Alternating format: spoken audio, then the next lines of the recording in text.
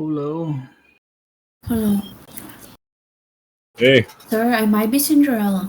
I might go at the sound of midnight, because at midnight I'm already gonna have like 4.5 hours of sleep.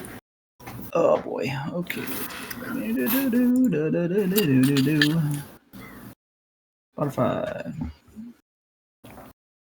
Snap here? That's not here, yeah. No, not yet.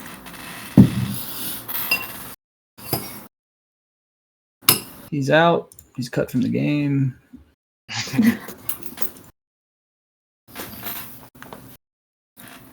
Running a tight schedule today. Let's see. Primer. There it is.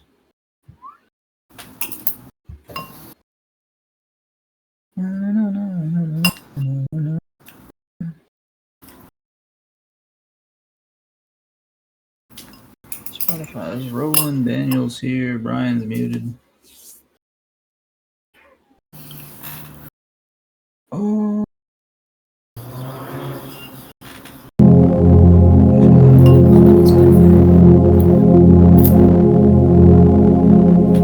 Give him out. 10 minutes.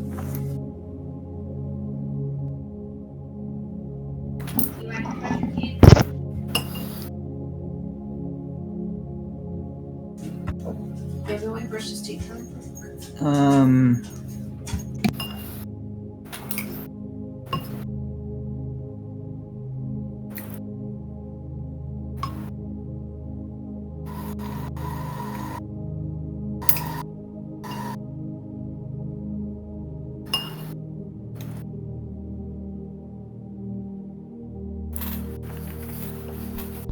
here. Hello.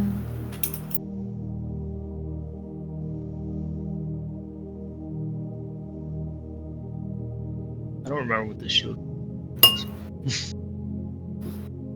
Hello. Alright, let's go.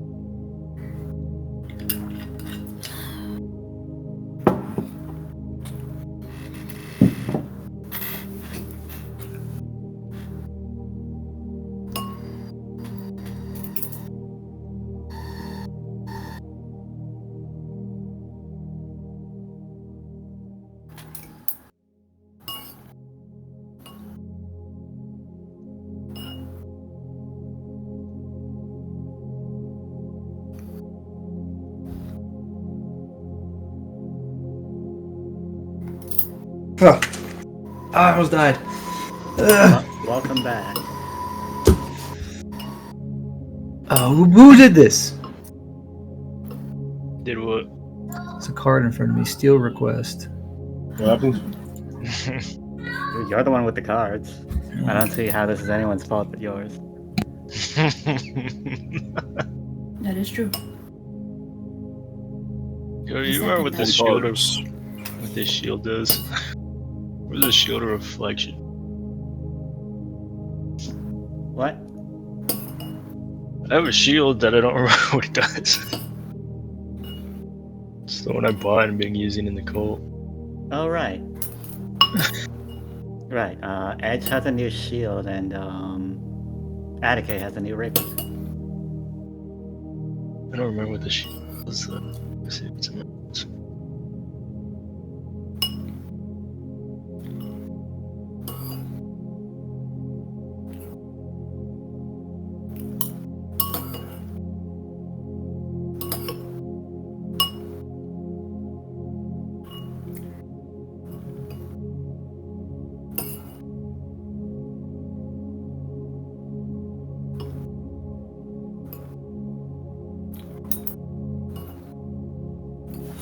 want to grab more stew because this is fucking delicious. I'll be right back.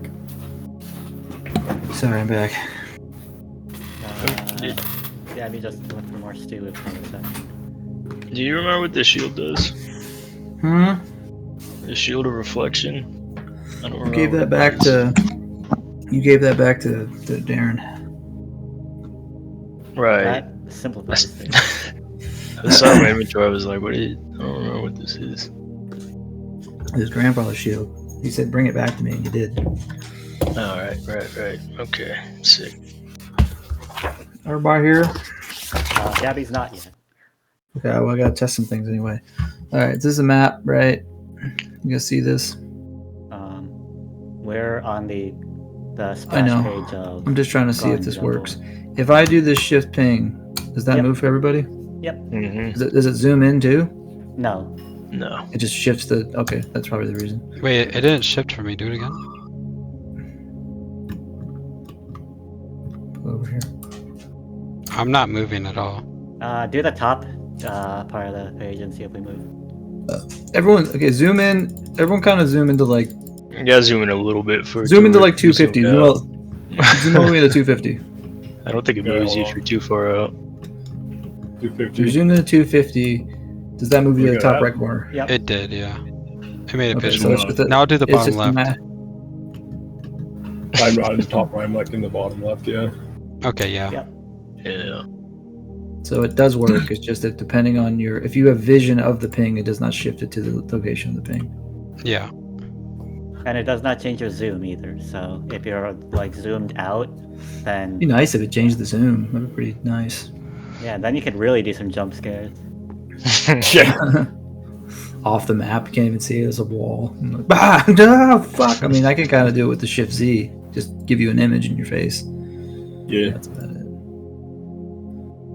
Alright, I'll put your huge page, have you off to the side as well. Okay, last time on Bara'Kin Dred. This is part 2 of the first section we did just last Thursday. You guys made it back into the city. You made it back into the city. Edge saw the conclusion of his cult meeting with the voice of Gavor Gavnavarold present.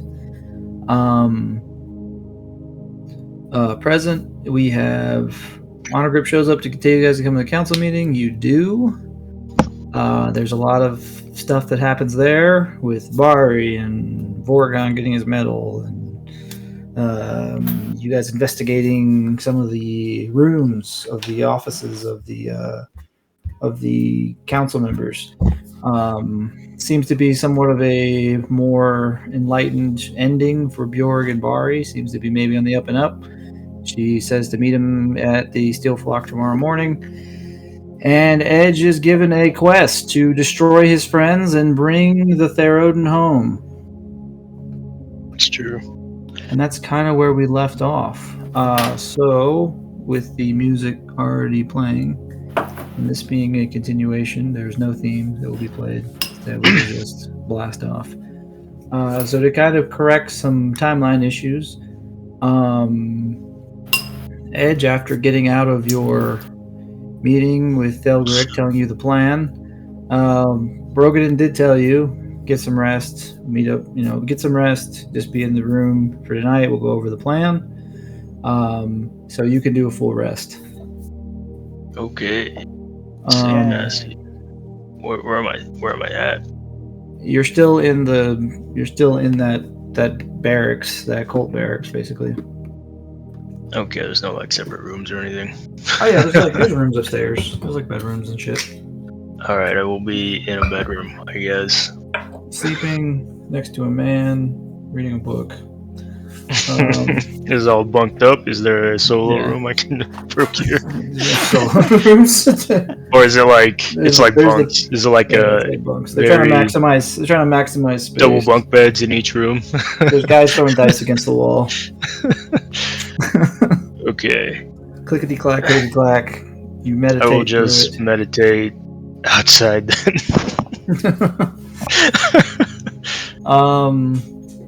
Going from that, however, the Bara'Kin Dred team kind of split up into twos, where Amber went in search for Honor Grip and was not able to find him because of some rude guards. Instead, has found Lawrence and Selena and has been trying to understand why two dwarves have been viciously murdered inside of Glowhammer Leatherworks. As far as I remember last time, Bjorg and Atticay finishing their kind of thing they were doing, it probably being about 4 p.m. You guys were going to start heading back to the Steel Flock. Is that accurate? Actually, Atticay wanted to find a magic shop. Something about a teleport item thing. I would also like to use a setting stone during the night while people are sleeping. If possible. Of course. I wanted to find some kind of scroll-like item transportation to so that way I could send the hammer that I need to Okay. The end guy. Bjorg, are you going with Atticay, or are you just heading to Steel Flock? I might go to like an alchemist. Okay, that might be the same person for all you know. Yeah. I'll go with Atticay. But first, Therian had a very special request, which was he wanted to try to go and see Sue in some fashion. That's right. Okay, so then we will open with that in the palace. Bjorg and... Well, first, Bjorg, Atticay, Therian, you guys are together. Please discuss amongst yourselves what your goals are here at the time and place. So what is your plan to go see her? You have a disguise? That's right. I'm gonna disguise myself as a nondescript medic. My excuse will be for restocking salves and various supplies within the room, and all I really want to do is get eyes on her. If possible, I'd like to diagnose her. Well, then I'll just come back. I don't want to risk myself too much. Just to see how far I can get. What if they apprehend you for suspicion? Then I guess I'll quietly go. Are you sure I shouldn't stay here, at least in the palace? If you could, that would be great. Okay, I'll wait for you. Where are we exactly, Cody? You're kind of in the palace foyer, that kind of general, that entrance spot where the card checkpoint is and stuff like that. Because I'd assume you guys would have finished your 3 little office investigations. You're kind of group. It's kind of close to that front area anyway. Are there benches? Yeah, there's benches. Is there a magazine rack? There is a local tabloid, or not tabloid. There's a local paper rack for sure. Perfect. I'm gonna grab a paper and sit on the bench. Therian, I'll wait here for you. The headline reads, "Shit King destroying Zupest." God damn. read more on page 2. I just imagine Bjorn. Read more on page 2, as completely in adorned, reading a fucking newspaper on a bench. Yeah, I'll wait. I'll wait here for you, man. And I'm gonna give you 30 minutes, and if I don't see you, I'm gonna make a move. Sure, sounds good. All right, Darian, how do you do what you're doing, and what are you doing? All right. Well, wait, Atticay, what are you doing? Just need to find a magic shop of some sorts. Where do you need to go to a magic shop for? Just need to find a scroll of item transportation. I'm afraid to ask why. Then don't. Good luck to both of you. I sit down and cross my legs. Right, Therian, what do you do? Atticay heads off in the city. Bjorg reads a paper. Yep, I'm I'm going to... Alter Self isn't illusory, so it wouldn't be a holographic tool. Oh yeah, I guess I would, my potions can do this. Of course. Make a potion, or I drink a potion that will alter my smell. And I would like to take the appearance of one of the Dwarven Chirurgeons. Okay. Of nondescript look. I don't duplicate anybody's specific identity, however. That's the guy in the hallway looks exactly like you. Hey! Wait a minute! You're down. However, I'm a dwarf in the appropriate uniform. Yeah. You like slink off to some bathroom and do that, I'm assuming. I'll just do it in the middle of the hall. Yeah. Oh my god, he's changing! I would continue to have some stuff with me for my healer's pack. I will prepare a kit full of fresh bandages, compresses, all sorts of mundane medical supplies that would need to be restocked because they would be consumed. Fresh hot towels and stuff like that. And I will make my way over to the medical ward. Okay. There's no distinct medical ward. As you're kind of walking back up the hall, trying to get your do a perception, or you can do an investigation, whichever one you rather choose. Investigating, trying to get a layout of the palace. You see, the only really way to continue into it is kind of go back the way you came. There's not really signs and shit, but you're seeing as you're going back. Something that might help. You're understanding the layout of it might not have a medical wing, but you will remember. Kareem telling you that she is in her own chambers. Right. So heading back, kind of further moving that direction, you will see actually Bari come out of her meeting with Kareem, and she's kind of coming down the hall, and she kind of looks at you, and kind of puzzlingly, and do you interact with that at all? Not unless she asks me anything. I will walk as though I belong and have purpose.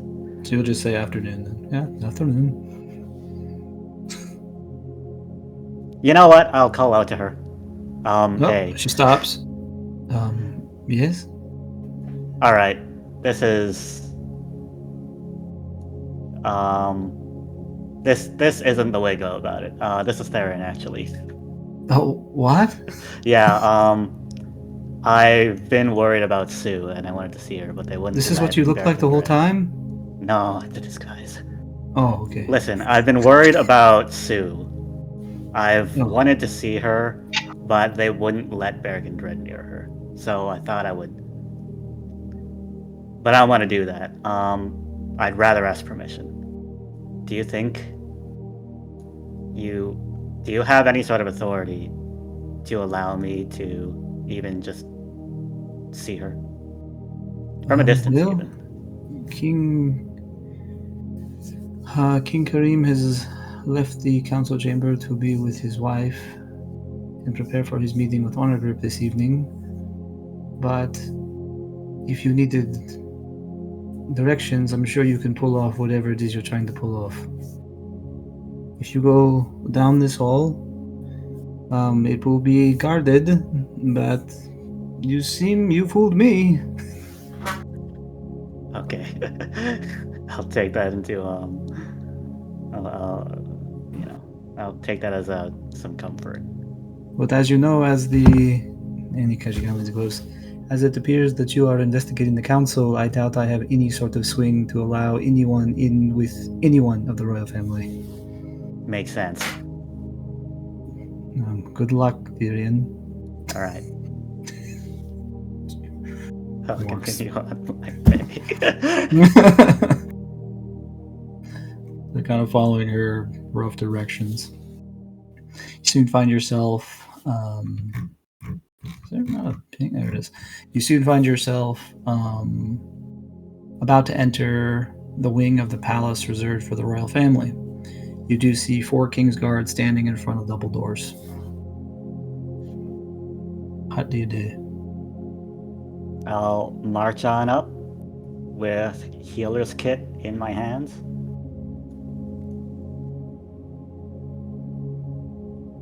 Okay. And I'll stop to hear their address. They're kind of just at attention, waiting, and as you stop, one of them will say, "Can we help you?" Did they say that in common? I guess not. Good. I will just try to infer what I believe they're saying and start yapping. In common? In common with no accent. Okay, what do you say? I say, I'm here to top up these supplies with hot towels and bandages. And then one will two of them look at each other, and then another one, not the one that was talking to you first, will then start speaking in common to you. And he's like, I was not aware the princess was in needing of new provisions.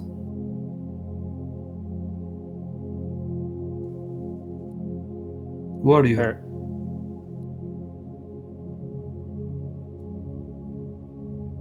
Dromir Slickhammer. No, do a deception check. Okay.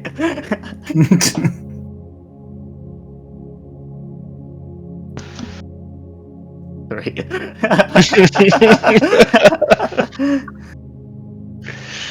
I don't even think Flash of Genius is gonna help you here.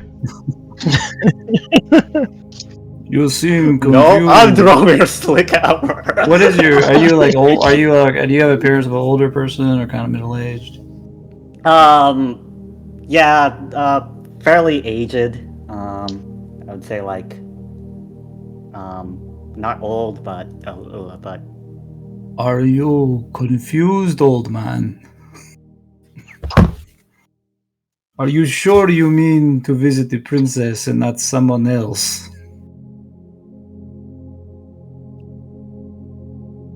Yeah, I must be confused.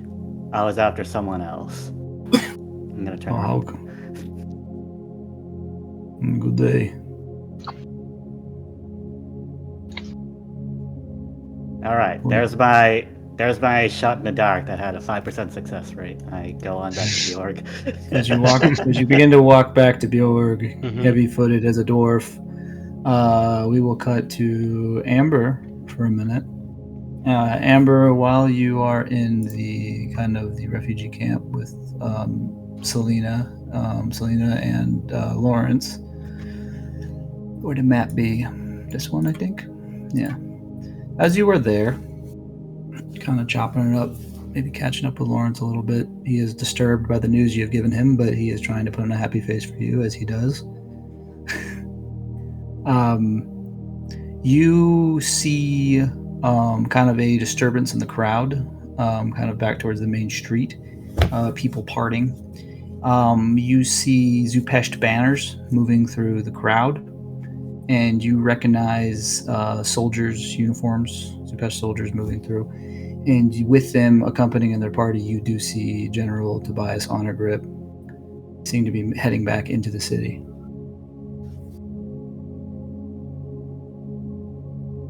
It's not really like a dangerous thing, it's just they're moving people out of their way to get through.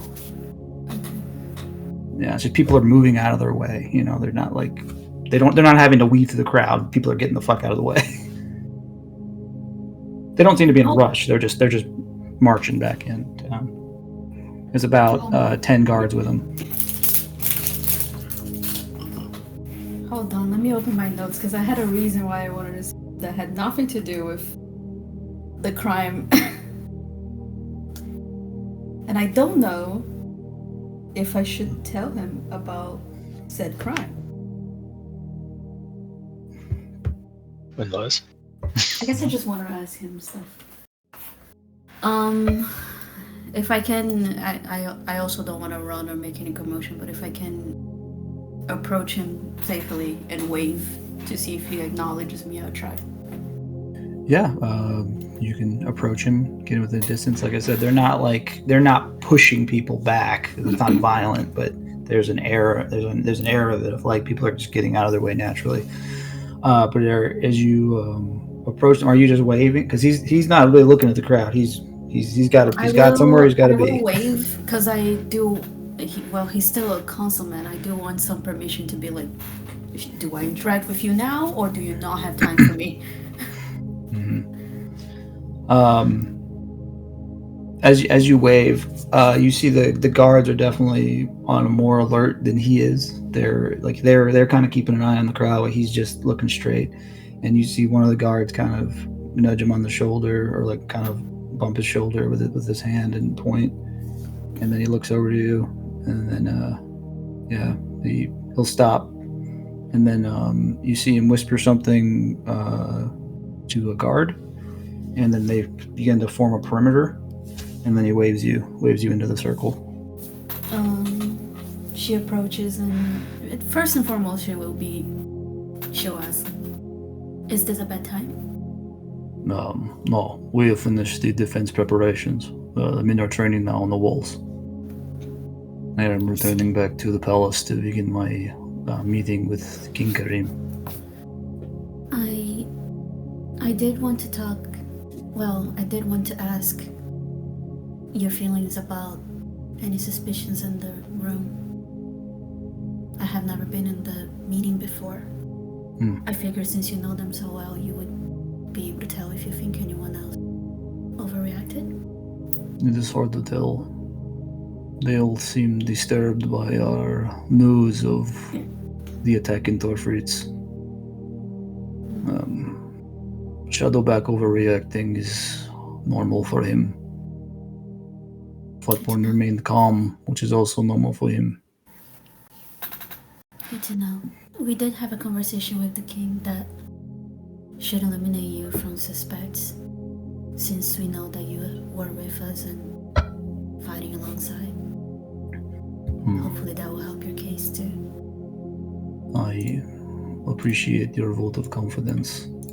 Maybe now I will be able to speak with him uncandidly this evening. Is there any particular way I would be able to find you if I need? I tried going to the gate, but they didn't let me pass. Who? The guards. The lower perimeter guards. You see him look back. The two guys in the back. I will have a word with them.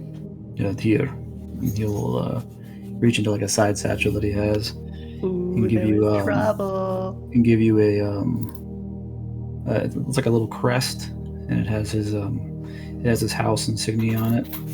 It's basically just a fist. I'm getting a badge with a shield. Yeah, you're gonna share a little deputy sheriff badge. I'll get a badge. If you show this to any of my men, they will believe your claims. I apologize, but they were acting as they should have. I understand. It is just means to make it easier. If speaking to the guards would be too much, then I would just find a different way. For a final request, I wasn't able to find many guards, and I was doing a side investigation on something that a friend of ours would need, but I seem to have found a dead couple in their store. Where is this? What's the name? You want a history check? I don't have a lot of that. No. It was a couple hours ago, so it's pretty easy. No, I have a lot of that. I remember. You remember it. You remember it. You remember their faces. It's burned into your memory. They're gouged out eyes and they're missing for life somehow.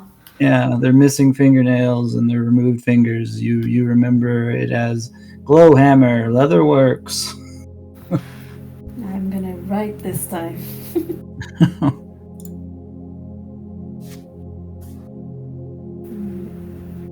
She would say that, and she would be like, I'm not entirely sure what transpired. It's not a national case, but I would like at least one guard. So. Glowhammer Leatherwork is in the industrial area of the city. There are many guards that patrol there. You were saying you have seen none? Yeah, I climbed all the way to the roof. I looked around. I talked to one person that lives in the vicinity. We weren't able to find anyone. That's why I came here to see if I could get assistance from my friend in the refugee camp, but he's not a guard. You see Honorgrip stand up, and because he's been kind of kneeling down your level to keep a kind of whisper that you guys are talking about delicate shit. Yeah, he stands she's also up, whispering. He snaps his fingers and he says, "Gorjolf, Doljo." And you see two of the guards come forward, and he says, "Go to Glowhammer Leatherworks, and see what you can find." And they go to an attention and salute. She's gonna gesture for them to wait, and she's like, "Is it okay if I go as well? If there's anything that I could do for my friend, I won't intrude in the investigation. I just want to see if we can find any clues." Yeah, it should be fine. She's gonna bow and appreciate. But now that you mention it, I still have not heard back from my cousin in Lagdarva. If the city guard are not seen, perhaps his silence could be more sinister. Do you wish for me to investigate on that? Not yet. It could be too dangerous.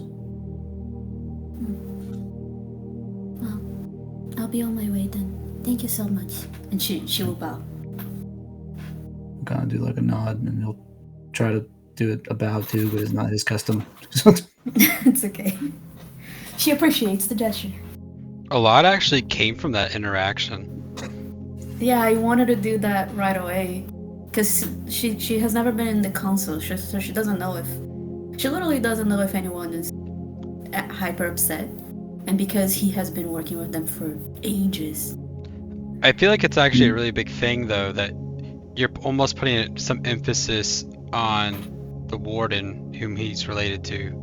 Because I feel like before, it was just kind of like, oh, that's common of him to not report back. But now, Honor Grip's going to be like, wait a goddamn minute. Yeah. So he will, it's pretty cool. He will begin to march away with now 8 of his troops and leave you with Gorjolf. Yeah, Gorjolf and Torjol. And they will say to you in Dwarvish, "Where are we going?" She will stare. Do you say anything back to them? Do you say anything to them when they speak to you in Dwarvish? Did she say sorry? Our Goblin is no good. Can you show us where? She nods, and she will not rush because she knows she's quick. Yeah. But she will do like a fast pacing. They will follow you. As you begin to move back into the city, back into the town, into the industrial district, we find Attica on her way to look for a magic shop. Let's see if I wrote it down. I did. I'm going to change it just for funsies because its heaviness is bumming me out.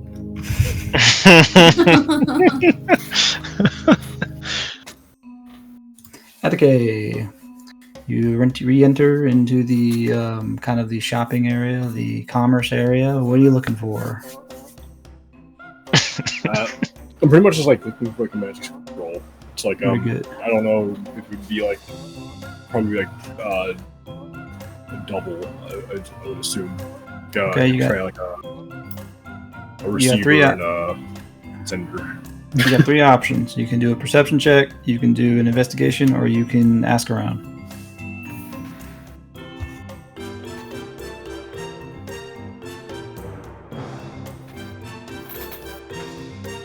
Perception.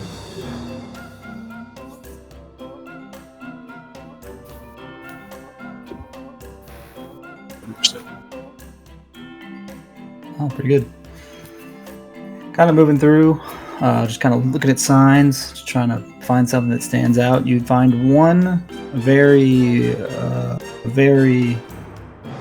one that come across the group before, but not necessarily you. But you see Drake Helms, Mystics and Magics.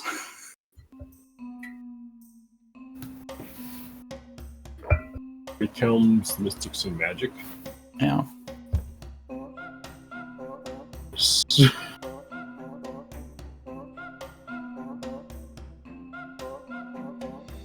I examined this scroll book. Oh, it is. This is shop. You find the shop. Oh, looking for a shop. I thought I was like looking at like clothes in the store. I'll walk into that store. Okay. You walk into it looks, as soon as you walk in, it looks like a magic shop. There's various strange magic relics scattering on shelves, things of orbs. There's a scroll rack. There's certain magical ordained weapons. There are a small little collection of wands that are on display, and behind the counter is a very old-looking dwarf, and he will see that you are an elf, and he will not speak to you in Dwarvish. He will say, "Oh, hello. Good afternoon. Welcome to Drake Helms."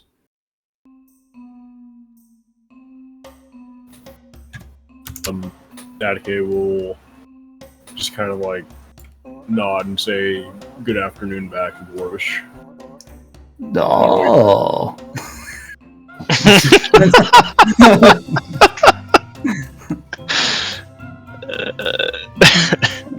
How can I help you? He then will respond in Dwarvish. I'm looking for a scroll of transportation, item transportation. Oh, that is very serious stuff. That just needs to be something small. Small scale. Are you looking for a certain distance? Because I'm very limited in that. I would say as far as you can go. As far as it can go. Okay. He goes off into the back. He comes back. You hear this shit again that everyone has heard. You hear the fucking unloaded. Oh my god. I didn't realize I would get so many big spenders this week. He kind of comes around the corner with a cart, and he has a bunch of scrolls. And then it's kind of like a draped cart. So there's like a cloth that's draped. So he rolls this cart out, and he's like, "Okay, if you want, let's see, let me tell you, here is 5,000 miles. This will cost you." You put a little abacus. 50,000 gold. Yeah, I don't think Okay, you got that. maybe I don't got that funny. Oh, damn it! Also, And you see him kind of push something that's kind of sticking out the edge of the cart, and you can see it. It's the edge of like a shield. And he's like, "Never, not today." Okay, can you be more specific then? What is the distance in which you are trying to accomplish this? Or maybe what is the price? What is the price range you're able to work with? How much money do you have? I was looking for something maybe around the pricing of say 600. But I'm thinking at most we probably have to go 20 miles. Okay. Well, these may be kind of useless because people are usually trying to get out of somewhere and go somewhere else. But if you are trying to get within the range of money you're willing to spend, is it possible you could dedicate a relay point? Absolutely. Oh, did not expect that. Okay, thought you were trying to flee the city like everyone else. Okay. No. take it as I have a friend who needs a hammer, and I wanted to. I already sent him out, and I wanted to be able to get the hammer to him. Must be a good friend. Okay, let's 20. Use your hammer. You spend this much money to help him. Okay, I can probably get you. I can get you a 50-mile distance if you give me a relay point. And this one is kind of just going through the scrolls. Like it's not this. That's too much. Nope. 4.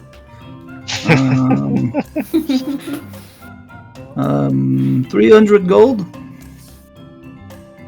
Do that. No problem. Okay. We'll give him 300 of my gold. My God. You give him 300 of your gold. Oh, I sold one of these for 20 gold last week. I'm a rich man.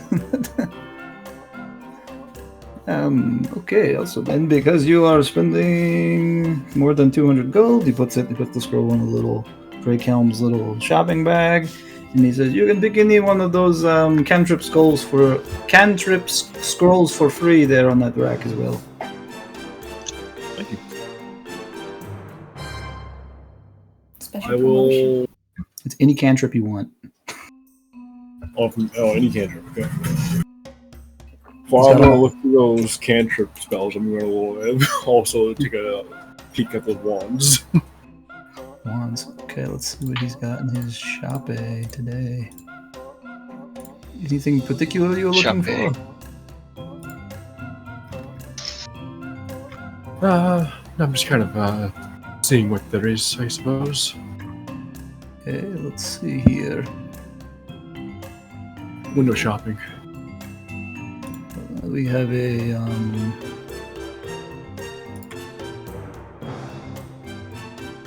that one's one. I don't know what these are.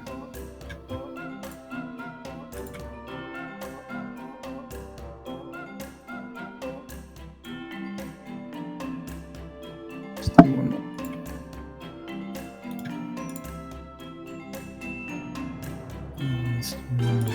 Okay, yeah, this little rack of wands. I see about 4 in there that are on display. You see 4. One, you see it looks there's a label. It's a wand of enemy detection. You see a wand of scowls.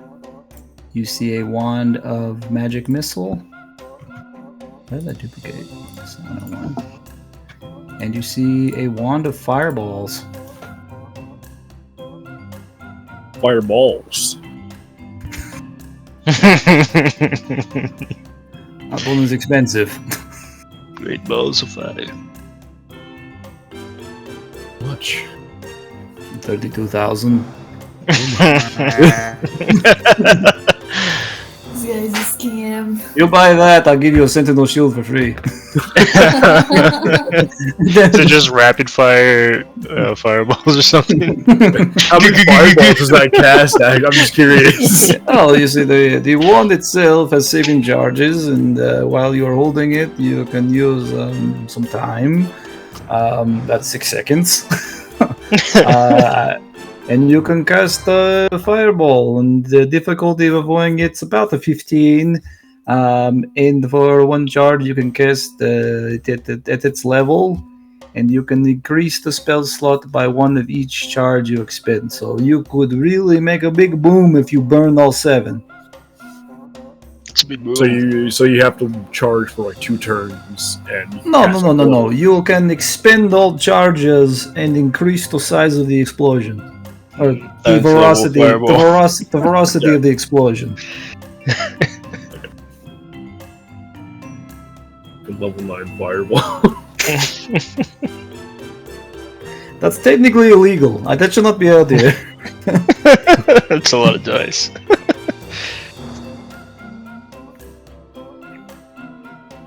And then you have there's a wand of magic missile there. This is 8,000 gold. And then you have probably more your range here at the end. Then you have enemy detection. I mean, I don't really understand how it works. How does it know what you know is an enemy? It's strange. That's 4,000. And then if you go all the way to the end where more of your money is, you have a wand of scowls.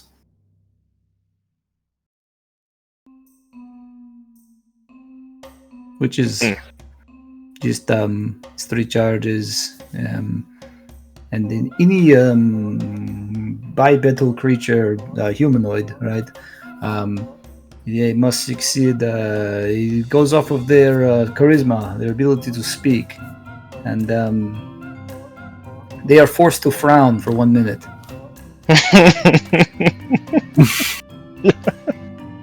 How much? That's 500. But I can negotiate with that. That is, as you can see, is collecting dust. It's more of a gag gift. Truly, yes. I'll give you 300 for it. 300 gold. Deal.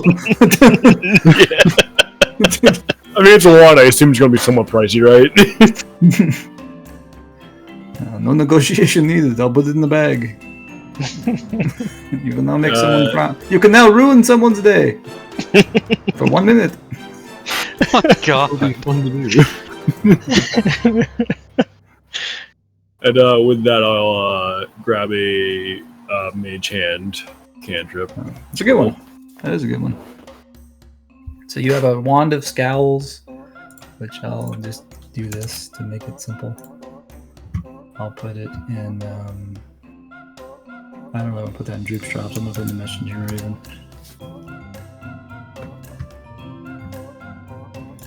And then you also have that stationary great relay point teleportation scroll.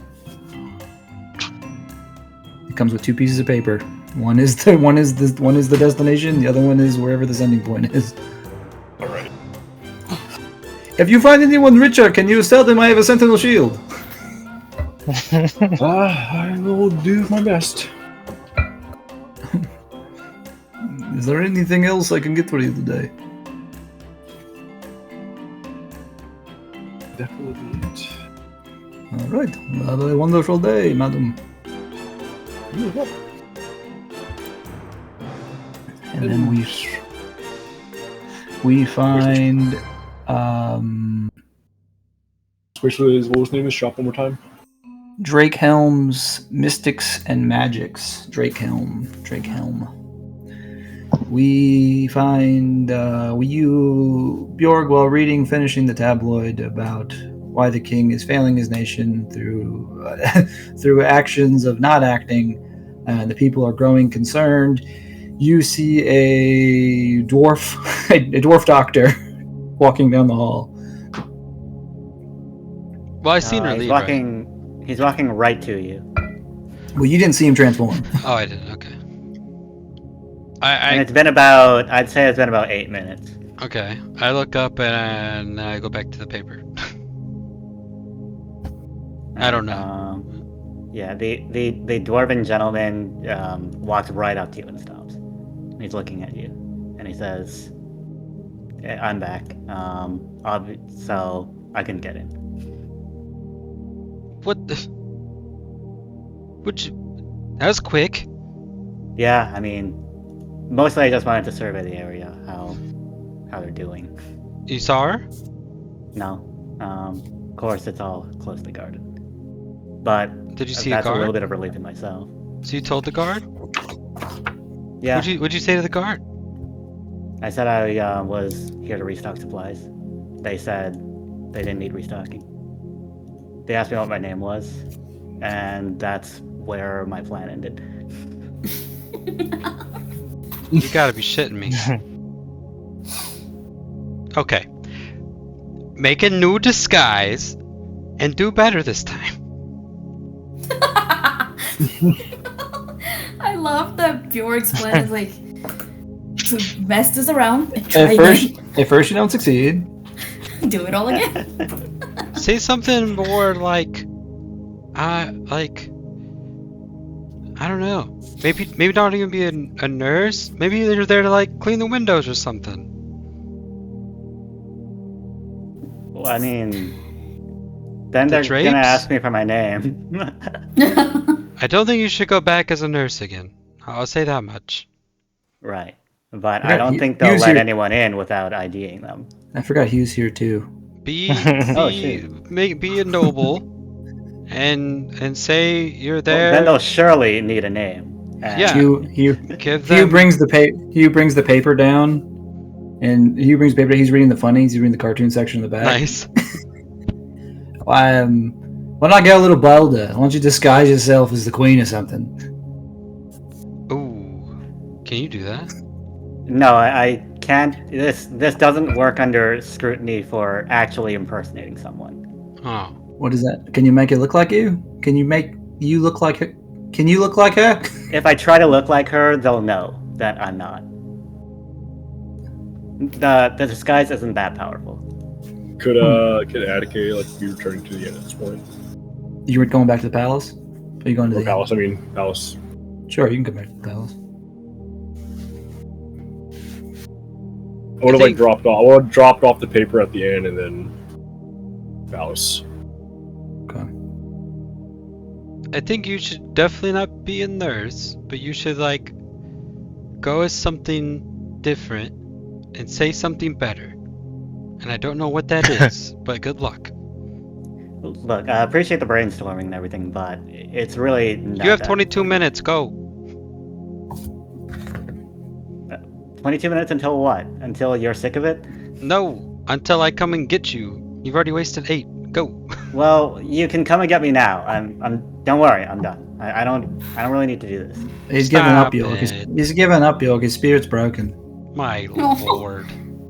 Look, I just wanted to know if Sue was doing okay, and with all the amount of guards, maybe she is. You don't know that. I also just kind of wanted to know. I mean, this Attica's in my head here. I wanted to know if King Kareem was telling the truth about her. And do you know that? No. Okay, then go back. I don't think any of our ideas will work so far. I swear to God, as long as you've already gone for 9 minutes, I won't give you a hard time. But I'm going to need an identity, or I'm going to need to be invisible, but I bet they can see invisibility. Why do you think that? Because this is the palace. I mean, I haven't seen anybody invisible this whole time I've been here. I don't feel like it's very important for them to know how to do that. Yeah, Bjork can see invisibility. That's true. Yeah, I think I know that. I forget if I know that. You know what? Anyway, I didn't see anyone invisible either, but... Yeah. I can't see whether they can see invisible people. No, I get that. Stop arguing with me. Maybe Bjork, Transform. Bjork, can you see invisible ability to see invisible? Yeah, you taught me how to do that. I didn't teach you how to do that. I can see invisible. I know when things are there. I don't see it, but I know it's there. But we're talking about the concept of seeing if someone can see invisible. Yeah, I get that. I can't see that you see invisible. I know. But I know it in my heart. Look, I don't think these guards had a Hugh beating the shit out of them so they could know where invisible things are. All right? It only took me 5 minutes. We go to the bathroom theory, and I could fuck you up so you could see invisible like Bjork. I can already see invisible. It's pretty useful. I have a potion for that. Don't worry. I don't know where I'd do it find without needing a potion. I don't know where I'd find hot coffee here anyway. Are you guys not in a stressful situation? Okay, it's been like 15 minutes now. Been a good day. Literally transform and try again. Alright, so here's the thing. My spell does not... It does not stipulate that I can't impersonate someone else, so I guess I can. The thing is, I suck at that. You should know me, I suck at that. Have confidence, I slap you. You're not doing this for you. You're doing it for her. You're lucky I'm like 3 feet shorter right now. The guards turn around at the front to look at the altercation. And Hugh sees that and he's like, I'm going to go back to the inn while you guys continue to fuck around. I'm going to go catch a quick nap. Were the funnies funny? No, they're all in fucking gibberish. Throw it on the floor. That means dwarvish. Help me take a look.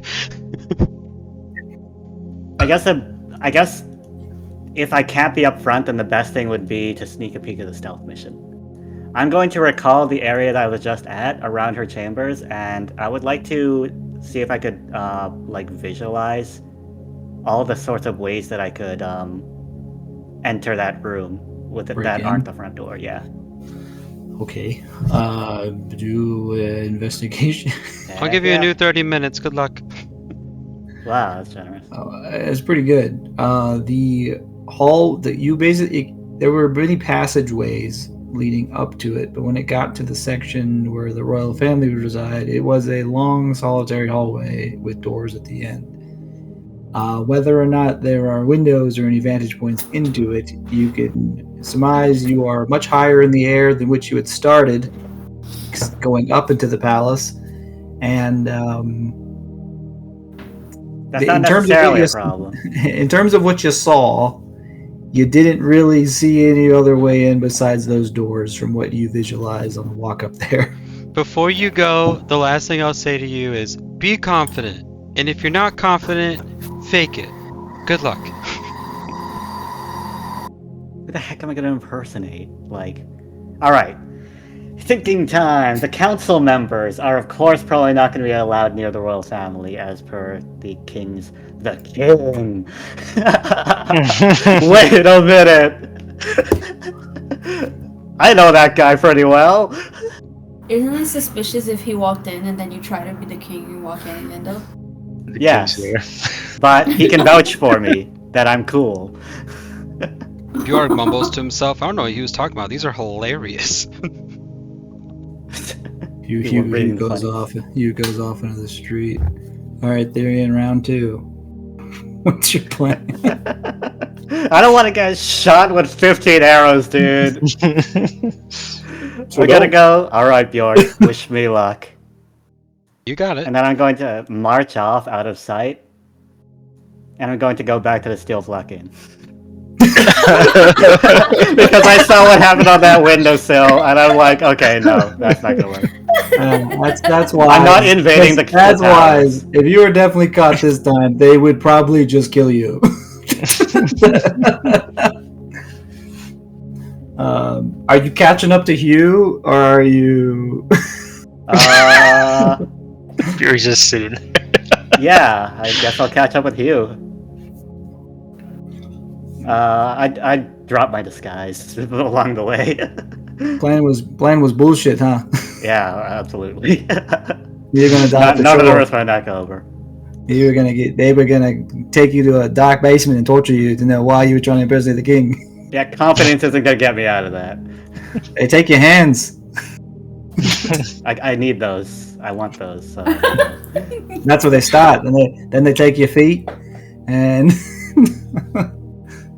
by Vergedein gift, bury in the luck of the gods.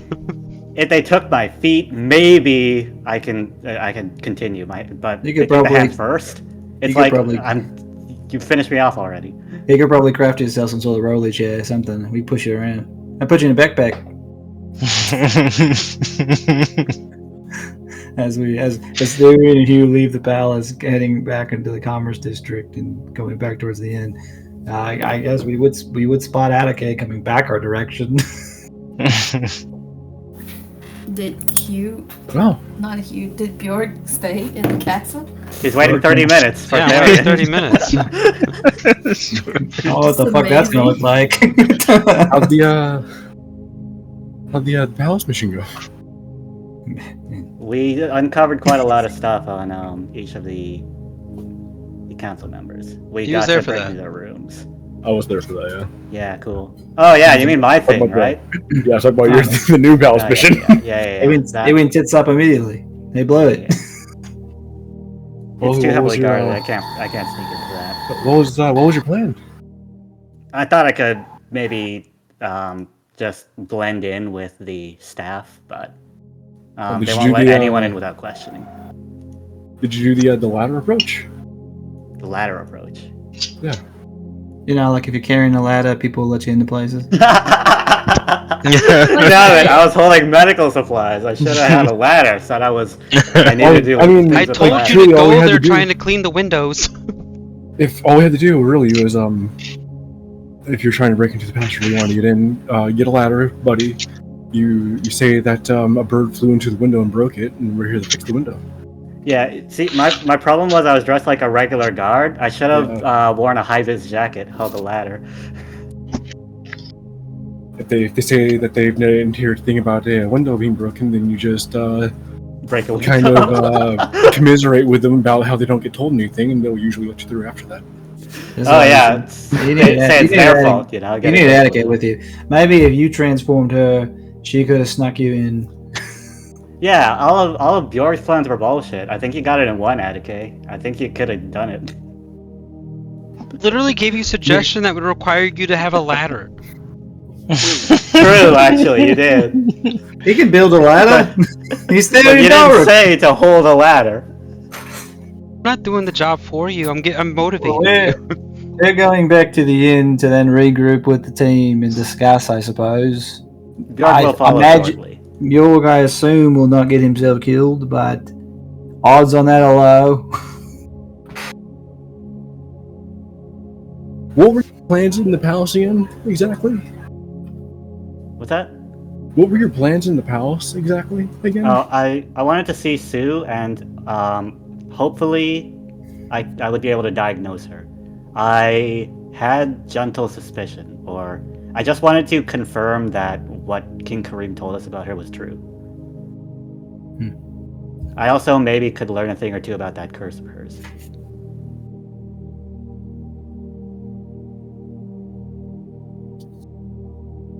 That'd be an Arcana thing, right?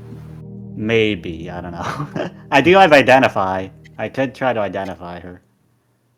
Does that work with curses? It works on people under magical effects. Sure. Oh. It'd have been really nice if you got in there. Yep. But I don't have a ladder, so... There's always tomorrow. We're in the middle of the commerce district, right? There's got to be like some alleyway somewhere. I'm going to do a perception check and we'll look for a ladder. I'm not going to risk my neck for a mission like this. It's something that hopefully could happen, but doesn't need to. What's that? You spot Comrax hardware. I was just seeing if there was a ladder sitting in an alleyway or something. But right next to it is Horse Ladder Supplier. It's the universe giving signs. And leading down to that ladder supplier is just an unattended ladder because someone's fixing the shingles. But then the universe even if there was it, you just keep looking down below the sign. And it's like half off, so it'll almost go. Well, and then the universe gives you another sign, and next to that is Zargras's incident insurance, life insurance. Oh look! If you die, we and can then give it's the sick refugee camp. We'll get a policy on you, then you go and then get your hands chopped off, and then we'll put a policy on your hands. No, you're not getting gold over my dead body. It's not your dead body; it's your hands. Then you can make like some. I mean, like you're a what's the word? What's the class? Artificer. I'm not helping you on Artificer. it. Yeah. Oh, look at that! Look right next to it. Artificer, Totally. you could make like some like cool robot hands, couldn't you? I'm gonna need hands to make those, okay? Well, wait, look at next to it. Look at that. There's Torlin's mortuary. They got everything on this street. It's crazy. There's a grim. Ladders and coffins and. You got your whole day planned right there. And really, it's almost like it's like a weird fraud thing when you think about it. It's like you buy the ladders, take out the life insurance, then when you fall off, you go to the mortuary. I think that's the gig there, right? I think that's a. It's like a racket being run here. They all have the same last name, Alegrip. That's the real mystery that's happening here. Yeah, fuck all this king shit. Let's investigate the incident fraud that's clearly going on here. This is ruining Glangjaal. This is strange.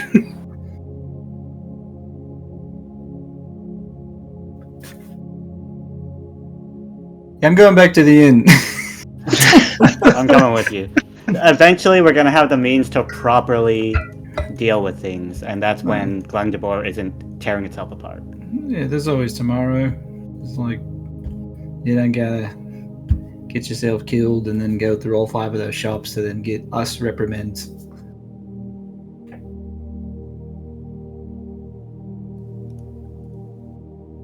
You see, I'm back to the end.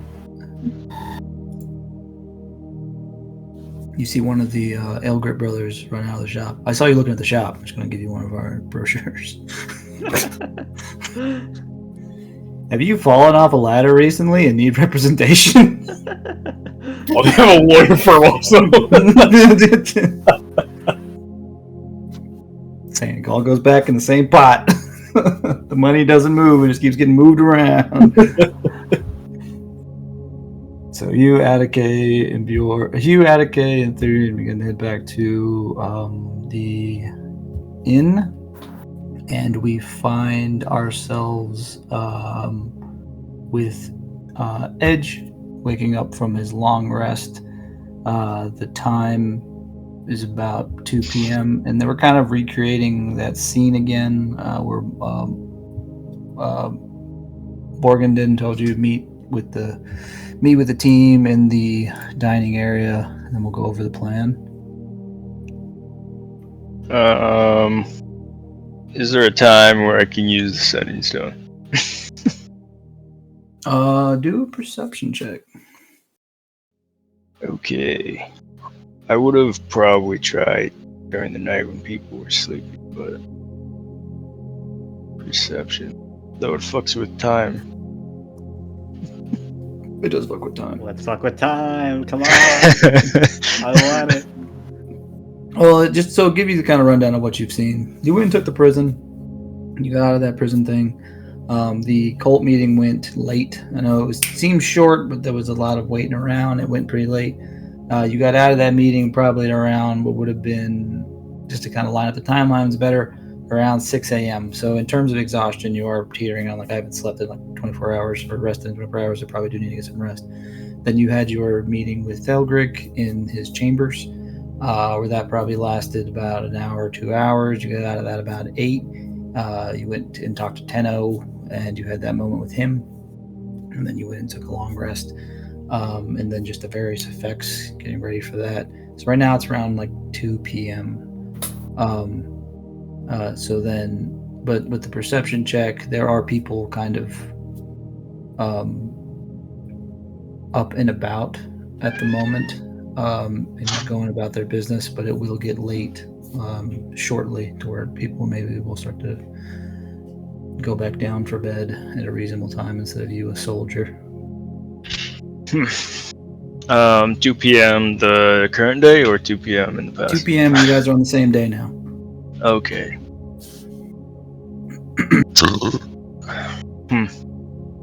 And what time was it just at the last scene of ours when we were leaving the palace?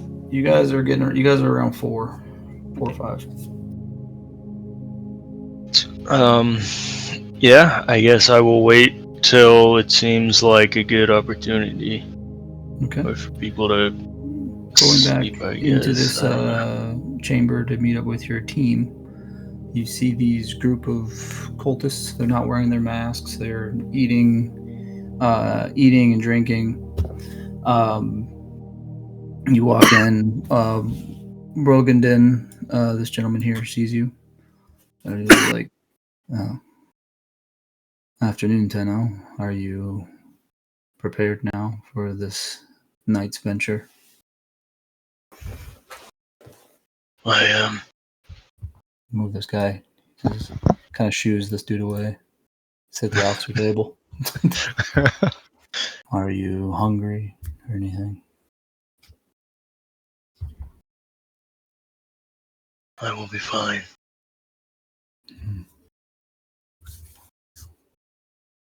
So, as you know, we've all been reviewing the plan in chunks as everyone's been kind of meeting up, but the overall goal for this evening, of course, there being two teams, is how I envision it. A strike team in which we'll capture the Theroden, and a secondary team which will offer counter offense if things go wrong with the initial team, and to remain behind to dispatch of the remaining Bara'Kin Dred. Where do you see yourself fitting into this? I thought we already went over that. We did. I will infiltrate. My skills of stealth should be easy. I did. Well, seeing as the initial task force was given 5, but we've taken the Sawyer brothers' advice and have pushed to 10. So your strike team will consist of 3 other individuals of the initiate, and then me and the remaining 5 will take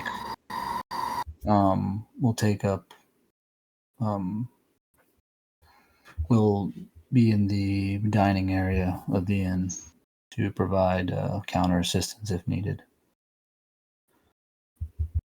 As you know, the plan for the strike team, which kind of gestures to your markings, is 4 simultaneous cone of colds to disable the target. And we have healing kits with us to stabilize him. And if things get really nasty, eye on my person, and he'll pull out a little bag, kind of tips out on the table, and a beautiful diamond rolls out. And then he kind of pulls a scroll half out from underneath his collar. We have means to bring him back in case you kill him. Of course, we will need to be notified of this immediately so we can act. Of course. Because if we bring him back dead, that may be a larger issue. But please, if there's anything that you need at this time, is there anything you're confused about, or any other additional information you may need about the mission?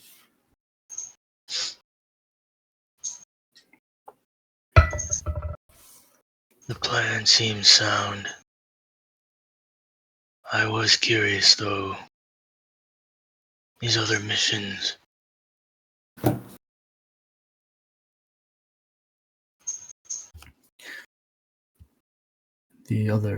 You mean Zargan and our master's goals?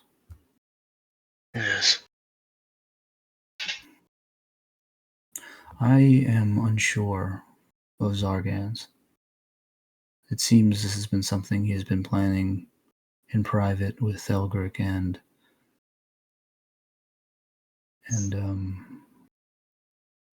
our master in private. But apparently, the way that this would go, I would assume that if we are not able to successfully infiltrate and capture the Theroden, these other plans will serve as a substitute. From what I know of the primary, I have heard whispers of propaganda, but I'm unsure how this affects our goal or how it would be spread. Way to turn the people against their king. I'm Is unsure. A good plan. It seems that the natural progression of his silence in the last 3 days has already done this for us, so I could be wrong in my interpretation. But I am curious myself. Master Thelgric has ordered us to stay focused on our goal, but I, like you, am also curious of our fellow brothers' plans. But seeing as we've been given the most glorious of these missions, I am eager to succeed. Agreed. Without the Theroden blood, we might never see the mountain. What is your interpretation of that? I've heard them say this as well, but it appears you may know even more than me. Is it not so simple to take back Mungor? I do not know. I have been a citizen here for a very long time. These gates are not taught in our history to the extent of which I have gained the knowledge now. But from what we have learned of the failed Theroden line, they could not so easily just return. But perhaps our alliance with the Master and our frozen death, it will be possible.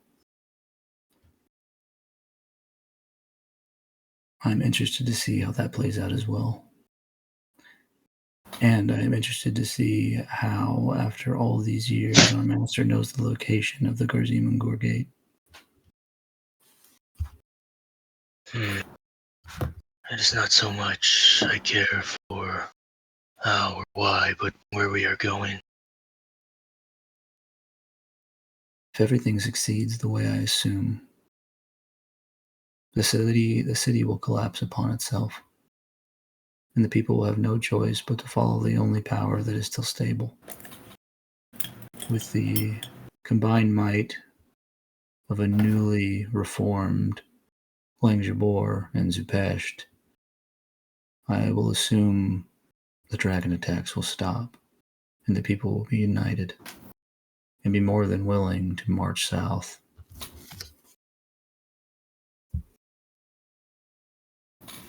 But with the Theroden's blood, those plans may extremely accelerate.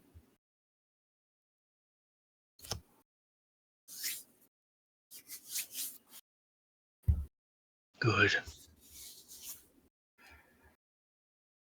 But please, take this time to refuel yourself. Eat something. I hear the stew is quite nice. Then I will have some.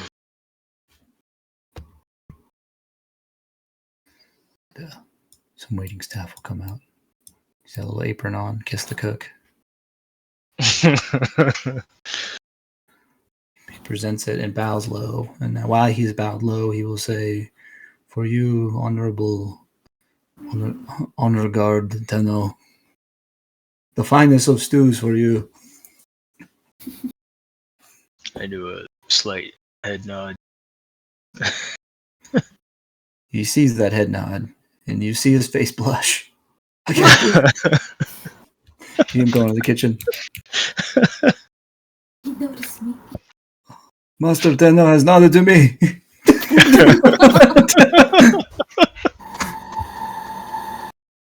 You just hear, "You lie."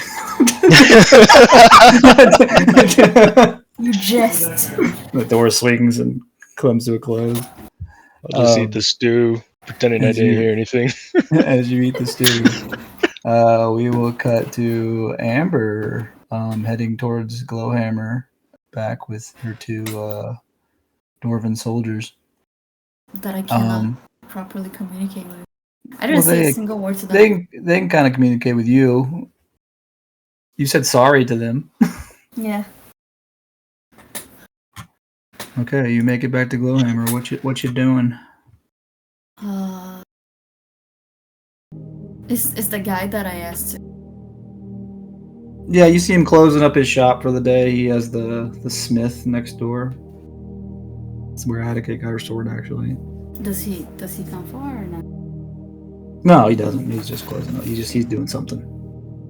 He's closing up his shop. I'm gonna open the door then. Into the Glowhammer Leatherworks. Let's go. They follow you in. You assume are leading them. And as you return to the gruesome sight of this murder, you see one of them like catch themselves, like, oh! And one of the guy rips his helmet off. One guy rips his helmet off and vomits into the hallway.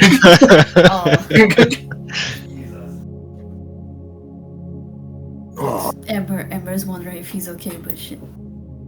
What happened here? I also like to know.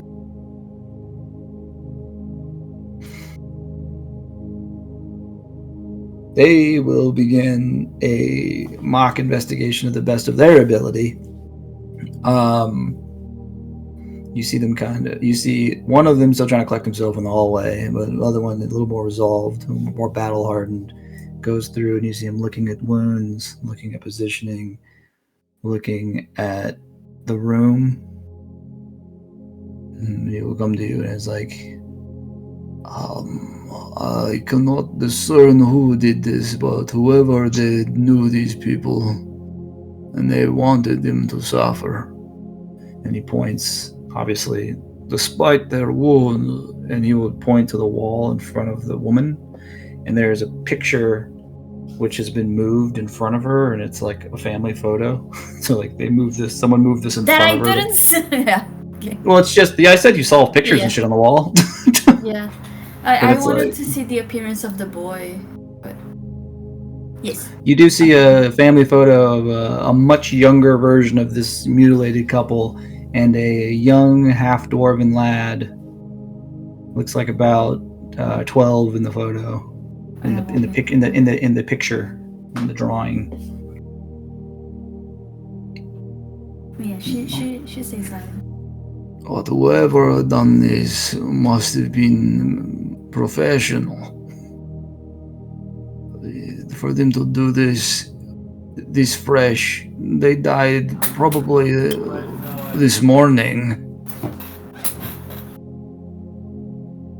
And for no one to have noticed is quite sinister work.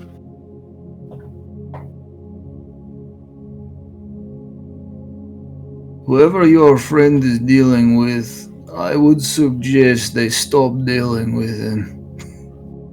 Or maybe do what they ask. Well, I think we were trying to find the son of this couple. No. I don't know about this scenario. I'm unsure. Well, it's also best if stay.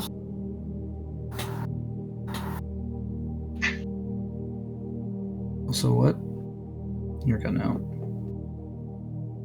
What? You were cutting out. You're still cutting out. She was saying it's also best if they don't stay here like this. We will find a way. We will quarantine the shop and put up signs. And then we will have them removed by the morning. She says thanks and bows. Kind of gives you a nod. Looks back into the room.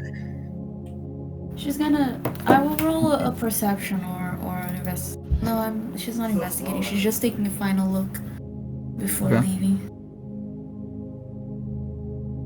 There's looking around the room one more time, taking it in. For some reason, taking another photographic snapshot of this for a graphic scene. Well, it's not gonna be like this ever again. Yeah, I want to cherish this memory. You look around it. It's the same. It's two individuals, a human woman and a dwarven man. They are in two chairs. They are tied together, back to back, horribly mutilated, tortured. Then that's the scene. Yeah, I think there's extra for her to notice. She will leave now wondering why there's no guards around. So she will make her way back to Steel Flock, but she'll be hopping through roofs and looking around, trying to see any suspicions. There you I don't know. Moving back that way. We find Bjorg alone in the palace. The 30 minutes have run dry. I put the newspaper down. Jesus Christ, what did he get himself into? I'll start heading toward where I have already been once before after being shot many times off of a balcony. Headed back there to the room. You going back towards the council chamber and stuff? I'm going to find Sue. Okay. How do you go about this now with the same information I gave Therian of it not being exactly straightforward? Would you like to do an investigation or perception as well? No, I want to go right to the guard. Well, you don't know where that guy is because you didn't do what Therian did. But I know where Sue's room was. No, you never went to Sue's room. The balcony was a area in which the king could preside and give a speech. It's not necessarily the room. Seeing her pulled into that room does not mean it is her chambers. That is just an area for the king to address the city. But if you wanted to try to go over that route, you still could, which would be the front, leaving the palace to ask guards in the front. I'll do that. Okay. You approach some guards up there, some King's Guard. In Dwarvish. Afternoon. Afternoon. I presume you remember who I am? Yes, you're with the King's party. That is correct. I'm looking for Sue's room. Could you be of assistance?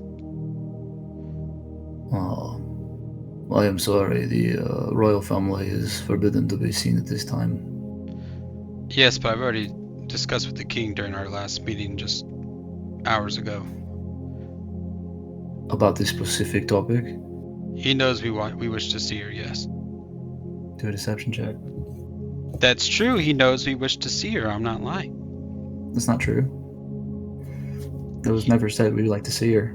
They asked about her condition. Therian said that he wished to see her. But he didn't give you permission. I'm not lying. You're lying about well, then do a persuasion. Okay, I'll do a persuasion. I like that better. Interesting. It's like, I don't have to deceive. I'm ignorant. It's this would have to be heavily verified. How do I go about doing that? You would just have.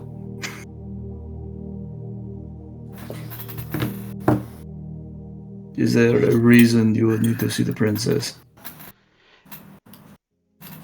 Just making sure that she's good. I have a history with her. I went through a whole fucking blizzard to save her once before, so I have a close connection. Just want to see with my own eyes. In one of these halls.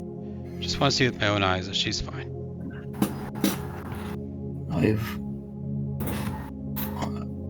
I do not have the space to give you the permission you wish to, the task in which you wish to complete here. That's fine. I'll just go see the king and let him know that you weren't very helpful. Appreciate it.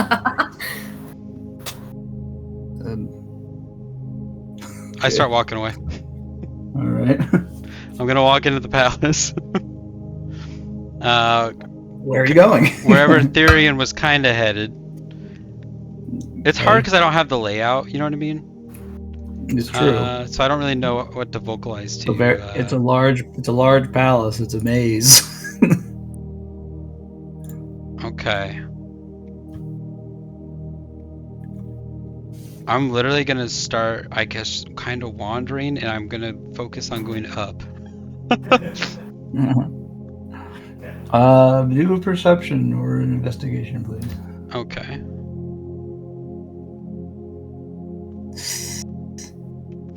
Damn. 1-2. You seem to begin to find yourself lost within the maze of the halls of the palace. Jesus Christ. No, not even the dice wants to let you go there, man. You don't even know how to leave now. You may be confused about how to leave. I probably am. Do I see anyone around? You begin to hear boots marching towards your location, not in a hurried way, but just boots. Yeah, I got good. Mm-hmm. Okay, and you see 4 King's Guard moving in your direction, and as soon as they see you, they will shout, "Halt!" Oh, thank God. I have lost my way. Can you help me out, please? What is your business with? What is your business here? Okay, so look, this palace is way better than I thought it was. I was here in the king's meeting just a few hours ago. I was seeing all the council members, discussing city manners, and I'm trying to find Sue just to check up on her, a close friend of mine, and I don't know where the hell I am. Do another persuasion.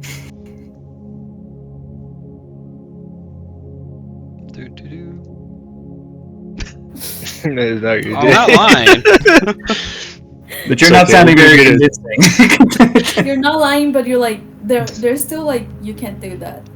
The guards will say, I am sorry. We must escort you off of the palace at this time.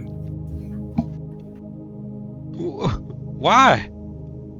There is not allowed to be any unidentified personnel within the palace. You don't know who I am? The sun is coming down. Despite who we know who you are, Mr. Blacksbane, the king has not allowed you permission past nightfall. Well, Please, if we could lead the way. escort I you. don't know where the fuck to go. Of course, you would follow us. Get me out of here. As they're leading you out, one of the guys would be like, "Hey, I'm sorry about shooting you the other day. I didn't know." Hey, you're doing your job. I get it, man. I Not to say it appreciate you. didn't fucking hurt, but yeah, I get it. I appreciate. It was quite impressive. I've never seen that man take so many arrows without falling. I wish I could tell you it was my first time, but it wasn't. It's happened before. You kind of learn how to mask the pain, if you know what I mean. You just learn to love it. There is a sickness within you. So have you guys heard anything about Sue? I'm just worried as a friend, you know? Do you guys have at least word that she's alive? I mean, I don't even know anymore.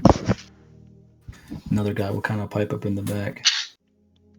Yes, I was on the princess's detail last evening.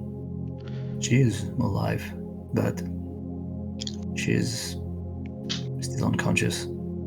We've heard Her she's sister been Ma- cursed. That is what our doctors have said. Her sister Maya will not leave her bedside. I'm sure. Yeah, I got a And she friend is that's a- kind of proficient in these kind of manners, so I don't know. I was just hoping to help, you know? When another guy pipes in. It was actually odd. There was a strange man that approached the door earlier. He seemed lost as well. You know, that was my friend. Oh, well. As I said, all our people have done as much as they can do. There is a strange coldness to her. All around her bed chamber, it is freezing. Next time I see the king, I mean, I know it's not your guys' manner of, you know, jurisdiction here, but yeah, we definitely want to help them the best that we can. And I know you guys right now are doing your job in this huge fucking palace, escorting me out. But yeah, you know, I'm just trying to help. Of course. And they kind of get you to the front of the palace entrance at this time. And then that same guy who shot you is like, appreciate you not giving us any resistance. Oh no, it's fine. Hey, by the way, down at the Steel Flock Inn tonight, having an axe throwing contest. So if you guys get off duty, come on down. You see this man's eyes kind of light up, and then whatever his commanding officer that's with him kind of looks back. It's like, we are forbidden from leaving the palace. We have diligent work to attend to. The guy frowns and kind of sulks. Maybe next time. I look at the guy that's frowning and I put my arm out to kind of do like that embrace where my arm goes on his forearm, if you know what I mean. He does it. Yeah, I'm like, there's great honor in what you're doing. Don't be sad. No, of course. Next time. The inside, he's like, sure, yes. And you're heading back to the Steel Flock? Yeah, I'm heading back to the Steel Flock. I tried. Meanwhile, at the Steel Flock, Hugh minus Bjork here. At least now I kind of think that maybe Therian got out. Hugh and Lawrence, no, sorry, Hugh and Therian, Attica, and Amber. Amber kind of leaping off a rooftop, joining us at the last minute, scaring Hugh. So, motherfucker! Jumping off, swinging off a tree branch. There's fucking roads here. Good thing we're on her side, or else You can walk on the ground. But why though? Because they're built for them. These poor people pay exorbitant taxes. Well, there's traffic. Hasn't this road been here? I can't see as good as I can see up in the. You're cutting out. She's like, there's The train traffic. passing over. Yeah, I opened the door because I'm freaking steamy. She's gonna be like, oh, there's food traffic. People are slower than me. I can't see as good because I'm not very tall. I only see benefits to the route. I'm not damaging anything. It's probably illegal. That's a downside. She's gonna show the badge and be like, I'm the officer now. Oh, I get a badge. Oh, poor Hugh. I serve with that dickhead too. She's gonna point at him. He's like, you're under arrest. You can't do this to me. I done nothing wrong. The Hugh goes to jail arc is on after him. Darian, stop her. She's gonna put the badge away. You guys get it? Did you guys get a badge? Up on the roofs is fine and all, but it is slippery when it's snowy like this. Who knows? You can fall off a ladder and really hurt yourself. She's thinking that, but she's like, I haven't taken fall damage in a long time. She's gonna like go around and walk closer to Tyrion and be like, Did you guys get any success? Yeah, we learned quite a few about each of the people of interest. I guess we can do a bit of a round table. I assume we're probably going inside. So. Yeah.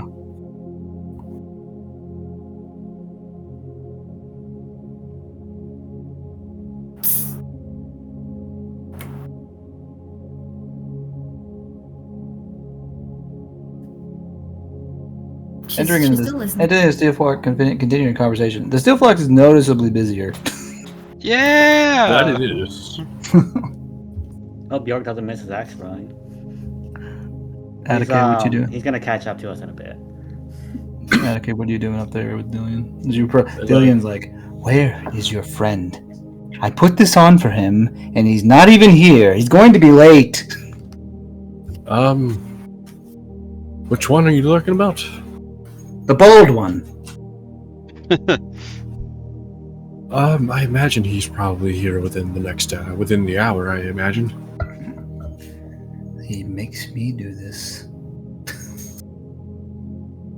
I'm only late because Therian's he pussied out. he didn't. I'm sure he has his reasons. Dillian rubbing his temple. By the way, I want you to take this. Give him one of the pages. And I'm gonna give him the page that is the receiving side. Yeah. What is this? It's a item transportation. When I get the Glowhammer hammer, I will be wrapping it in this one. I'll kind of like hold up the other scroll, and I see. Should transfer straight to you. Very good. I am excited for your arrival. I assume this means then you have a lead. Did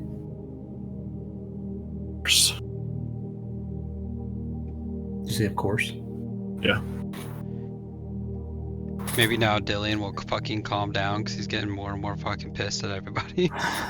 Okay, this is positive news, Miss Attica. I eagerly await the contract's completion. As you shall. I assumed your brother has informed you your next contract is being lined up in Zatar.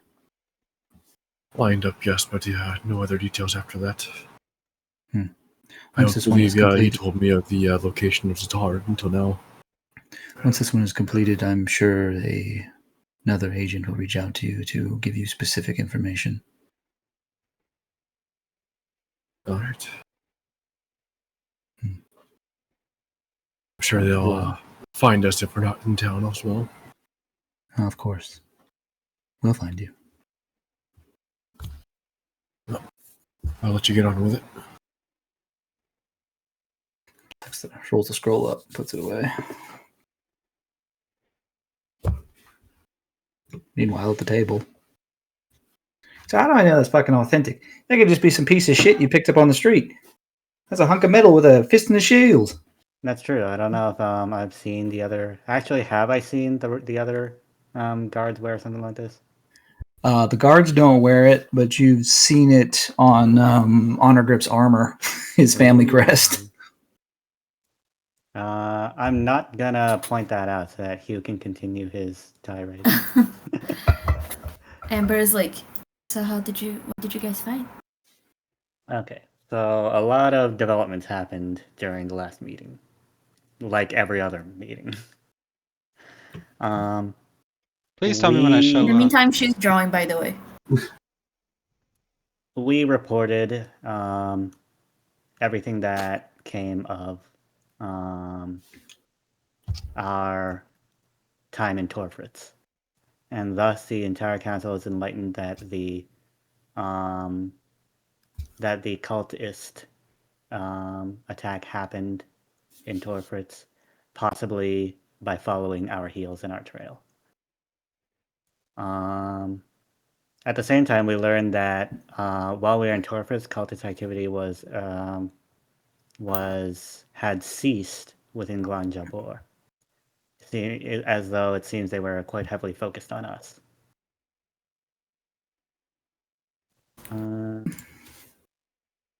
Not to interrupt Amber's gonna think for a second, and she's like, when we were out there, they wanted Bjorg.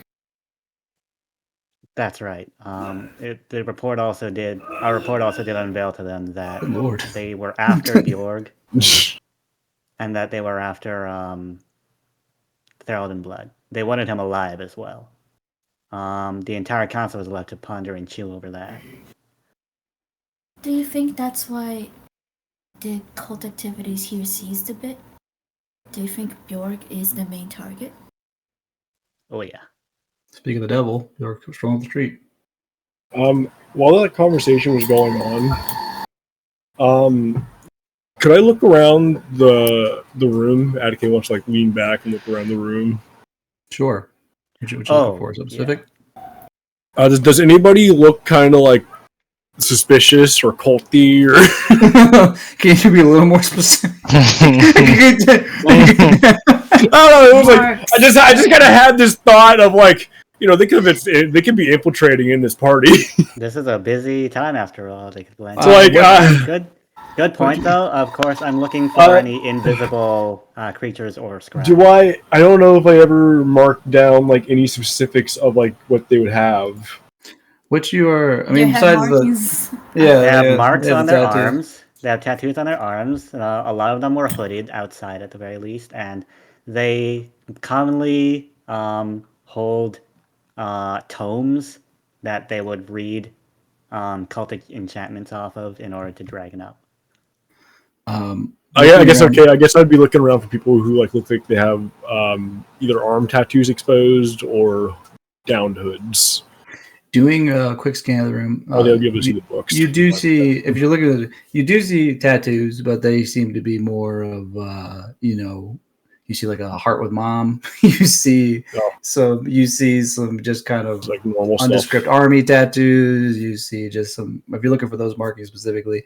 But everyone seems pretty jovial. The crowd in here is very warm. There's drinking songs that are going on. Yeah. Do I see bunched up cloth behind people's heads? That would be a hood that's pulled down, perhaps. There's maybe one or two people that have hoods on. They're not really sitting together. They're sparse throughout. Maybe two people have hoods. just in terms of a crowd. But for the most, everyone's faces are visible, and they're drinking and they're having a good time. They're waiting for the 6 p.m. event to kick off. What time is it? 5:55. Very good. I come in through the doors. I was right within the hour. Did I see anything invisible? You don't see anything invisible. If you use invisibility, you don't see anything invisible. You see Bjorg's invisibility ability walking. No, I can't do that. I know you can't because it doesn't exist. Oh, good. I made a joke. Here. For Bjorg to see an arcane eye, he'd have to be looking down the lens to see it. We've been had. As Bjorg walks in, meanwhile, in the Sons of Winter training room, similar scene actually. The gentlemen here in the acolytes, the kind of cult members, the low rank cult members are also drinking and having kind of a jovial time, getting ready to celebrate their mission. Also having an axe throwing contest. Yeah. Wow. They're sharing stories. One of them will kind of jaunt over to the officer's table. Brogadin looks at him, and he's just kind of taking a chance. He's like, "Hello, it is an absolute pleasure to be a part of this mission with you both. But if I can be honest, Master Tenno, I am interested to see you in action." Also, that interaction with that guy with the daughter came through already from last time. I'm not going to redo that again. And also, Darren came in and dropped his weapons off to the two Sawyer brothers. So there's that night then. Okay. Yeah, it's that. It's just that moving it forward. Time is weird. Yeah, time is weird. Time's about to line up perfectly. Don't worry. I'm sorry. Also, I want to get this ending out as soon as possible, and you keep pushing the time, so I don't know when that is appropriate. But that is what I'm looking for right now. Gotcha. At 6:30. Right? Well, shit. It was 2 p.m. The guy comes over and he's like, "I'm very excited to see you in action, Master Tenno. I have heard amazing things." I just do a nod.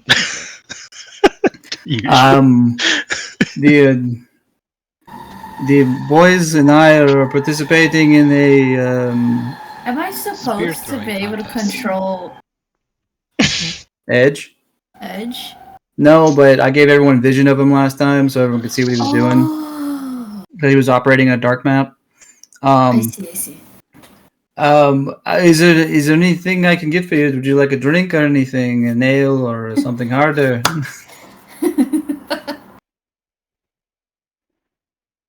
I'll take some whiskey. Right away, Master Tenno. And he kind of walks over to like a liquor cabinet. We'll say this setup is that. And he pours it. And he says, "What is the biggest thing you've dispatched of in your times?" Yeah, brings it over to you. Brogan is going over a journal. No dragon. Yeah, a dragon. An adult white dragon. A white dragon. Well, that's not true. In terms of scale, you've slayed a demon lord. Weren't you there? Yeah, but I think an adult white dragon was still bigger and stronger. I don't know if I would tell these worshippers of white dragons that you've murdered a white dragon. Yeah, exactly. I love that you did the question, and I was like, he hands you a glass of whiskey. Various things over the years. More than one. Nice. I guess a great demon would be up there. A great demon. Rogan kind of looks to you. Please expand. I'm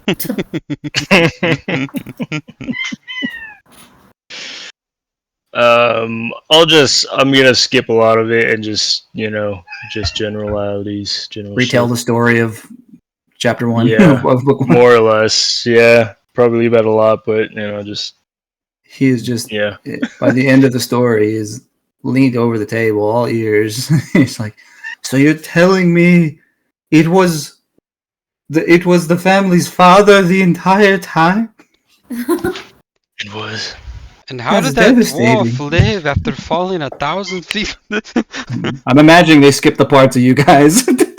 Yeah, I imagine like he is telling the story like he did everything himself.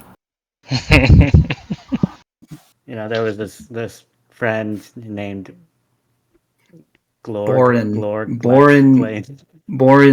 White's balls. Oh god. That is amazing. He kind of He killed his toasts own son. to Master Tenno, Demon Slayer. And then Tano is actually there, like, listening to this. Yeah. One of the Sawyer brothers is like, You dispatched this thing all by yourself. That is just a feat of unsurmountable power. I nod.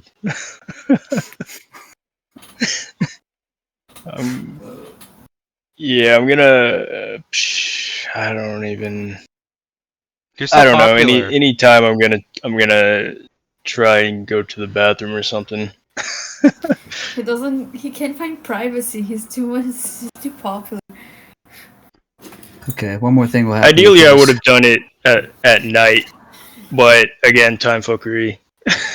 It's hard to really. Meanwhile, back at the tavern, Bjorg walks in.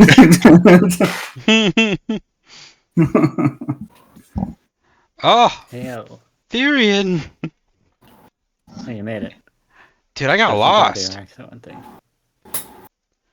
I don't know how you knew where to fucking go. I come over. Just kind of standing here. I made a pretty good mental note. Mental note, you've never been there before. I mean, we were outside. Outside the balcony. I kind of figured out where the edge of the little palace were. See, that's what I thought. I was like, just go up. And I went up, and I got fucking lost. Master Blacksbane. Oh, Dillian. Dude, what a turnout. You did good. It appears your assembly has gathered. Yeah, I assume you will be presiding over it? Oh, yeah. Do you have the reward? You told everyone about the reward, right? 100 gold that you provided, yes. Okay. And I assume business is booming for you, as I, assumed. As he tries to begin to move you, the doors open and enters Vorgon Ironfall with the 5 other survivors of Torfuritz. Vorgon! Bjorg. Are you here for the throwing contest? We are. General Honor Grip has granted us all leave this evening as a reward for our heroism. Awesome. Good for you guys. Hey, we're just about to get it started. Here, come on, let's go. And I'm gonna come over here. Dillian, you did provide axes, right? Or at least a axe. I assume the guests would provide their own. Yes, of course. Okay. I'm gonna come up. What is this a table? But I see someone standing here. They're underneath it. It's a hanging thing in the ceiling. It provides light for the room. Okay. Weird. I always thought that was a table for some reason. It probably is, but I like to envision it as some sort of hanging display. I'll come into the middle of the room here. Everyone, please, if I could have your attention. What is it? Quiet down now. Quiet down. Put that lady down. Here to the table. What is this bullshit he's planning? Did everyone pay attention? Everyone is quieting down. The songs are not currently playing. I welcome you to the first annual axe throwing contest here at the Steel Flock Inn. Times are tough, but it's important to remember that having a good time is just as important as working hard. For the winner of tonight's contest, 100 gold is up for grabs. The crowd cheers. Woo! You see The a couple of rules- guys sharpening axes. The rules of the contest will be pretty simple. If you get on the outer ring, you'll get a point. In the middle, 2. The very center is 3. As we go, anyone that's able to get a bullseye, you'll be able to make it into the next round. And it will be a process of elimination. I myself will give the first throw, but I will not be partaking in the cash prize, just to be clear. It is up for you guys to obtain. Is everybody ready? Yeah. Woo! Get on with it. Atticus is going to lean over to the group and be like, should he just be giving away 100 gold like that? Bjorg is very rich. It's for the people. He's a king. He's a king after all. He's royalty. Yeah. All right. It's a lot of money. Not only is he giving away money, he's Using giving away supplies. important morale as well. Not a bad move. That's what it's all about. What say you guys? You guys want to come throw? You guys want to throw axes? Amber shakes her head. All right, I'm standing here and I'm gonna throw Briar into the target. Hopefully not fucking choke. Do an athletics check. Athletics check. Okay. That's no good.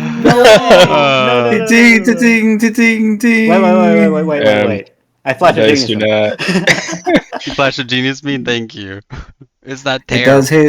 does hit the outer ring, however, still faltering from that critical failure. And then you hear one of the soldiers with Vorgon say, "He was not the hero of Dorfritz," and then the crowd kind of cheers and still laughs along. They understand this is a show. I'll go and I'll retrieve my axe, and then as I turn around, I'll say, as you can see, it's important to remember it's not about being the best in this contest. It's about having a good time. Good luck to everybody. Various people line up to accomplish a thing. Vorgon first, and then some other. I'm not gonna move anybody, but just some other people that line up with their axes they brought from home. While that's happening, one of the guards will come over to our table to Atticus and they say, "Miss Atticus, I'm not sure if you remember me. I am lowly Dolof. The archer. I was one of your archers that you commanded in Dorfritz. It's together yes. amazing. You remember me. Amazing. I wanted to thank you again for leading us. Without your steady guidance, maybe even lowly Dolof would be dead." Trust Dolof? The guy standing next to you. Yeah, this guy right here. The one talking to you. If you play this right, you can make a Gorgon out of it. I'm joking. You're Brian, do an athletics check for Vorgon, just to make it simple. For Vorgon? Okay, I got you. Yeah. A hair close, more in, definitely. Middle ring for Vorgon. It's just Nice. the inverse of. Yeah. I kind of do like a high pointed finger at him, like, hey!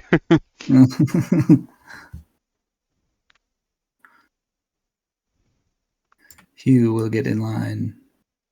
Atticus will speak to Dolof. I guess he's going to give him a bit of a pep talk. What'd you say? Like, Tip the lowly Dolof. It's like, you're a dwarf, aren't you? You're supposed to be a proud people. You're humbling yourself, lowly Dolof. Right, you're an archer. You survived the battle. You should line up for that axe throwing contest and win it for yourself. Get that 100 gold. You're right. Perhaps it is time for lowly Dolof to ascend. What? To highly Who was that? Highly, my name is Dolof. No. Oh, Well, no! before that, not Lola I Doloff. am Dolof Trollstone! Yeah. It's It's a line working. right there. Everyone's go. morale is Vorgon, heightening. Vorgon turns around and kind of shrugs at the assembly of people. Not bad, And not he kind bad. of shows off his medal. He's like, I guess they give these to anybody. I love that. Next up is Hugh. You see a slight smile growing in his face, looking at Bjorg. Do it, All right. brother. I get it, motherfucker. Calm down. I'm still angry with you. Hugh will use his acrobatics to throw. Oh, new leader. Closer in than Dolof. And then pop his astral arms and flex. Woltooth Clan! I love that. Atticus actually going to go walk up and find Olaf real fast. Dolof's behind Therian. I waved Dillian to bring over two whiskeys for you and I. He sends a waiter over this one. I give him like a two fingers he up. sends a waiter over. As she walks up to him, she's just going to tap him on the shoulder and be like, "You got this," and cast guidance on him. Nice. Walk away. Therian, are you in line? Yep. Therian steps up, kind of throwing up and catching in his hand the weirdest axe you've ever seen. It's like a machine manufactured axe with that's made out of carbon fiber.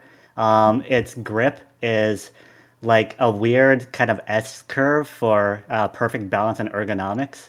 What the hell is that? and it's got this no long trickery. part above the spike, so that it is so that it's balanced and made for spinning. Therian's wearing like a scope and what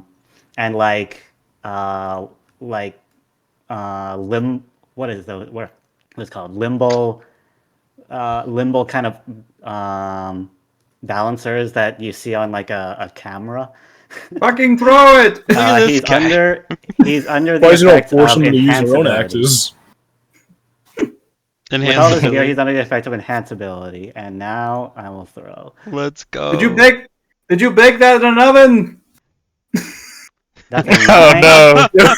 Plus It was looking a real flash good. of genius is a 14. Not bad.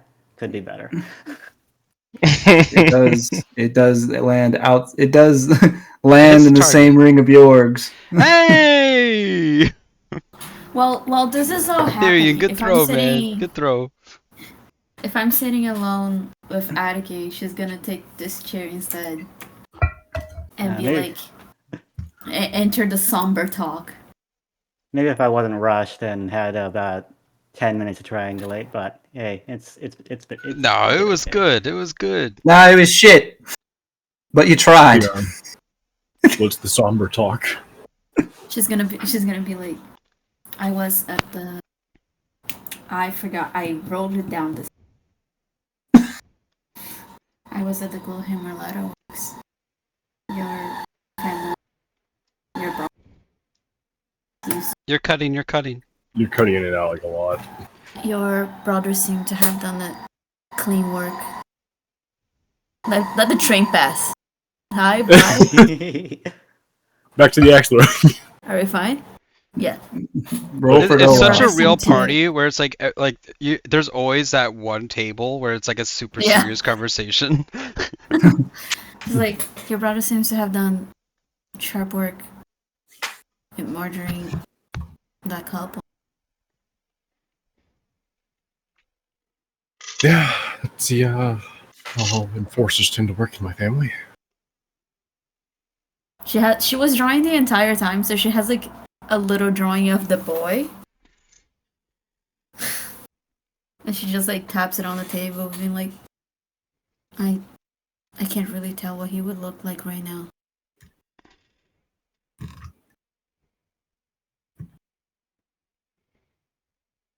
She's gonna look at Attica, she's gonna look at the ring. We know that he's their blacksmith. So I don't imagine he'd be very difficult to find.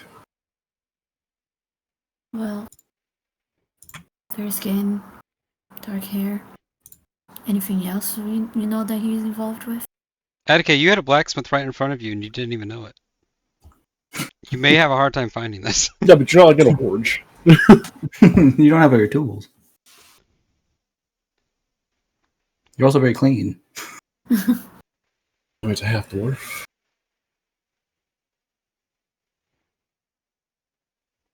She's thinking about it. She's like, dangerous family, huh? Oh my. The cartel. Practically a cartel.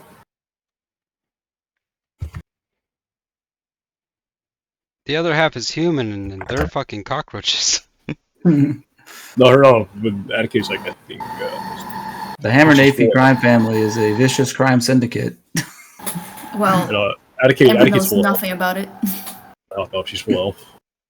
Yeah, you're full elf. You're highborn, like Therian.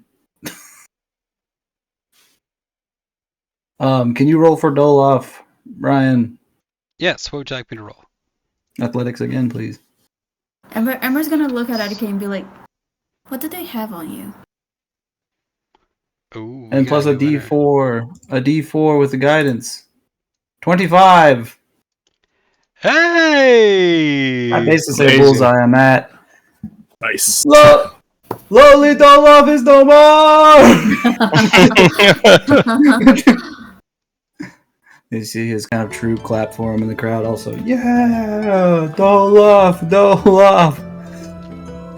Some other Ember people looks, but she lingers on the questions like, what do they have on you? I ushered Dolof over. Why can't they force you to do this?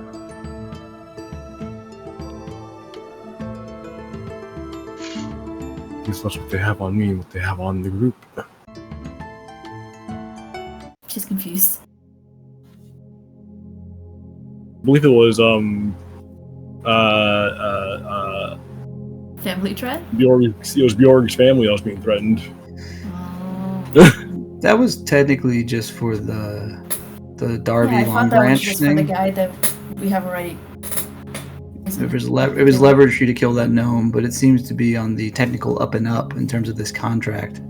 The bargain is your freedom for work. Well, I guess what they have on me at this point is my life. And I raise up the pinky ring.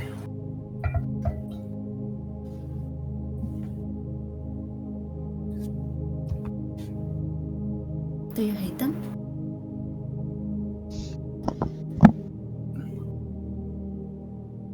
I think it's complicated.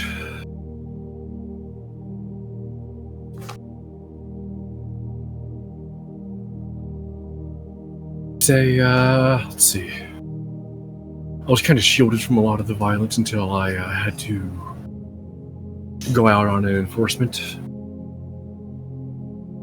After that, I kind of wanted to escape, and then from there, they tracked me down again and again and again. And now we're here, and tracked me down again. And now they're saying that I can be free if I do a couple jobs for them, but I'm not too sure if that will ever be a true fact or not. So at this point, I'm thinking I might just have to kill them to be free of them. She raises both her eyebrows like, oh. Is that your plan? I don't see another plan at the current juncture.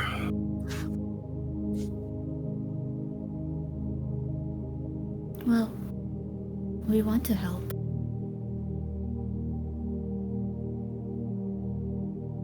But we don't really know where to start.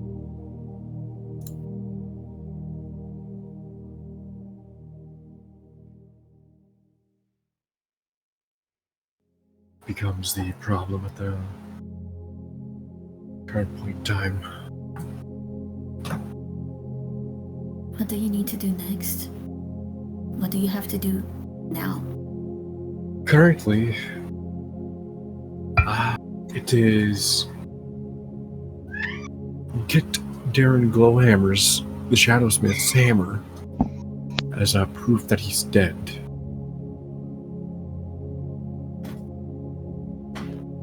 Is that the father or the boy? That's the boy. His father is Durandal. Yeah, his father is definitely dead. And Yeah, we we don't need know and we don't know where the boy is. The boy's with the cult, probably within whatever stronghold they have. Oh. Isn't Edge with the cult?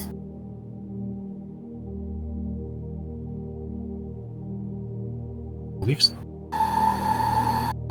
But Okay. Edge isn't here, so he hasn't seen them. Or if he has seen them, we don't know. I should say. I guess we need to hear from him. If he has seen them and they're there, then we'll definitely have a lead to go back over there, and I need to kill him, I suppose. Or at the very least, if we don't kill him, we need to convince him to skip town and stop using that name. The Shadowsmith. So we do still need to go after the cult. No matter what. To a degree, if we wanted to, we could just take out their Smith and leave them. But I don't think that's going to be an option with the rest of the group. Yeah, we don't even really know where the cult is right now. We will whenever Edge gets back, hopefully. With the notion of Edge, we shift back to the still joyous. Well, this is happening. I'm gonna close the window because there's a train every 20 seconds. It's legitimately a train. There's a lot of trains. I thought it was like a fan or something. That's a train, I can hear it. I thought it was a train. I was like, that sounds like a train, but how could it be a train every time? Like a rush hour. Rush hour for the trains. as we cut back to the Sons of Winter base here, Borgadin will kind of there's still kind of joyousness happening within the group. They're having a good time, having a little pre-battle party, and Borgadin will say, and this man who came and talked to you, gave you the drink and stuff, that's still Kenar Leadhorn. That's the guy who showed you the picture of his daughter. The guy saying next to you, and you see Borgadin say, "Okay, enough fun and games." And you see him pull from a pouch at his chest. You see him pull forth this tiny little vial, not tiny, but within you can fit in your hand. But you see a black elixir kind of swooshing around it. It almost absorbs light. And he says, "So which one of you brave Sons of Winter would like the honor?" And you see all of them kind of seem nervous. The Sawyer brothers seem lost, but the 5 other individuals there seem kind of nervous. And as you see Kenar begin to raise his hand, like he's about to volunteer.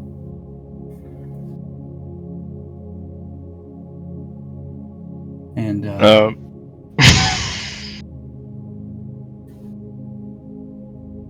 you do anything?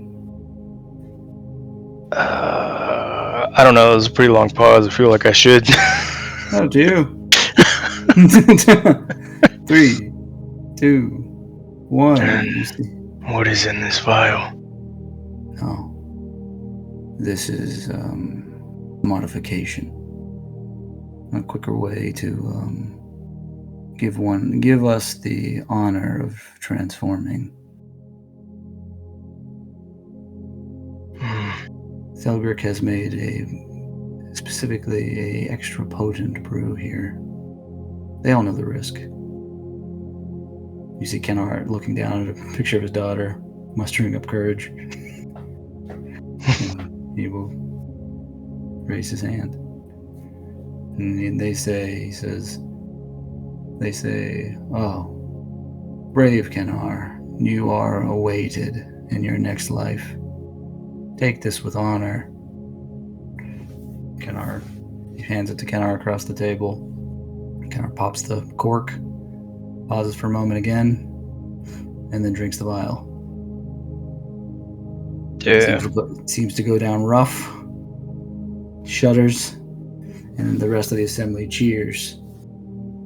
And then Borgadin will say, good. And he kind of pulls out a watch. He says, we have about another 6 hours or so before we'll begin our attack.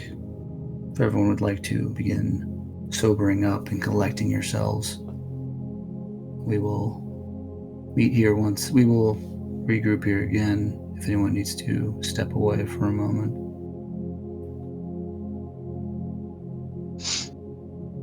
I will get up and step away. Kenar, you see a couple of them disperse. Kenar goes back to the table, and you see a group of the guys like, yeah, Kenar.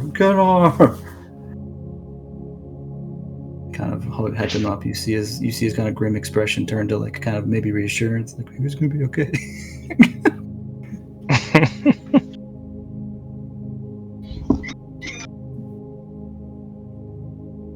Some of them do go back upstairs to maybe catch another nap. What does Edge do?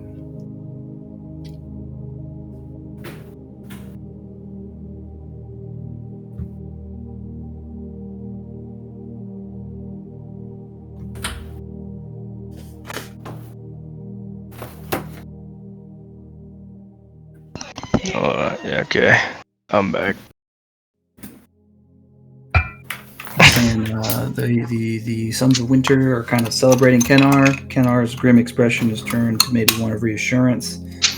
What does Edge do? As I said, some of them kind of go upstairs, maybe catch a nap before the thing. Some of them stay. Borgadin does stay.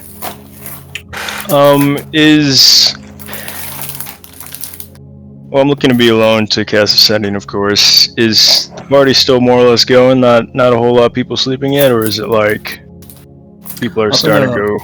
Up in the bunk room, you see a lot of the cots are filled up. People that are getting ready for bed. In the training area down here, there are still people hanging out training. They're a cult. Their time is not exactly uniform. Some of them have things to do. Some of them are eating chips. I'm eating chocolate. A young lad says to you. A young lad is gonna be like, bro, want some chocolate? I just walked past. I'm gonna take it from him, throw it on the ground. Yeah, I'm gonna go look for somewhere to be alone. Chocolate that he was offering. Think about where I've been and where that might be. Worst case scenario, I guess a bathroom. Sure. Do a perception. Okay. Or a history. Or investigation. One of those three. I think my perception's highest out of those. Let's see. Okay. So you noted that there were some closets upstairs that looked, you don't know the contents of them, but there's some closets upstairs, there's a bathroom, there are spaces in which there are no one around. I don't know how loud this has to be if you're trying to do what I think you're doing, but there are places to be alone. Yeah, I guess I would check the bathroom first, see if there's anyone in there. Probably take a leak either way. The wash hall here, this first one. Oh, that's all I get? That seems kind of close. I mean, there can be one upstairs too. I'll go to the one upstairs where people are sleeping. A little quieter up there for sure. Yeah. I'll do that. A heavy piss flows into the toilet. Dane, would you like to recreate as you do for me many times when we chat? I can't piss right now. It's all a ruse. It's all a fucking lie. You're gonna get cornered by Borgadin when you walk out. I noticed you did not wash your hands. Yeah. Tease him. Okay. But you find yourself in a seemingly alone and quiet space. Yeah. 1 sec. 25 words. There's a cat in there with you. Yeah. Gulliver's freaking out for some reason. I don't know what he wants. It's a familiar. They're spying on you. Yeah, I guess I'll cast the Sending. And I'll do it in Elvish. Because I know Therian knows Elvish. You want to yeah, I could do that. I'll just say it. But,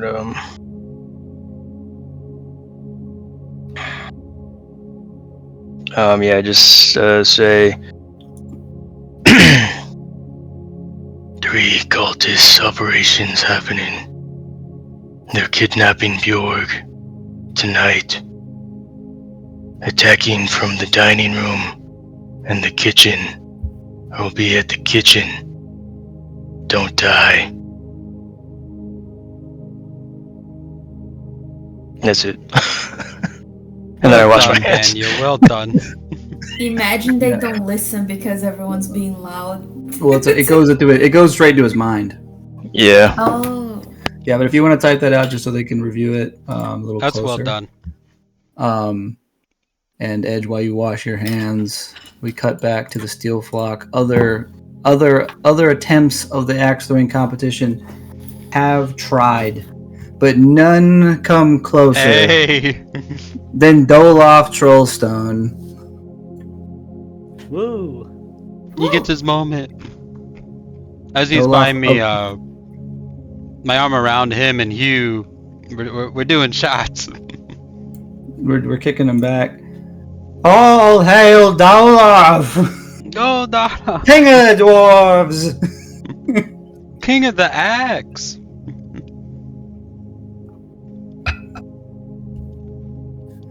I lean in closer.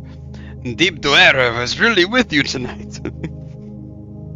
That's the axe princess of conquest. Of course, and he knows that. Of course. And he holds his axe in the air in triumph. The crowd cheers. This is truly a tremendous moment for the night, for the city, for lowly Dolof no more. And Therian, your phone buzzes, and you get this message in your head. I gotta take this. I gotta take this pager. I don't think anything. Go! Oh, pick him up, Bjork. Yeah. He's on Hugh and Bjork's shoulders. I get 25 words. Here, let's move over into the middle of the room. Yeah. Astral arms holding in the air. Yeah, exactly. This fucking beer, mead, whiskey, bourbon. He receives this message at this everywhere. time. What else do I need to tell Edge that he doesn't know? I look over at Dillian. What's he look like? Dillian is he's looking around the crowd. He looks like he's in a good mood. And he's like, yeah, it's work. I look over at him. Do we catch eyes? Sure. I give him a thumbs up. He kind of gives you a reassuring nod. Like, yeah, you did good. In my notes, these guys? No, these guys? Yeah.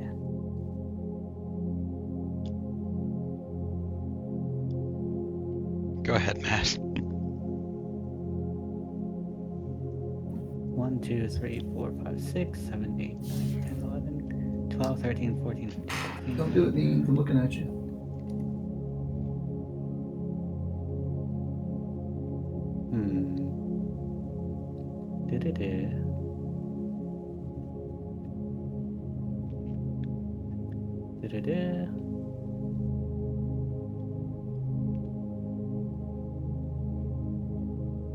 Okay, and I will send back this in quite short order. Wait, really quick. If Billy was gone, your man won the axe throwing contest.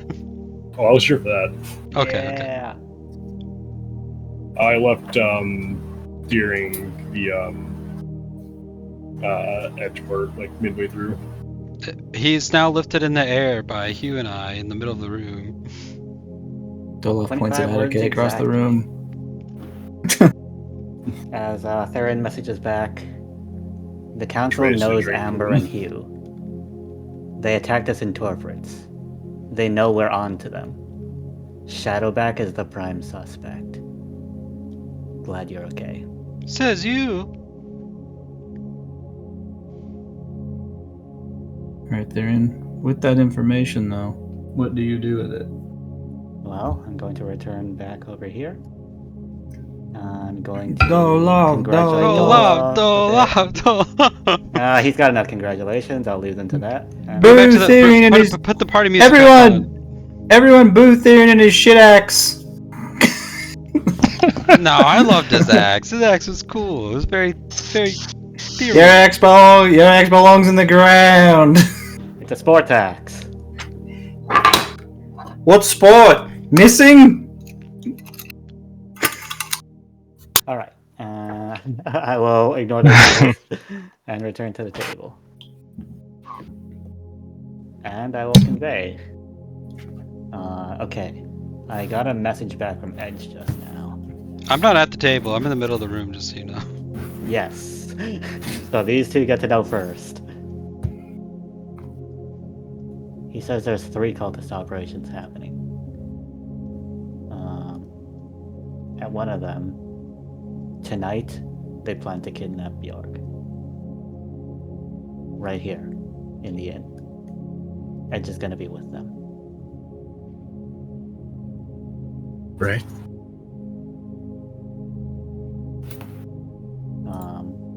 He also said don't die, so they're going to be aggressive.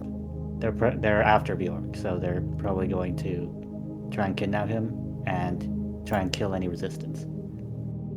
Did he say where they're going to be coming from to kidnap him?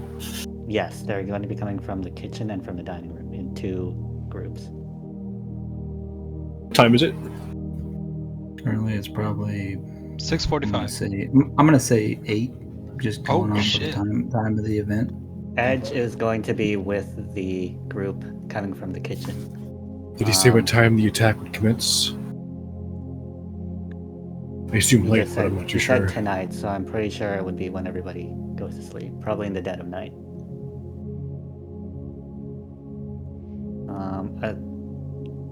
Considering that he's going to be with the group, then his ruse must have been successful thus far. And considering that he messaged me, that means that they didn't kill him. Now we got the Edge being strung up like Jesus Christ. Like Jesus Christ. Make sure we The monkey. So, I did not hear the toilet flush. On guard, Edge.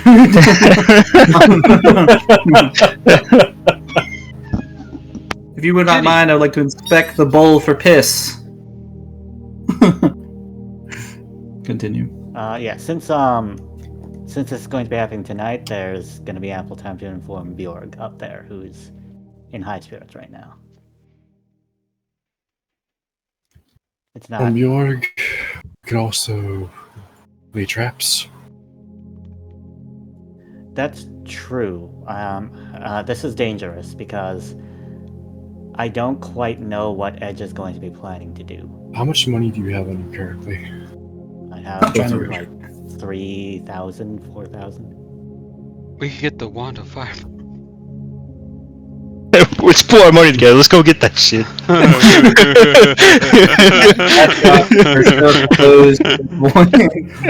that was 32,000, wasn't it?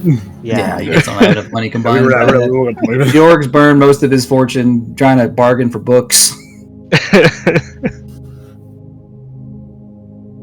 1,000. Hammer, how much do you have? Well, I'm just thinking about like we could do some quick shopping perhaps and grab some like maybe some scrolls from the magic shop. You would. I'm gonna let you. Yeah, you would discern. They're gonna attack any second now. You would discern that the shop. You see some of the shops closing down as you guys would have been leaving the commerce area. It's getting, they kind of close at sundown. The sun is down currently. They're not New York Well, not City. being- They're small. Not tiny being there is city. also an option. Yeah. But also not being there is also an option, right? Yeah, but the thing is, I'm not quite steal sure it. what Edge's next plan is.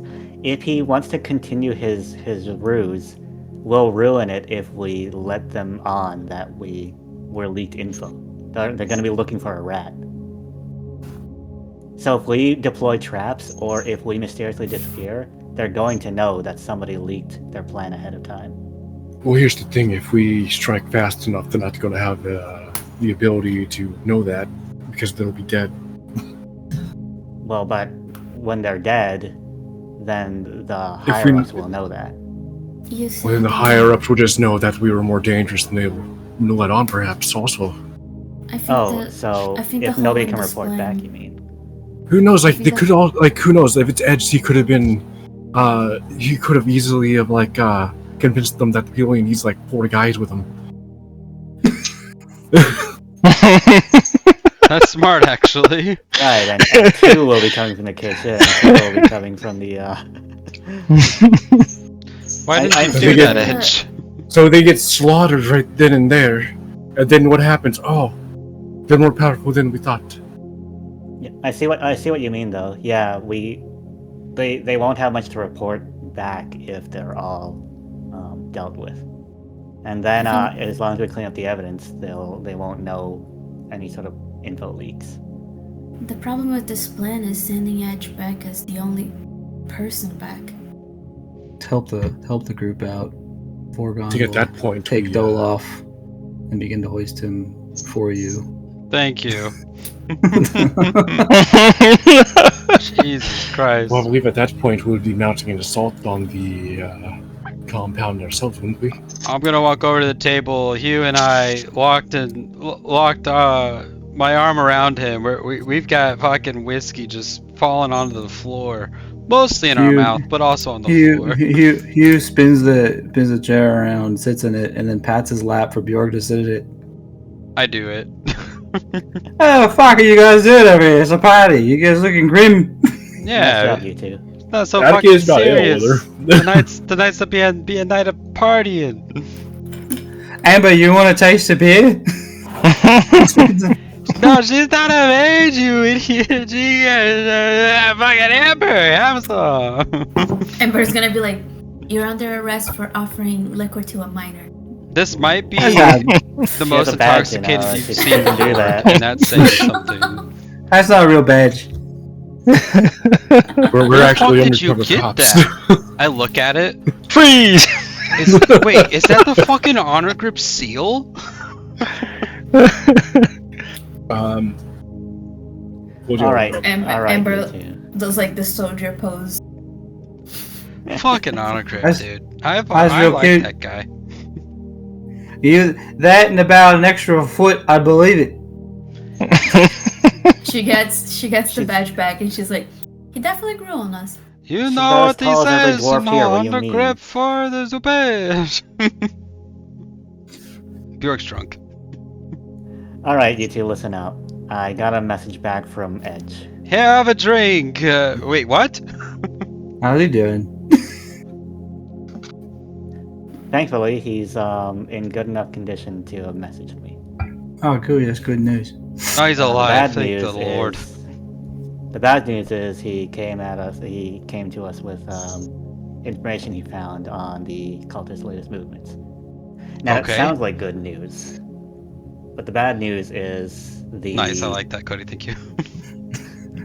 On the lap. the bad news is the plan is to capture and kidnap Bjorg Blacksbane. I dump Bjorg at off the my Steel lap. Flock Inn. tonight.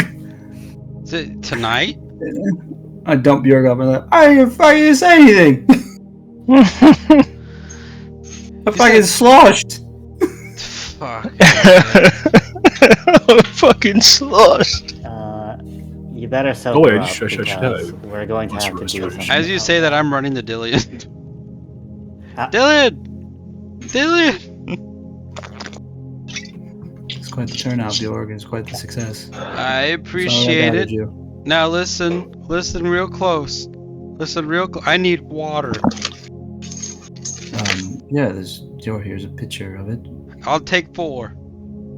Oh, 4 more pictures of it. Do you have coffee? I suppose some can be brewed and brought to you. It's kind of Please. late for that. Please, thank you. Right. You see me running, water kind of falling really- down on the ground. It's really funny because I can technically cure your intoxication. Yeah, you've got a cleric and an artificer healer right here, dude. We've been through this. You have to And, remember, All we need is less Bjorg- restoration. While Bjorg hated magic, he now loves magic, but Bjorg is drunk at this exact moment, and so Bjorg's He's not magic thinking and- about that. He's magic intolerant. I slide. He's magically ignorant. Yeah, so He's magically challenged. yeah. All right. I slide Bjorg on. Here, Hugh, on drink this. Elixir. I hand him 2 pitchers. I'll start drinking it. Me too. I down one. And As you're I- talking, I'm gulping down a pitcher. Go ahead. All right. I also hand you 2 little tinctures, little drinks, featuring my restorative reagents that will cast lesser restoration on you. You taught me to ask before I drink, but I don't. I just drink it. Tastes like one of those turmeric drinks. we are technically poisoned, so yeah, it does technically function. Yeah, it's poison. At the very least. So wait, am I sober now? Yeah. Oh, thank God. Hey, you ruined my buzz. I know that's what I was gonna do. Well, blame Edge for ruining your buzz because it came out as a grim news. Okay, Well, don't so blame Edge for ruining they're his coming buzz. to Blame, the end blame the tonight cult for to ruining the capture me. buzz. That's right, and Edge is going to be among them. What time is it? Right now, it's like 8, maybe 9. 8. They're probably going to strike in the dead of night when everything's quiet. I don't I imagine. look at the clock on the wall. There's a clock on the wall. Oh, 8:20 p.m. All right. People so are listen. starting to file. People are starting to file out for the evening. What did Edge say exactly?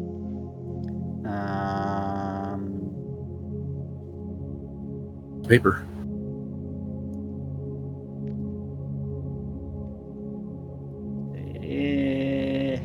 Did you ever send it, Daniel?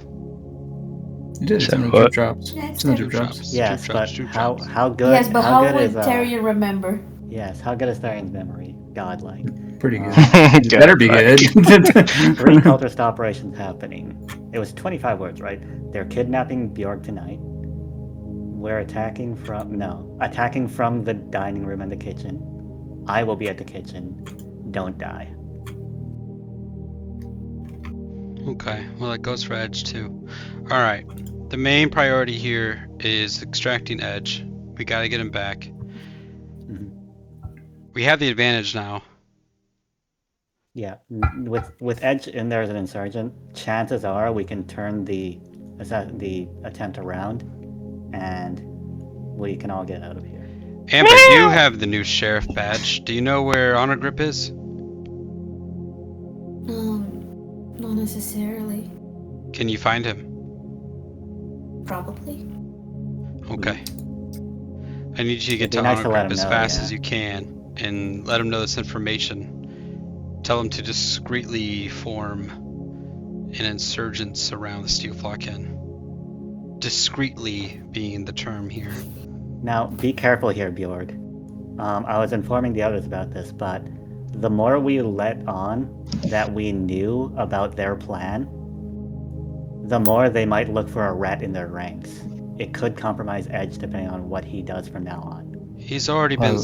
skimming through his ranks to find any people of interest. I think we What can about trust. What about those? I mean the cultists. What about those if- guys? They're competent. If the cultists Yes. come in here, and they find out that Honor Group is waiting for them, they'll know that somebody leaked their cultist plan. They're going to want Edge's head, and that might either compromise Edge or put him in a lot of danger. Ideally, Edge. Are you hearing the betrays word them discreetly? Right here and now. Are you telling me you don't want to inform Honor Grip of an insurgent's attack here on the inn? Yeah, I do, but if he comes to stop it, then they'll know that their plan was leaked. It's a reactionary Edge. plan. Edge is in possession of a sending stone. If he comes back as one of the only ones to be able to escape, they could potentially search him. I think we need to let Honor Grip know he's not dumb. He's shown that he has a lot of competence. Amber, you need to explicitly tell him what's happening, and as Syrian is saying, to exercise discretion at the highest cost. We can't tip them off, but he needs to be informed and bring an amount of people.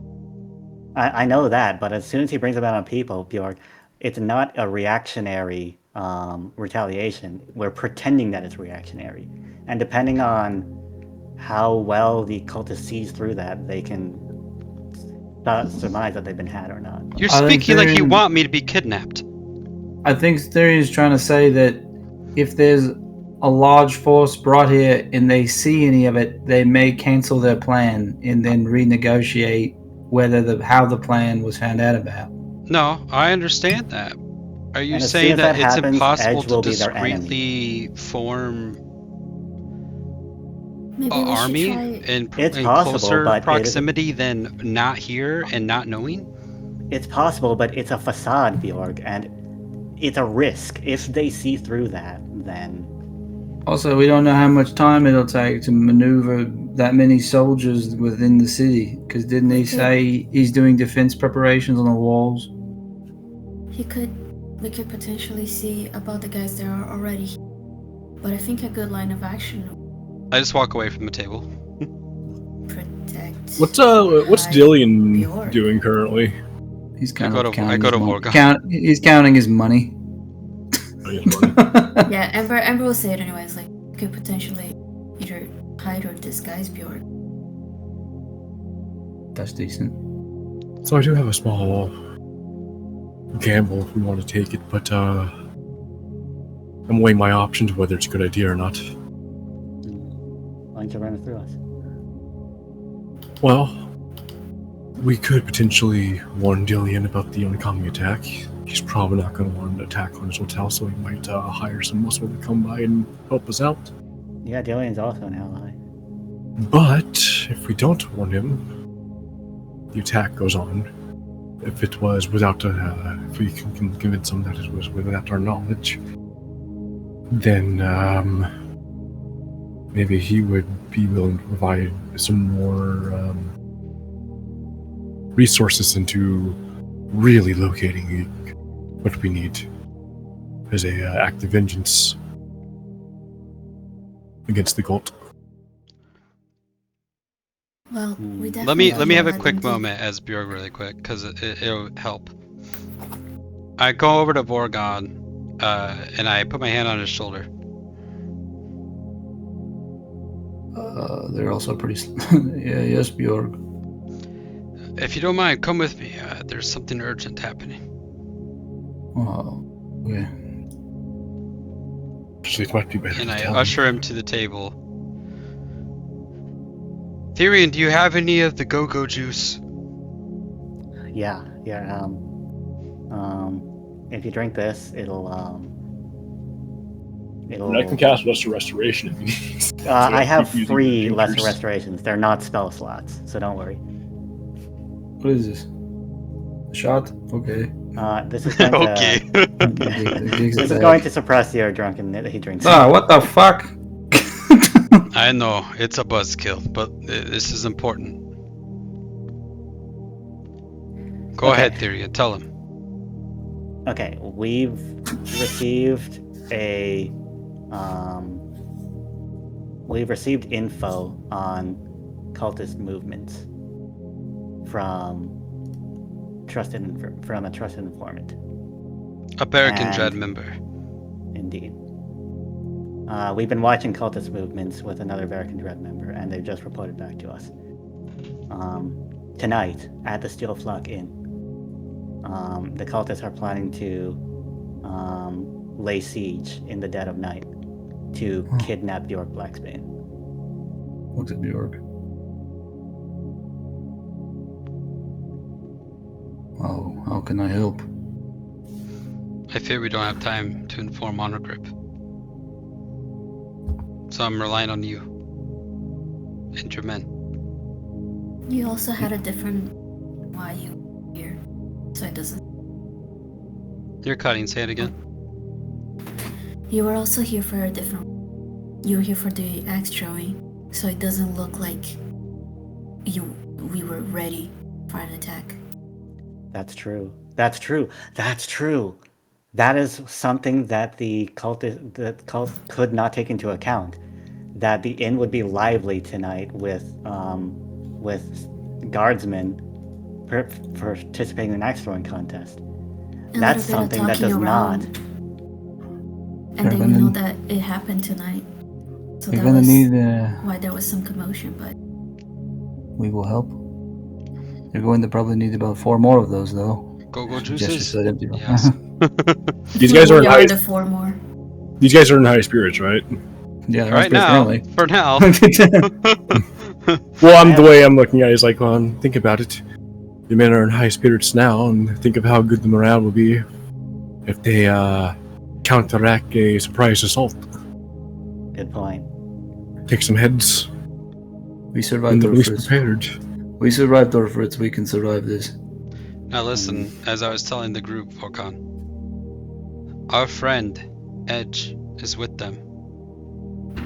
At this point, with our knowledge, the most important thing is releasing him from the clutches of the cult. We need to make sure that he's safe. And understand that he has fooled them in their ranks so far. But if they catch on that their plan may have been leaked and that we knew about it and that we prepared for it, then they'll be looking for a rat. The way that would his endanger message our sounded, Therian, I don't think they know where I reside in the inn. Yes, it sounds like it. That's good. I think There's a good lot of plan missing would be info. to disguise or If we know hide they're you. coming in from the kitchen, what would be the best plan of action here? Kitchen and the dining room. That's right, the front. Edge will be joining the kitchen team, and of course, I'm sure he will look towards your escape and our victory. So, On the other hand, I do agree with Atticay. We should inform Dillian. See what type of resources he has. Yeah, If there's I was any thinking type the of same thing. secret I like this idea. space here where we could potentially keep Bjorg I like and this delay idea them as too. much as possible. I'll go look With now. this idea, it's convincing enough that the cultists simply weren't prepared. I like this. Atticay leaves the table to go discuss this with Dillian. Yeah, that's okay. So It was her idea. It seems that our position in this will be reactionary. We will act when you act. I think the best thing, if we know they're coming through from the kitchen, and Edge is going to be coming through from the kitchen, I think it's almost smart to put all resources there to quickly apprehend the other cultist members around Edge, Well, succumb them. I think Edge is competent. I know, but I think it's important to at least immediately get him in a position of power. Yes, the sooner we can do that, if we meet the kitchen team as soon as possible, then we kind of get to release Edge, free him, let him do his own thing a little better. That can be Yes. our focus for us here. But you and Ed and Amber will point to Bjorg. You need to vanish. I You will cannot- not faint from a fight. Well, you I at thought you least said need that. to be invisible. Invisible. There has to be something that we can about Bjorg. They don't beeline for. Remember, Bjorg, their mission is to look for you, and that's the main thing they'll focus on. So if they can't find you, it stalls them. They can't take I'm- me when they slay to my blade. I think it I'm needs also one. just a I little think it bit needs another one of those worried- potions. It's wearing off. Also, just a little bit worried that they have something to subdue you that we could not count on. This would be the second time for Bjorg specific. You're asking me to not fight. I'm asking you to come in at the correct hour. Amber Fashionably late. Amber will turn to Terry and be like, "Can you turn him into his sister?" Into what? Sorry? His sister? I could. That's fucking gross. Wait, could I? I could, yeah, I could. I don't know how to use a bow. I don't know anything else. Turn him into a dog. I mean, I can use a bow, but I'm nothing like Lily. You don't need to. Bjork's taking it very Fight like literal, her. to be clear. You don't need to fight like her. You just need to not look like. That's true. As long as you don't look like Bjorg, then they won't use whatever they were planning to contain you, and thus you can fight with the, like. As long as they don't know that it's you, that you're here. They only not find you, even if you are in the battlefield. Okay, I can go along with this. All right, then with that plan coming into motion, I take out a vial, I pour a little this and a little bit of that in it. I put in a sprig of something, put my thumb over the Before, as you're doing that, I'm like, can I not look like Lily though? and I shake it. And then I'm gonna slide the potion over to you, and I'm like, okay, this. Hold on, let me make sure of the rules of how long it lasts. Artificer, Alchemist. Also, This is a potion of transformation. It only lasts for 10 minutes. Should I actually do this? That's rough. Yeah, you know what? 10 minutes is enough time to stall. in a fight, yes, but not right now. This is a potion of transformation. Once you hear the action going on, take a moment to drink this, and it will turn you into a disguise for 10 minutes. To be clear, So for 10 minutes, I'm Bjorg gonna turn Blasphemy into will be Lily. gone. Okay, narratively, the drinker gets to decide what they look like. However, Therian has designed it so that it's the correct disguise for you. Well, Bjork's thinking Hugh. The For whatever fuck? reason. Two Hues. There's even two Hughs. That might You be know how what? it is. Why not? I don't see why not. Except funny. I do need to give a heads up though. I am operating Cinderella time. I have like 5 minutes. Here, well, we'll go ahead and turn me into Lily, because in the back of my mind, I'm thinking like, I don't turn into Lily, more so than I'm thinking turn into Hugh, and then I accidentally turn into Lily, and that'll be even more funny. I also like the idea that Amber suggests that because it's Bjorn knows how to behave like Lily, and Tyrion knows Lily. It's I funny. mean, the greatest thing is I've been narrating this as Therian decides what your transformation is. That's why like you get pink hair or Yeah. you know, or you turn taller or shorter or whatever. I'm gonna be So, Lily. yeah. It's Absolutely. fine. Let's move on. Absolutely. Yes. While Bjorg is asking, can I not be Therian and finishes the potion? Okay, this will Yeah. make you Lily. It's Lily. It Exactly. also makes it easier because Lily is your character. You can control her token. Yeah. I think he still has I'm Bjork's ready. features, right? Yeah, it's not physically. It's only the appearance. It's It's still only gonna the be appearance. Bjorg's So it's sheet. gonna be like a really short, stout version of everything, right? Or no, not stout because you're like 5'10". Well, Lily is also not. You don't even know how Lily's very tall I human. am. I know you're You tall and for a Lily are very dwarf. human. Attica, what are you saying to Dillian? So we've been informed of an attack on this place tonight. Excuse me?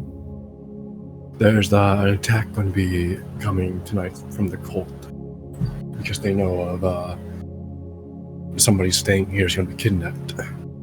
Needs to be kidnapped. This is part of your plan to lure them here? Is this... I wouldn't say that exactly. This was a little unexpected.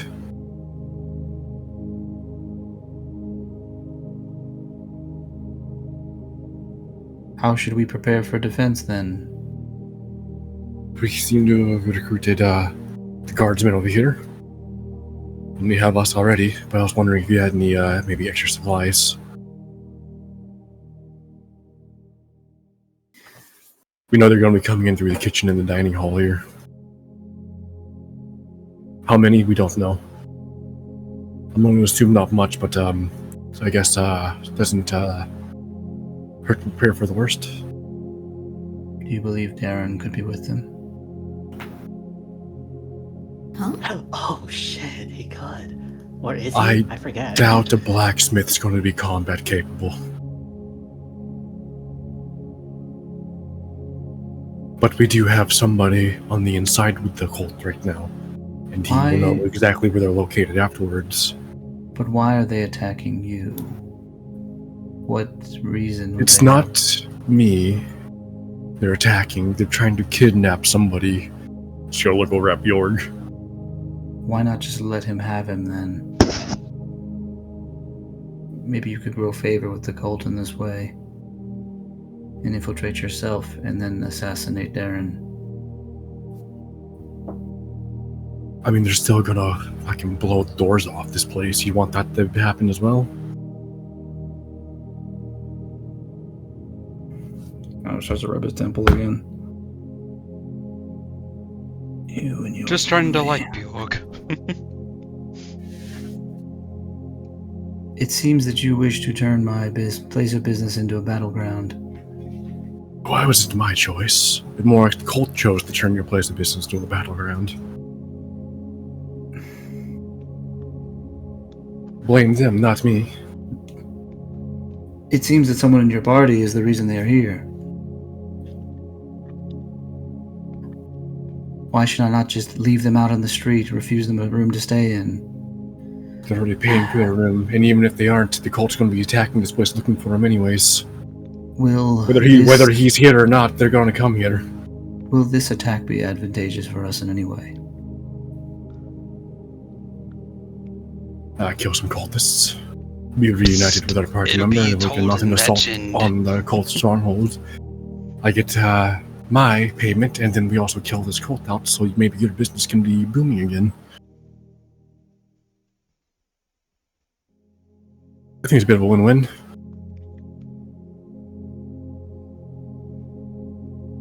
Please try to keep the damage to a minimum. I will allow this once. And she'll look over to Therian and be like,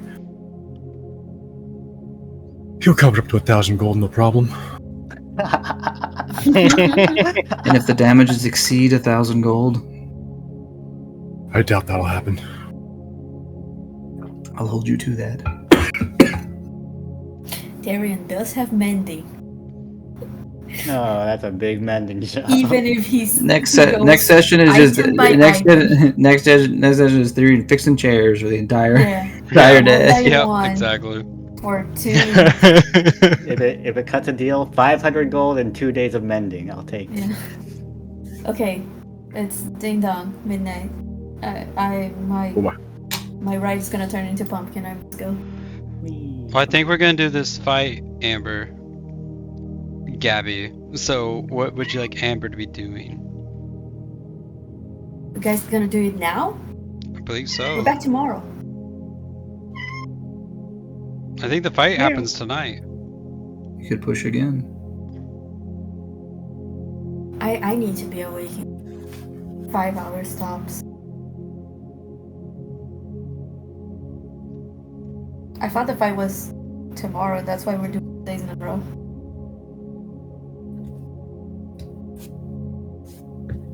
Up to y'all. I want to fight. I'm down for pushing the fight to tomorrow. Okay. I have to go. I take the majority vote. Later, Gabby. Two for weight. Later. Good night, but decisions can be made, Finn, but I gotta go. Okay. See you tomorrow. See you tomorrow, yes. Good night. Bye. So I think pushing for a fight is irresponsible, and we don't have a lot of time for that, as it is pretty late. Okay. Because I know that we wouldn't be able to. I mean, maybe we could get a little farther to begin a fight, or maybe get into a fight, but I'm not sure how much of a fight we can do tonight for the rest of tonight. Yeah, I'm indifferent either which way. I do want to fight, but also, with Gabby and I here. 3 to 2. We will hold here on the eve of the battle. I have wrote a goddamn section that took 3 sessions. Say also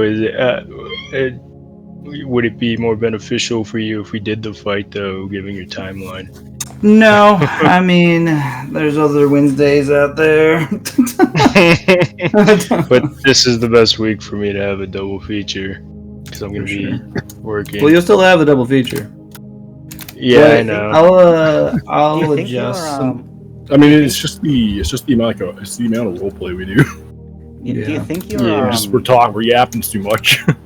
Do you think your preferred stopping point, Cody, or something that you were thinking of would happen in the next hour? Probably not. Thinking about the fight, I thought we would arrive at the fight a lot quicker, but it's okay. The game is the game. I still enjoyed this very much. We did a lot. We've established a lot. Edge was finally able to communicate with you guys. And then the good thing is we don't have to wait a week. It's tomorrow. True. But I will probably. Because we're starting later. We were going to get to the fight, we see the ambush begin, and then it's cliffhanger start tomorrow. This is fine because that way Gabby can still be a part of it, and then I'm kind of thinking about this logically to where it's more than likely thinking about my roadmap here. Also, Dillian never answered me on if he had any supplies. He does not. Nothing that he's willing to give you. What do you really have though? Is I mean, I don't know. He's running a fucking front for assassins. I thought he'd have something. He's technically not, right? He's just the information guy. Yeah. So how much what they do here in Glangjaal is unclear. He hired you. You are the assassin. You are the hired guns. I imagine that an informant would have some form of protection. I was thinking about that. Kind of network. I was thinking about that, but then I'm like, am I then contradicting your guys' plan to be discreet? Because in Dillion's head, it's yeah, I'll fucking arm this place to the teeth. But is that what you're trying to do? So I'm not trying to step on your all's toes. You know what I mean? But that's then Dillion is more worried about protecting his business, which is fuck your all's plan. I'm protecting my bar, so I'm trying to give you this out of you guys have agency to do what you want. Not so much me or an NPC take over your all's operation. So I'm just trying to think about I don't want to step on your plan by bringing in a force that would be above you. If it's Dillion's place of business, he could definitely be everyone get the fuck out. You know. I was just thinking maybe you'd have a little contingency plan of in case especially since there's a cult going around now. That's not really his concern. It's not, but with the cult, I mean, I feel checking the property might be a bit of a concern for maybe some kind of defacement if that's happening. As far as he's concerned, this place has been a safe haven and it's remained that way. But because of his discreet thing, he is more alarmed at the fact that that there is an operation happening. It's kind of similar to the council, right? Where it's why the fuck aren't you doing your job in containing the information I give you? Why are they attacking me? You know, it's well, what you're supposed to muddy them, not muddy me. Let me read this one, not friend or foe. Matt, I really tried to help with the palace shit, but we're not very great at talking. Nope. Did you do the ladder technique? I didn't. I was honestly pretty excited, and I was almost thrilled in demonstrating where Therion's weak at, trying to deceive or. But it succeeds to a point. It does make sense where it's well, there's gonna be someone guarding that wing of the palace. So it's well, you look different, but what? They're gonna ask you questions. Who are you? Kind of similar to Amber's thing. It's well, who are you? And then, but you didn't roll a nat failure, so they didn't just pin you to the ground. But who the fuck are you? Our rolls were not great tonight. in general. There's still about 100 times more rolls than last time, so at least we kind of did something in some way. What do I name Only this? Attica was around in that conversation to help you think about like a thief. You're a criminal. Yeah, we needed somebody who we needed our thief, our rogue. Man, 2 sessions, no combat. Yeah. I'm trying my fucking best. Hope y'all are enjoying the RP. Yeah, I am. I'm fine with yapping. We'll add Gabby to that one. Ping it. But like I said, good thing is we don't have to wait. It's literally, we don't have to wait a week. So literally tomorrow. So I do then we feel got like the we're full- probably still at the table, aren't we? Because we haven't really finished discussing the plan. yeah, Yep. we pause here. If you guys wanted to kind of polish it up, if you guys have a little bit more time, you can. Also, hopefully this kind of gets us closer to where you want us to be in timeline wise. I think if I modify something, but I think I am ignorant to the fact that I cannot write anything short. Yeah. It's okay. We got further than we did, which is good. I do not. What is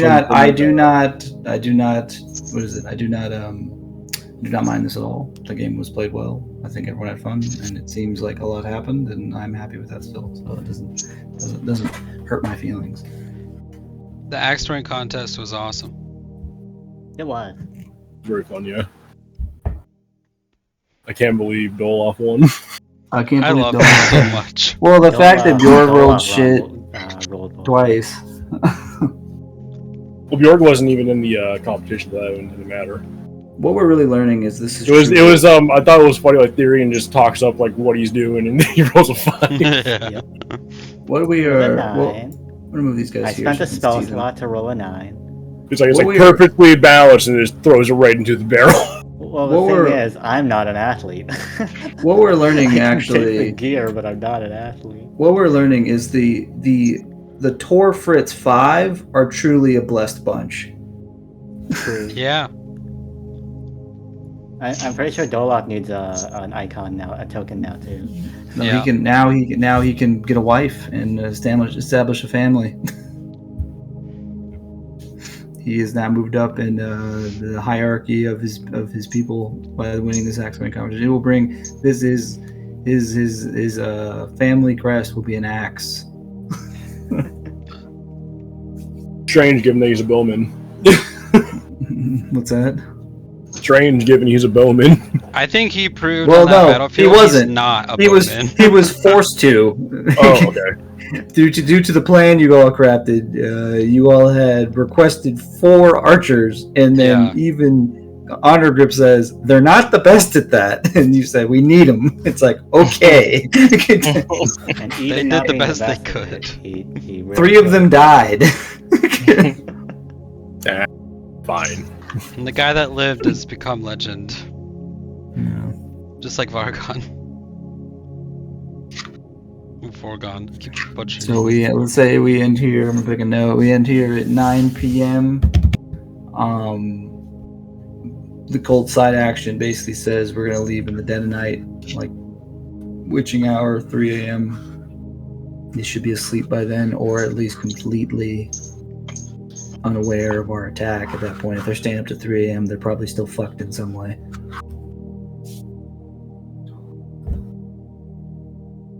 I mean, in terms of things, 2 sessions, no combat. Edge has been in 2 rooms. Edge is losing rooms by the day. Edge, Daniel, first session, 3 rooms. This session, 1 room. The party's gonna reunite tomorrow. Yeah. Daniel has 16 hours to decide. Actually, fuck him. I'm gonna kill him. The party's gonna reunite with Edge with a blade to Bjork's throat. And it's like, yeah. The next we're question back is, together. where are we going to be setting these guys up at? That is the question. It's like I said, it seems to be a reactionary spot for them. It's like, well, where do you want us? Do you want us if things pop off? Like, how much noise are we making? Because you don't know this, of course, metagame wise, but Edge's team is Strike Team 1, find him quietly, take him out, get him out. Strike Team 2, deal with the resistance. Because whatever they do is going to make noise. So they're listening for noise. But you don't know that. And Edge's message could not convey all of the information he knows, but the plan has to be crafted. You guys have to craft your own plan. Maybe it'll give you enough time to forget what you know in secret.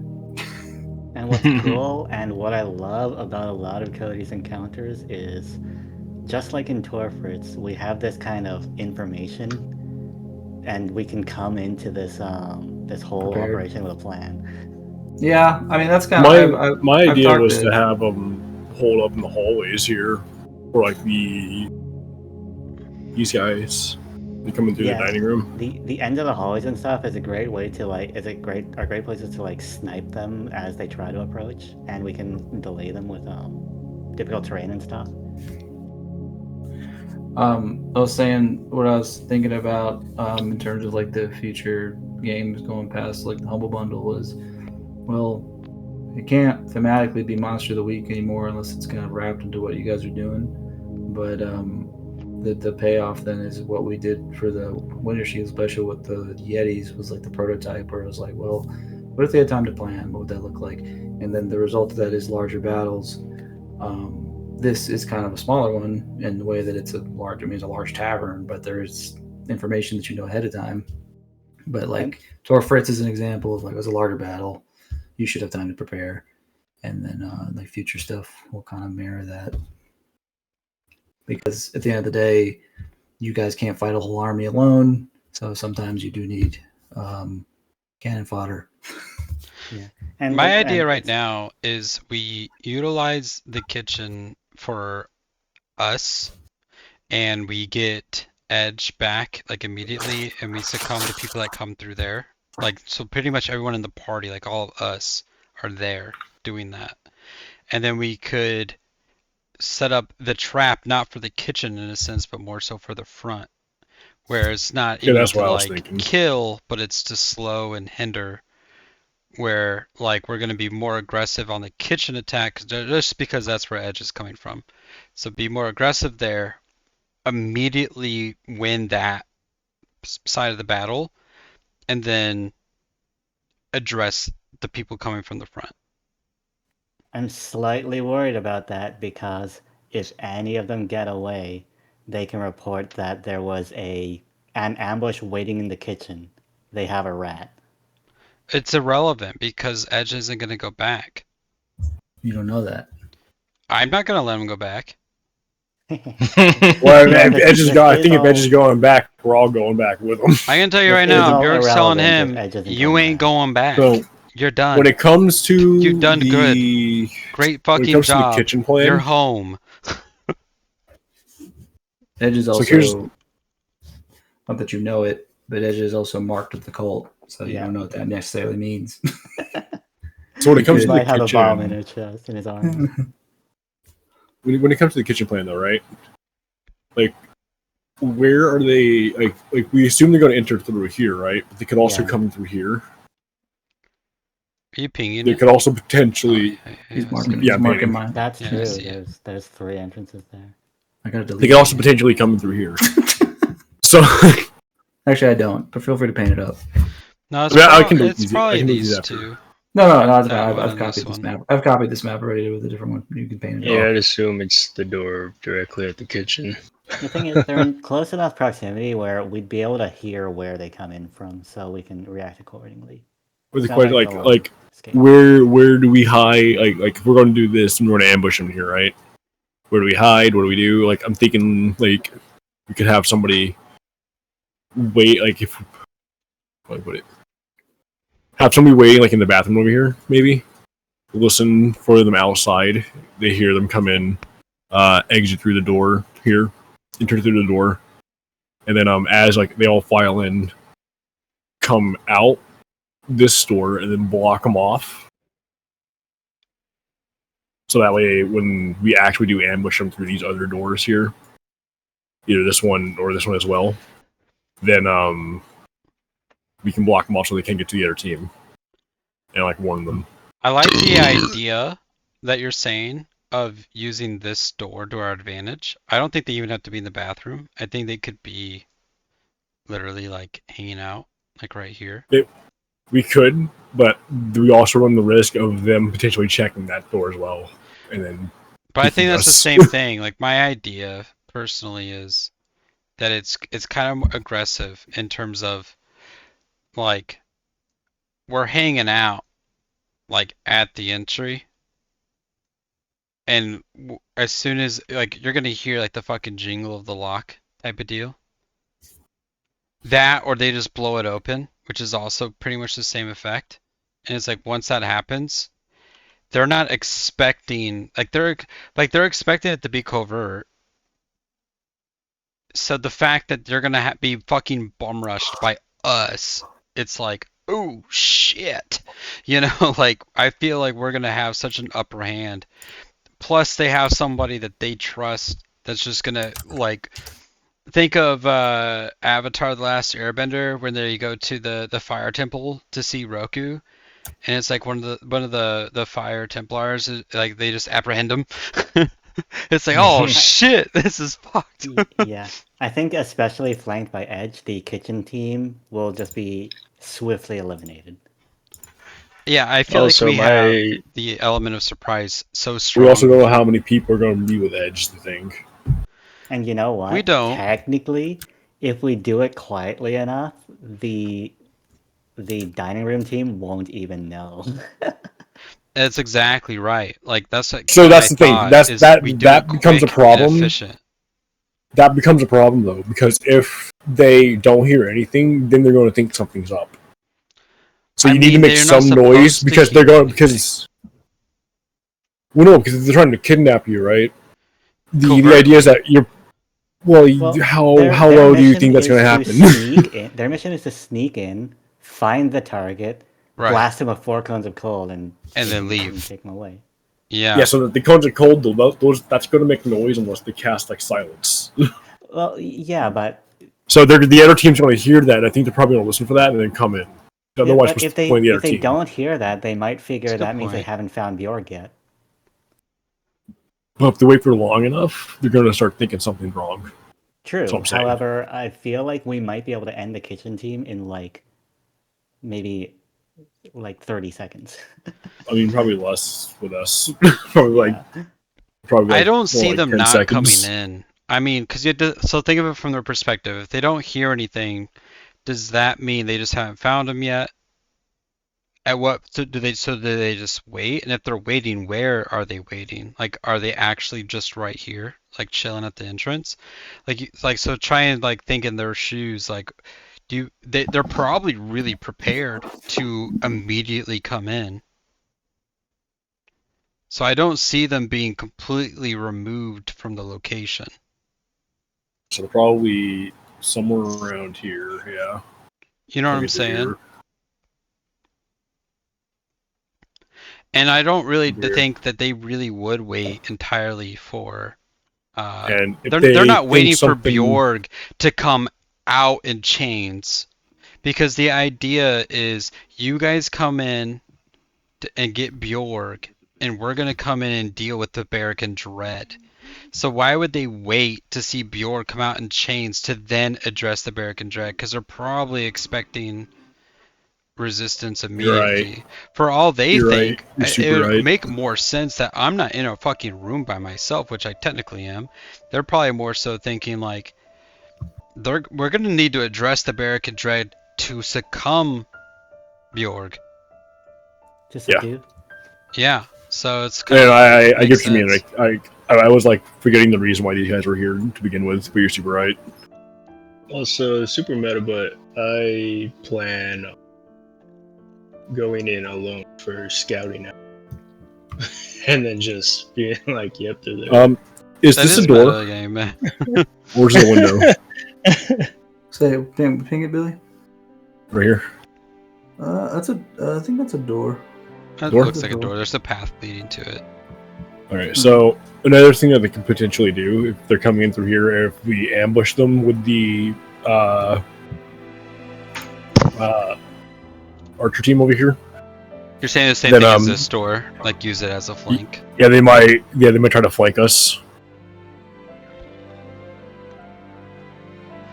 So I would say potentially have some other guys maybe at the end of the hallway over here, maybe to shoot down at them as like a Overwatch situation. I don't think. Here's the thing. I'm in command of this team. Okay, so you're in command of the kitchen team. Yes, they are. What about Strike Team Bravo over here? Is what I'm saying. But Daniel, remember the context of our information. They could be around. For 25 words. Yeah. So what could we deduce from your message? And then how would we expect to plan? Because I feel like what Billy's kind of saying isn't deduced from the perspective of you're in charge. It's deduced from the words of we're coming to capture Bjorg tonight. Yep. I have no idea that you're that high in the ranks. I think that you're like grunt B in the operation. So the idea is, if Billy's plan, if Vaticate's plan is to put people here, which is logical, even if it doesn't come to fruition, because you're going to make it a better situation for us, we can't plan around that. Like, we gotta plan around what we've been given. Yeah, it'll happen how it happens. But also, I mean, in terms of hallways and being unseen, there's plenty of rooms, you know, like around that they could be in. You know what I mean? Yeah. I mean, that's like, another kind of interesting point. There's plenty of places that you wouldn't think. So we can kind of be more choosy of where we make the ambush. Because if they're going to try and search door to door, you know what I mean? Like, they don't know where. Very much so. But that is what the kitchen team is doing. And the main, like the dining hall team, if we're worried about flanking or whatever, there are plenty of places for the troops to be unseen. I'm just thinking about. They're ready for the attack to go off. You know what I mean? My thing is like I'm thinking of ways for the dwarves to counteract a flank from the enemy team. This sort of thing. Sort of like say we have a guy like set up in here in this hallway to shoot at guys when they come in. And then the other guy goes like, I'm going to run around the back over here and fucking stab him. They come up from behind. So this way we have this guy over here who's going to like spot him and just fucking start blasting with arrows instead. Yeah. And the only way you can be surrounded is if they come in through this barn way. And even if it doesn't come to fruition, and even if they come through this barn way, you can just turn around. Yeah. I'm starting to kind of think more in line of what Matt's saying, which is if it's tipped off too early, what's to say that they're all like in a group, let's say, like gonna come through the kitchen? So you have to think if they're coming in covertly to find Bjorg, it might be a bit of distance between them, but the idea is like if they're coming through, they don't really know where to go because they don't know where I would be, like where my room would be. So they're going to be spread out. Also, you have to consider that you don't know that the dining room team is a reactionary team. No, we don't. We don't. In fact, Theron has been operating on the operation. Yeah, that's why I'm like meta-wise, we don't. You guys wouldn't know any of that. That's why I'm setting them up sort of in the kitchen because I'm making the assumption that it's coming simultaneously. But like I was saying earlier, the whole point of why I've been making an emphasis on the kitchen side is literally because to get Edge back is so with the kitchen side. I'm saying like we should all be with the kitchen side, but I'm thinking like I'm setting up for dwarves over here, not so much for us. I'm assuming we're all setting up somewhere around here somewhere. Because we think they're going to be crawling in simultaneously and spreading out and going everywhere. Yeah.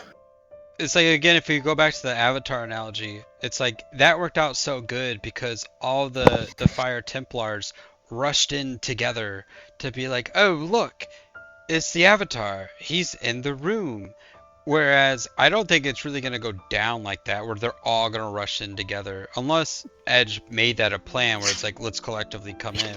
But we don't know these things. You know what I mean? So it makes that a little chances tough. are... That's why with our team over here, with the kitchen team, Like, that's why I'm like wondering if we have like maybe a couple coming in through here, or then another couple coming in from over here. Clear all the rooms, they're going right? to do essentially what SWAT does. Is they they're have like room clears. Yeah.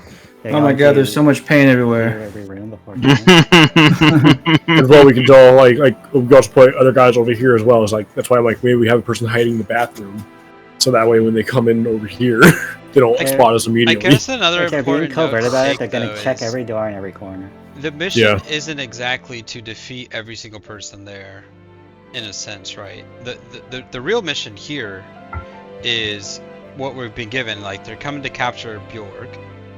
Well, we need to at least kill all of the kitchen team because they're going to know that. Edge. So we don't have to defeat every person. So even if they came in like a trickle effect, as long as we get Edge back and Bjorg doesn't get captured, this is success. Yeah, because I want to add bomb in his arms. If we get Edge back, we think that they can't retaliate. I want to add the extra stipulation it's the only thing that matters. Of we need to at least make sure the entire kitchen team is dead. Because if we leave any of them alive, then they're going to know the Edge turncoat. But that's fine. Who cares? He's going to be with us regardless now. It's not fine because then they're going to know. Then they're going to know to look for him specifically, and not a general they're rat. already looking for me specifically. What's it matter? Also, they would be able to find me. I'm in disguise 24/7 all the time. They don't know me. However, there are other Edges part of the markings in your arm. Exactly. You can tell the people like, oh my god, he went in there and he never came out. I think he was murdered. Like, it could totally be that perspective as well. Well, like there's a difference between I never saw Edge come out of there versus I saw Edge cut down 2 guys. Yeah, that is another thing. Is that's why I'm saying the kitchen team at the very least needs to all be killed. The rest of them doesn't really matter as much, but at least the kitchen team. I actually the slightly thing is, disagree. I don't think if- they need to be if- killed. They need to be apprehended because they could be valuable resources. Or apprehended. Either way, I'm thinking general like Attica rules again. So I'm using magic half the time. But if we obscure the information well enough to our advantage, we can fabricate the narrative that Tenno was killed in action, and then all heat is gone. Like I said, like Tenno's team is at the very least the one that needs to go down. Yeah, I agree with that. That's 100% the point of emphasis. Because in multiple ways, that's the best way. Because let's say, like you're saying, they all die, then that means potentially Tenno died, which is Edge, right? Mm-hmm. And then on the other hand, it's a mission success because Bjorg doesn't get captured, and Edge is back with us.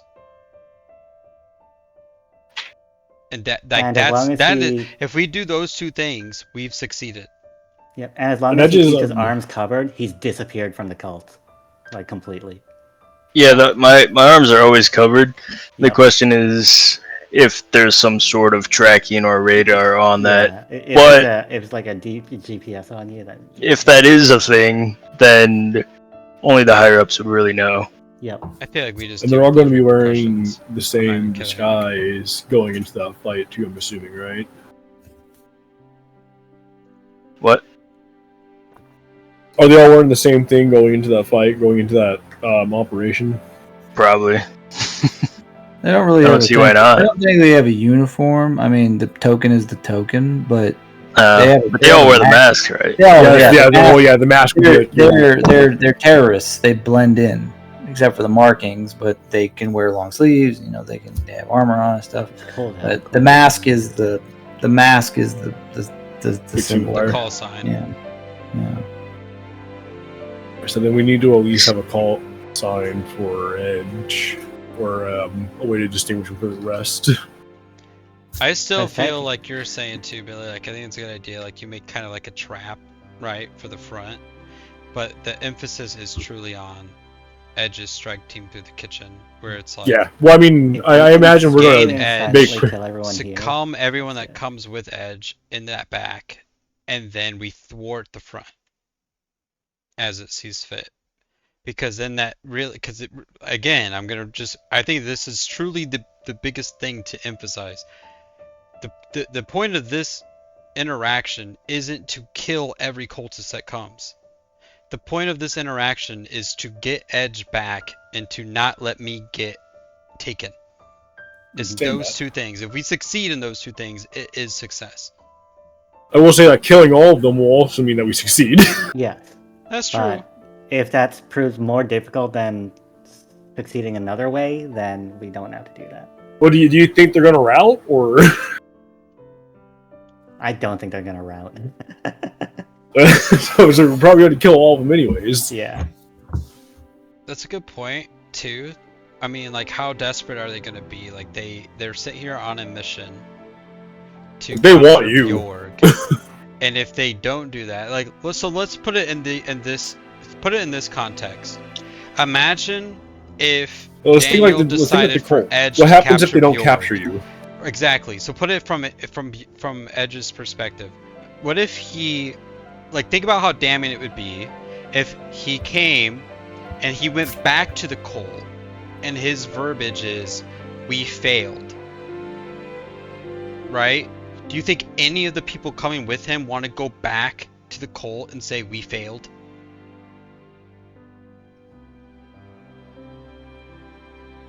Yeah, I feel They're like gonna be fucking terrified to do that. I Here's feel my like if thing. Bjorg Blacksbane is standing there, like, hands-free, no cuffs, with all of Bara'Kin Dred, and there's like 2 guys left, they're gonna want to try to kill Bara'Kin Dred and capture Bjorg Blacksbane. Yeah, I think it's desperate. Like, I don't think any person in this grouping wants to go back and tell the leadership, "Oh yeah, we fucked up big." It's like, you're dead. Then you're fucking dead now, because obviously you're not competent. You're a piece of shit. Like, they're just gonna kill him. So they're gonna go all out. Like, they're gonna see it through or die, because they're probably dead anyways. Yeah, so definitely we gotta, like, prepare to kill them all, basically. Or subdue. Or subdue. I sure. like the subdue part, because then Edge can do his fun interrogation stuff. Well, I imagine the military guys over here are gonna, like, try to subdue. The kitchen, I think we kill them all. It's too risky to try to subdue them fast and silently. We're not good at that. Well, only one meta, but you guys have also been watching, so the only person that would have any potential information would be the leader in the dining room.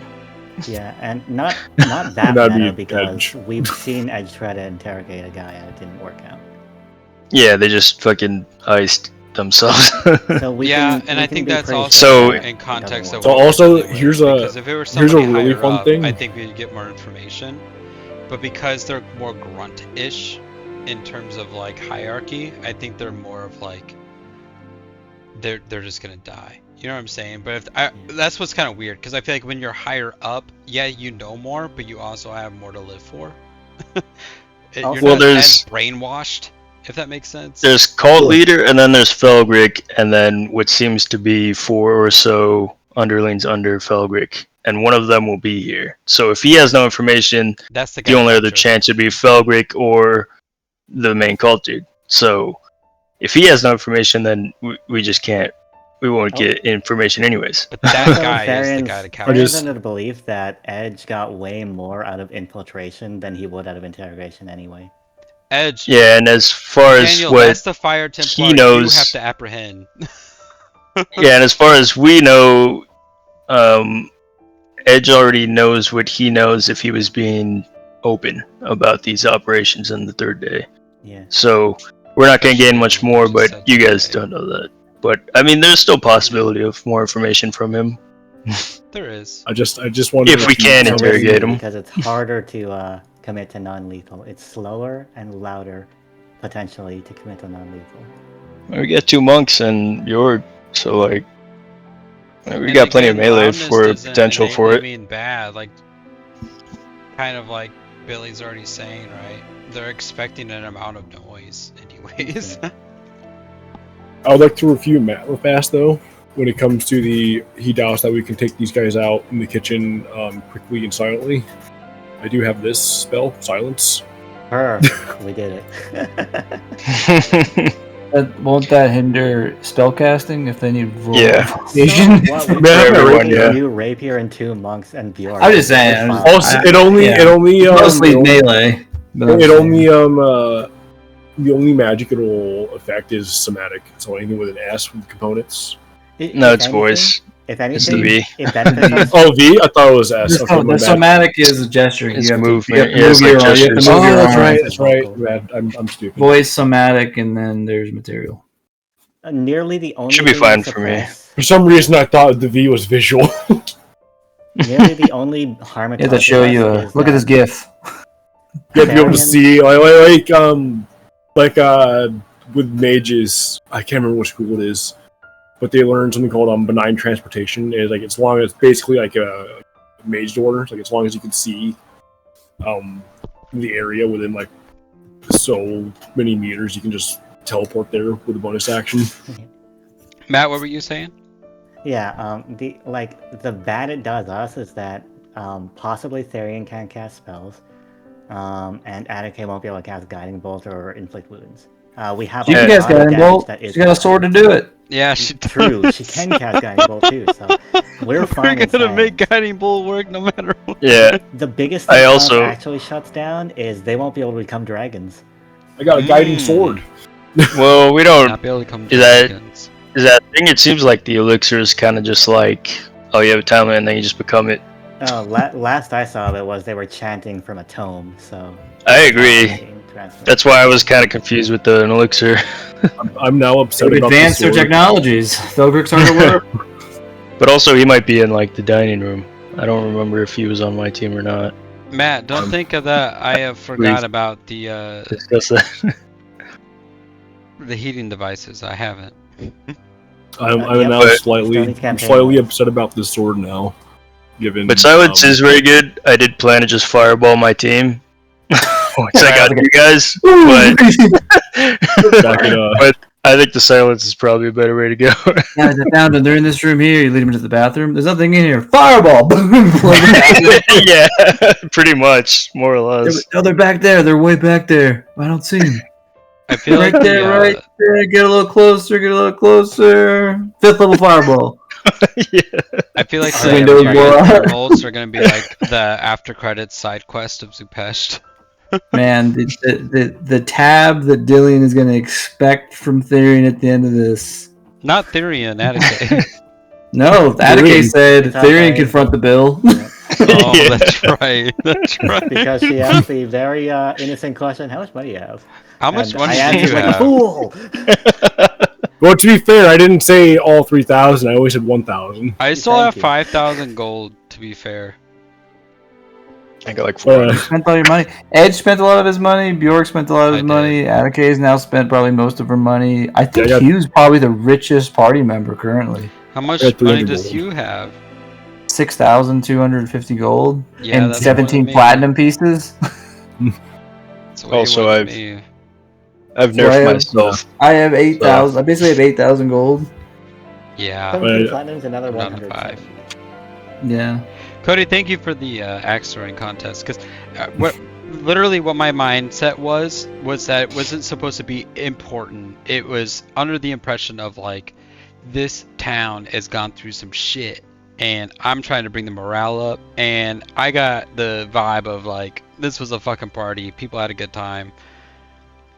And Attica made Vorgon Mach 2, and I like that. And it was so nice actually, because not only was it like because it was displayed as just like a nice moment for people to feel happy. That's what I wanted. Which is just good for RP, but And- not only that, it also came into being clutch for our It plan did. because we have allies It really now. did. And then the hammer Really. drops. The with fact that Edge being Vorgon like- and the men came too, so perfect. it is, rewriting a section. It was like, well, I took a note. I'm going to be very careful with timeline stuff in the future, but I didn't expect you guys to be this split up for this long. Yeah. With literally one person and then 5. Like, if Edge has 2 other people, it's very different because it's like, well, they can communicate with themselves. Okay, what should we do? But as Daniel being alone is like, I guess he has to wait. And then it's like, well, what's the timeline at? And then does it matter? Then will it affect? Because if you get told this information in the morning, your day is very different. Your day becomes, it's Tell on Earth now. Like I said, I would have probably cast Ascending a day before, pretty much. Well, it's still the same night. It's just it's the difference is hours, but it's just that uncomfortable. I talking to Daniel is like the uncomfortableness of being like, I'm alone, and if I get caught doing this, I'm fucked. Yeah. So it had to be a very special moment to where you kind of got to see how the cult operates within that room a little bit more, which I think it makes more sense. And then I was more concerned with just jumping back and forth, and I'm the only player on the other side. No, exactly. At first, it's like fun. Okay, I'm taking over, killing some wardens. Cool, awesome. But then it's like, well, I kind of want to just be back with the group so we can all just play together. Sorry you had to go through that, Daniel. That must have been a pretty kind of like, yeah. I'm not sorry. I think Daniel secretly has always kind of like longed for this like solo mission thing, and then as soon as he got it, he's like, no, this is fucked. Actually, never mind. I don't want this. This was a learning experience for him. I think all of us can say that we didn't really mind the edge-only moments at all. So. Daniel, you got a taste of it, and you realize it sucks. Also, it's fine. It's just the jumping back and forth because when we're all together, anyone can like do something. You know what I mean? The like alone in any given moment. The alone it's you moments being are very good. Selfless. Like The I feel solo- like your opinion is.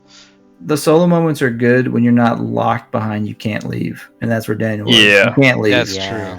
Yeah. You're one of us. Google gobble. You're in the cult. We don't just leave, especially if you're in the tier list that Daniel has risen to. You don't just go home to your family anymore. You're in this shit. You know? So it's like he was too efficient. You showed off too much. You showed your ass too much, Daniel. I didn't do much though. That's the funny thing is I didn't do much. You blew a giant guy up with a fireball in the tryouts. Yeah, well, you know, it happens. Hey, to be fair, I didn't kill any of them. Just saying, I didn't kill any of them. And to be fair, this is the exact narrative Daniel would say about Edge if we were in a party. Daniel brought up a good point to me, which was funny because I was talking about. I was like, well, you've killed 2 innocent people. You killed 2 prisoners, or 2 prison guards. And then Daniel said, we've also killed Zatar University students that were possessed. Yeah. It wasn't their fault they were possessed, but we killed them. And we all did that. I was talking about Edge's guilt of killing innocents and stuff, and looking back on that as well, that I've always kind of kept mind to that it kind of just happened. Mm-hmm. We killed random innocent people just because they were possessed.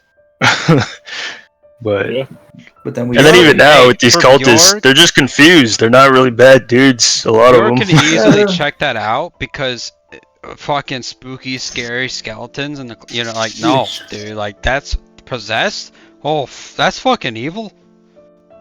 Maybe they should have thought about that before they started worshiping dragons. Not even gonna think about that. It's just like, hey, they're evil. They're evil. Yeah, there'll be a moment in this when there's gonna be a moment in this when the battle's over in a way that as like you assume, and then what's his face? What should I name that guy? I'm gonna go back up. Oh my god, there it is. Fucking Kenar Leadhorn is on the ground, and Edge is gonna be like, "Yeah, fucking daughter, you animal!" It sounds like he just resigned himself though to the dragon fate. Well, that's the thing. It's like they all knew it's a heavy whatever that thing is he drank. I think all of them knew there's no coming back from that.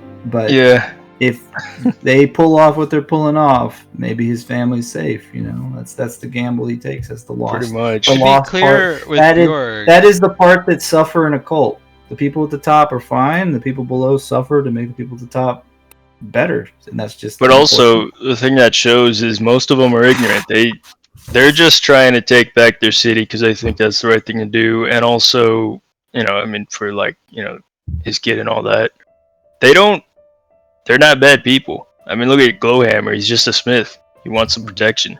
Yeah, the people on the lower end, they are not He also bad worked in the people. black They're just- market. They're just citizens that want Edge some is change potentially, this is whatever dances with else. Wolves. Edge has been out of country for too long. He's going native.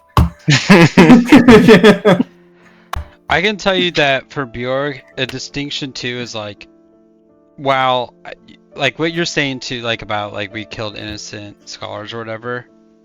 Be clear though, if something wants to kill me, I'm going to kill it. I don't care if it's good. I don't care if it has pure intention. If it's me or them, I'm picking me. And So I it just kind of wanna- is that simple.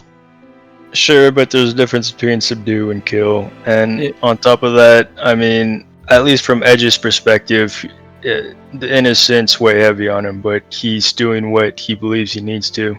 It's And the then with same the- thing with an owl bear, right? Like if, and I don't know all the nuances of owl bear, but from my perspective of an owl bear is it's a beast. So to be completely innocent, you would want to never kill a beast because they're just acting on animal instinct. Where maybe Well, I'm a little bit beyond that line because it's like if this beast is trying to kill me, I will kill it. I'm not going to subdue The it. difference is It's sentience, not. though. It's a little gray. It's grayer. It's grayer with the cult because ultimately they are accepting acts of evil to benefit themselves. If you're trying to kill me, I'll kill you.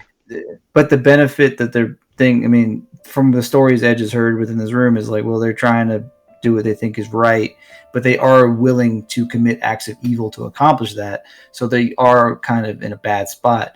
But going back to the students thing with the Zahar University, it's like they are possessed by an evil spirit. The spirit is attacking you, and they're using their vessel to attack you. So that's like saying, what if Lily was possessed by a demon and she was trying to kill you? Would it be like, I don't want to kill her because it's not really her? So it's the same thing with the students where it's like they were possessed. No, the same way that if I had a Professor super strong Irwin, connection, I would connect those dots. That's correct. But there was a decision that was made because Professor Irwin was possessed and he tried to kill you, but you guys knew he was important, so you didn't kill him. So you decided this guy's more important than students. So you did know and you did understand, but you still cut these people down because they were in your way. But ultimately, your goal was not aligned for the lives of these students. It was aligned with the life of that man. So you decided that he was worth something, but they were not. And that's where the gray area is with that. The cultists are kind of the cultists are a little more black and white. It's like, well, they're doing evil. They're blowing up parts of the town. They're doing terrorist attacks. So yeah, regardless of what they believe, it only works out for them if they win. If they don't win, they're still going to be tried for war crimes or, the terrorists. Well, with that, but the students are different. I feel like maybe Bjorg made a moral, like I think Brian made maybe a wrong decision in terms of that because. Well, at the time, I was also thinking about it, and everyone else was also kind of just, it just happens. You're throwing our monster. The thing about coming up with that sort of emergent morality is, I think the biggest difference is that there's a distaste in killing somebody who is subdued and unarmed during, say, an interrogation. It's different. It's the difference between felling somebody in combat and just killing somebody who is tied down. Yeah. I think that's a point of that happened during Bjork's criticism of Edge. Stand your ground. Yeah. I can say this: if Lily was possessed by a demon and Lily was trying to kill me, and it was a balance of if you don't have a choice, like she has the ability to kill you, do you allow her to kill you or do you kill Lily? I do kill Lily.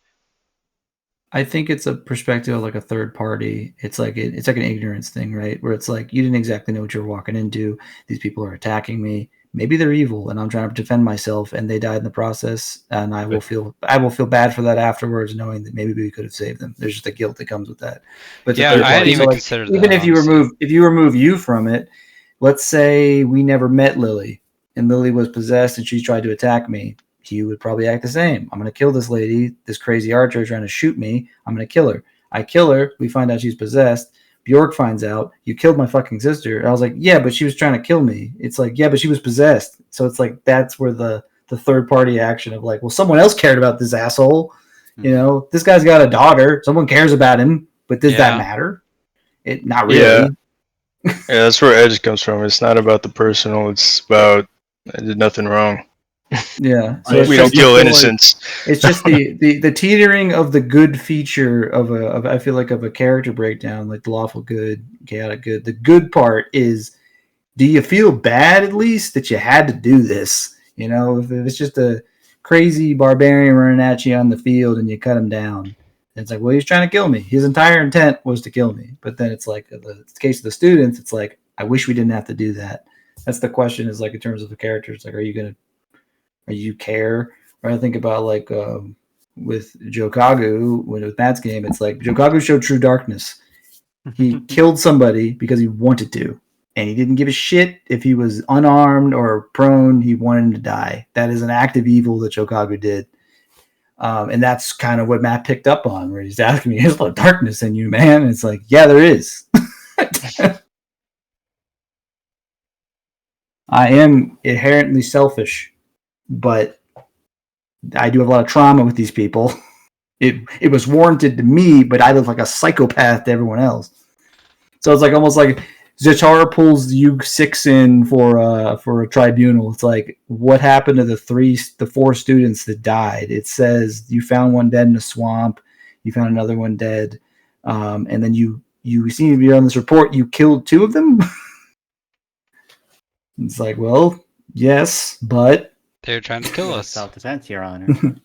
Because the thing about trying to act in a non-lethal manner at all times is that there's a cost to it. It's actually really hard to do to subdue somebody. Yeah, we saw that. You could end up potential death.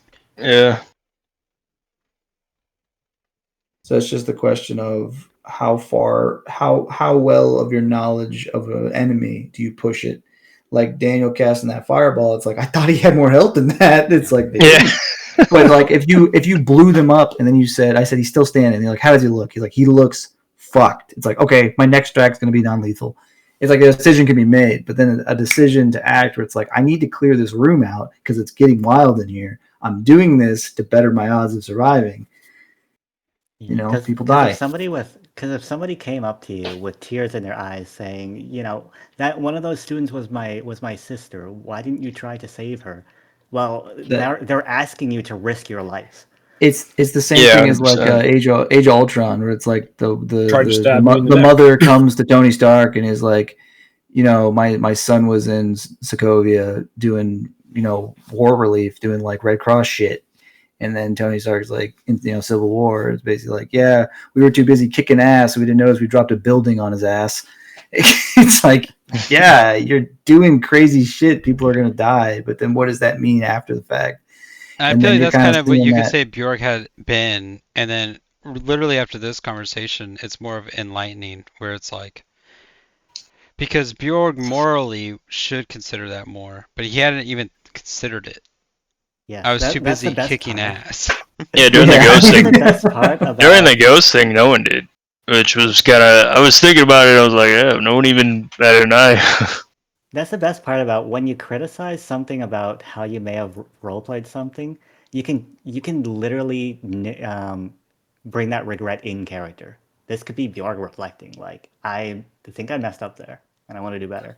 Yeah, I do think, if I'm not misremembering, Edge did bury those students, though, if I remember correctly. So there was still a lot of guilt, but and the same with like the same effect of like the Tor Fritz battle.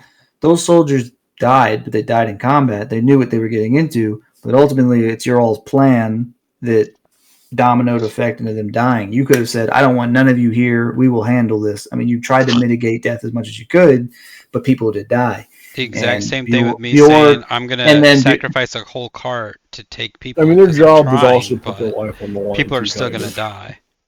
Yeah, but then Bjorg kind of reconciled that with, I'm going to burn these people and provide some sort of proper ceremony to send them off. Yeah. So the guilt with that of, well, I did make this plan, and my soldiers did die under my leadership. I did in some way kill them because they were following my I want orders. to honor them. Yeah. And then Edge burying the students, same thing. Same it's thing. Like, this isn't. Yeah. And then Tharian felt great guilt about that too, in which he announced to Tobias, "This was a failure. Too many men died." That's interesting. Yeah. And then he has to go back and tell them, and then shadow back questions. He's like, why shouldn't we have 90 men right now? And he's like, yeah, we lost 15 men. And Honor Grip is pissed because he didn't want to lose any. He was supposed to come back. He was supposed to come back with 100. He gets there and finds out 50 have already died from the fight they've been having with the dragons. He's pissed more. So it's just like this constant struggle. Like, people keep fucking dying because of this problem, and we don't seem to be fixing it.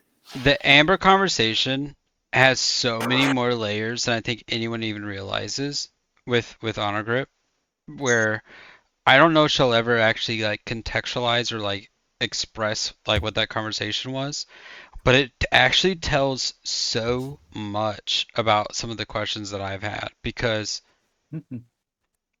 dude, just like the way that he was talking about her, I don't know, like it's just so many layers to it where it's like, holy shit, like it really makes you, like when he makes the point of emphasis of, well, Shadowback is always kind of like overreacting, and Flatborn's always kind of like in control of himself. You know, like that's a huge point, because there's kind of is a red flag to Shadowback from the way he was reacting, but it really makes me feel like it's more Flatborn now, because I was already kind of leaning toward Flatborn.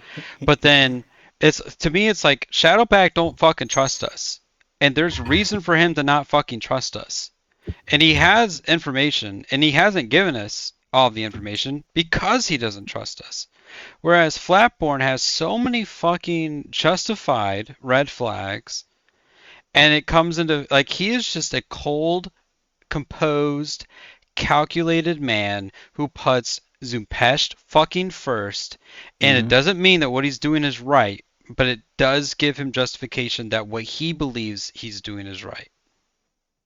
Flatborn's kind of scary in that he doesn't seem to have that. Yeah, he doesn't seem to have that passion, that connection, and that heart that others have towards the country and Zupesh and stuff, because he's not from here. Like you said, Zupesh first.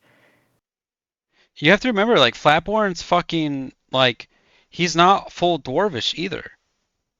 And Flatborn certainly wouldn't. And he has shed two a tear names for any other council member. I don't What's his think. other fucking name? What's his human side? I mean, if anything, that should be a red flag for fucking Atticate, because he's obviously a fucking cockroach.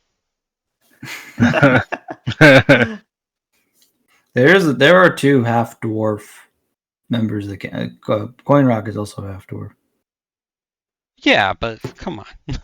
I'm just saying. You're trying to single them out. There's still. Yeah, well, she's also a cockroach, like me. Also, does the half-blood have any merit to anything? What do you mean?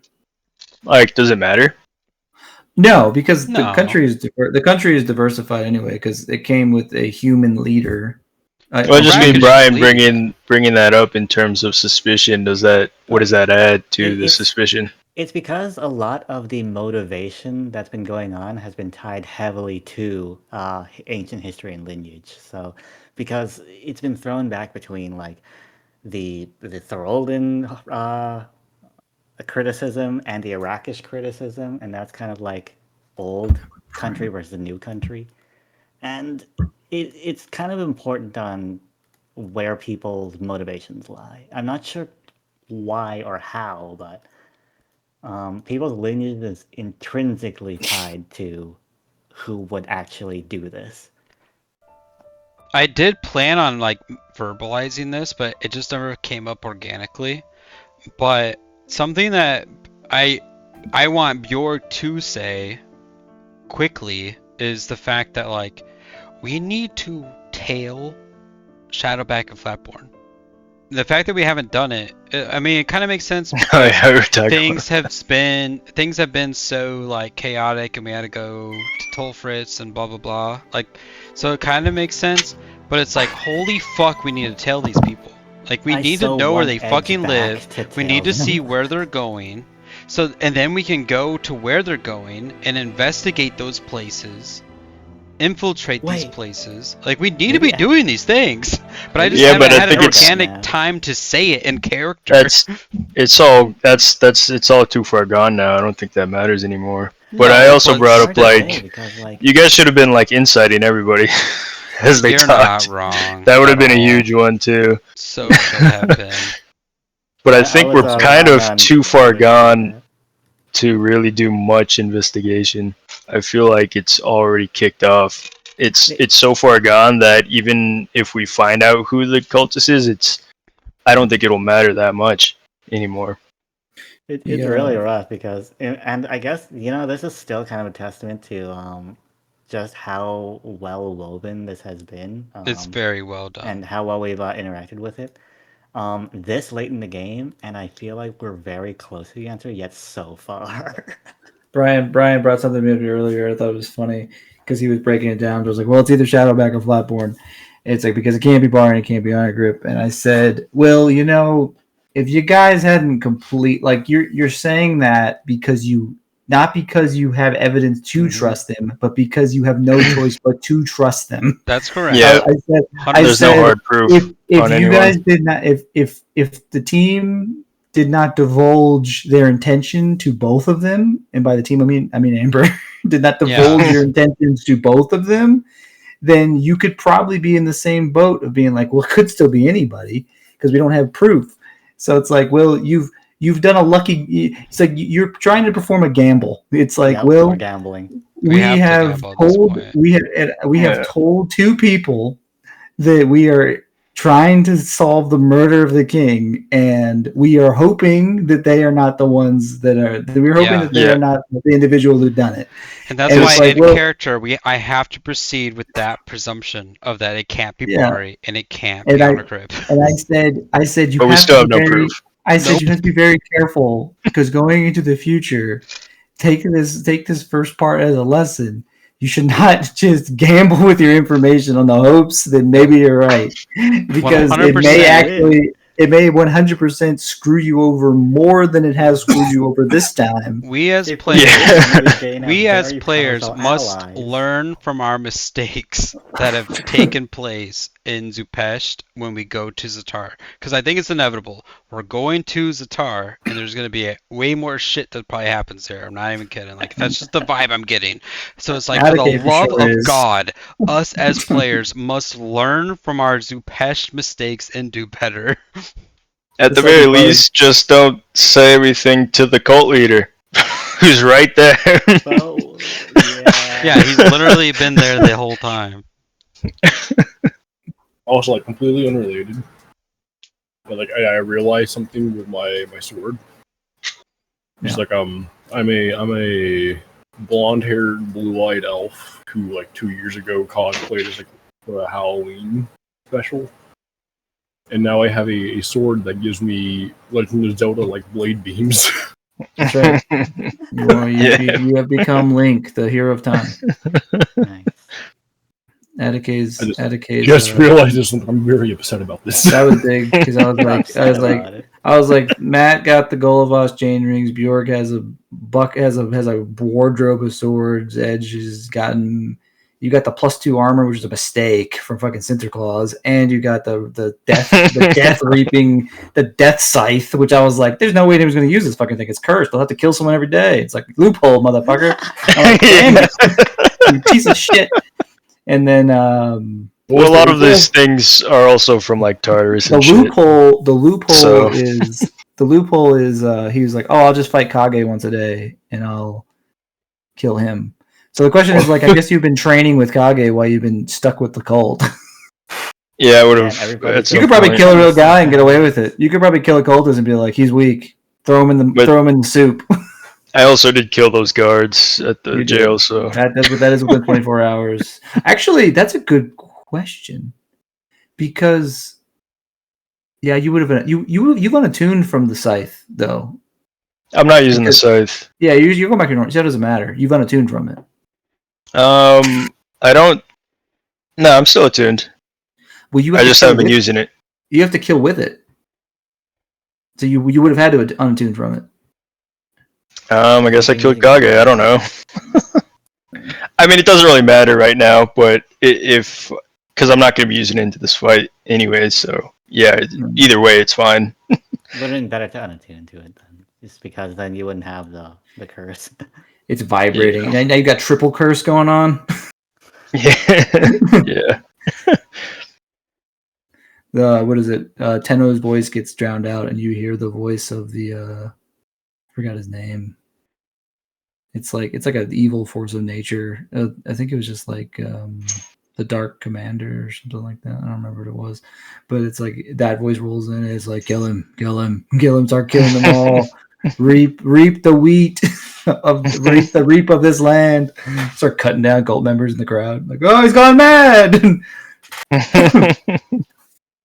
But yeah, I think like I said, you guys have this has become a very different thing than I originally intended. But it has still been very very joyous to correct, edit, and run. I'm so insanely surprised that, like, with where we've taken it, with all of the things we decided to do during these meetings, the general investigation is still intact and very thrilling. Because, like, I can't believe it. I can't believe that we've done all this and still we feel like we're close on the investigation, but we still don't know. And, like, we still feel like we have forward progress. Somehow. And also, we're not dead. So it just tells you we have 2 days. Yeah. we have 2 days. I think it's very Okay, yeah, I important guess to that's the know big, what Cody has literally vocalized, which is you guys have hit the gas, so Yeah. don't hit the brakes now. True. We The gotta answer keep is going. This probably train has to putting more throttle down. Yep. Yeah, at this point, it can't hurt. Yeah, might as well.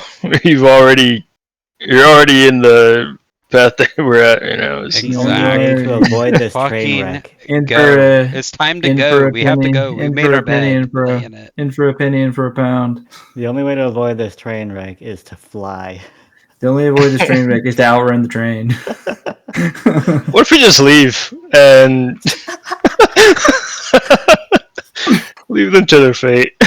You show up back in Goblin's Reach. Soon. I miss my girlfriend. We're going back. Droop is like, no, the Festival of Lights is soon, which there is still a holiday special this month as well. How? I don't know. I don't know if you have the time for it. Due to your definitely not going to get to where you want. Due to your actions today, the Festival of Lights is canceled. Yeah, like you're not going to get to where you want if we do that. Speaking of which, I don't have anything planned for any sort of winter special either. So, Billy, if you'd like, I could hand you Christmas if you want to do something. Tilly's never done a winter shield. Yep, and because of our pace, I take every December, and I wouldn't want every holiday special. Let's see what winter shield looks like in 2099. What was the question now? Matt wants to hand you the holidays, the December holiday special of Winter Shield, if you would like to run a holiday special for December as well. Considering I don't have anything for that myself, and also at our pace, I take every December, so I would like to. So I'm running.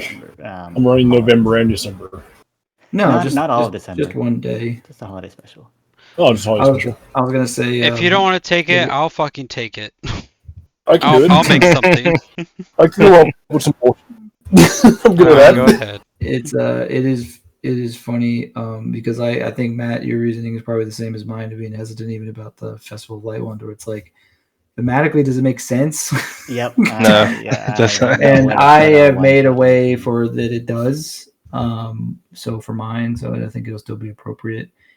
But it's just like the timing of it as well, to where like it's definitely not going to make any sense right now at this moment, to where you guys are about to be attacked by terrorists, but it's going to be later at the end of the month. It's a holiday special. It doesn't have to make sense. True. Yeah. It could just. It's like when we went into the zombie realm.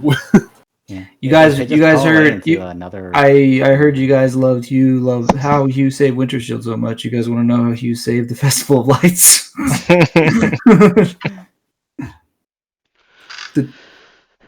So, like, for the holiday special, is there like any kind of like outline that I need for that, or no? It's whatever you fucking want. It's chaos. I'm not gonna lie. If you change your mind, let me know, do because I would totally make one.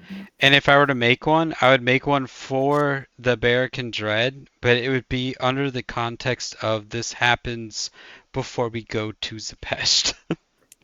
Yeah, we could even like jump into like another time, Yeah, that's exactly. I could do Like, that I already even have during that ideas adventure. already running through my mind exactly right now, where it's like it'd be with those characters under this time where it does, because it doesn't have to be completely connected. You know what I mean? It's just like, why you And then were in also, I did Goblin's hear. Rage. I do remember Matt telling us this at the end of his sessions in last month, and I also have one.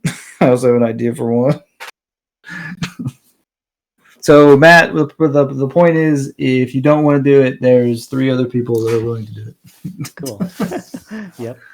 But you know, my main conceit for not doing it, because I could always fit in a random one shot from another time type of thing. However, I feel like if I wanted to do a pull away Winter Shield kind of RP type of thing, I honestly would want your characters to have a little more time to bake. It's still really early in my campaign. I don't feel like there's enough of a rapport to do random shenanigans. It's Cocos and Rollies.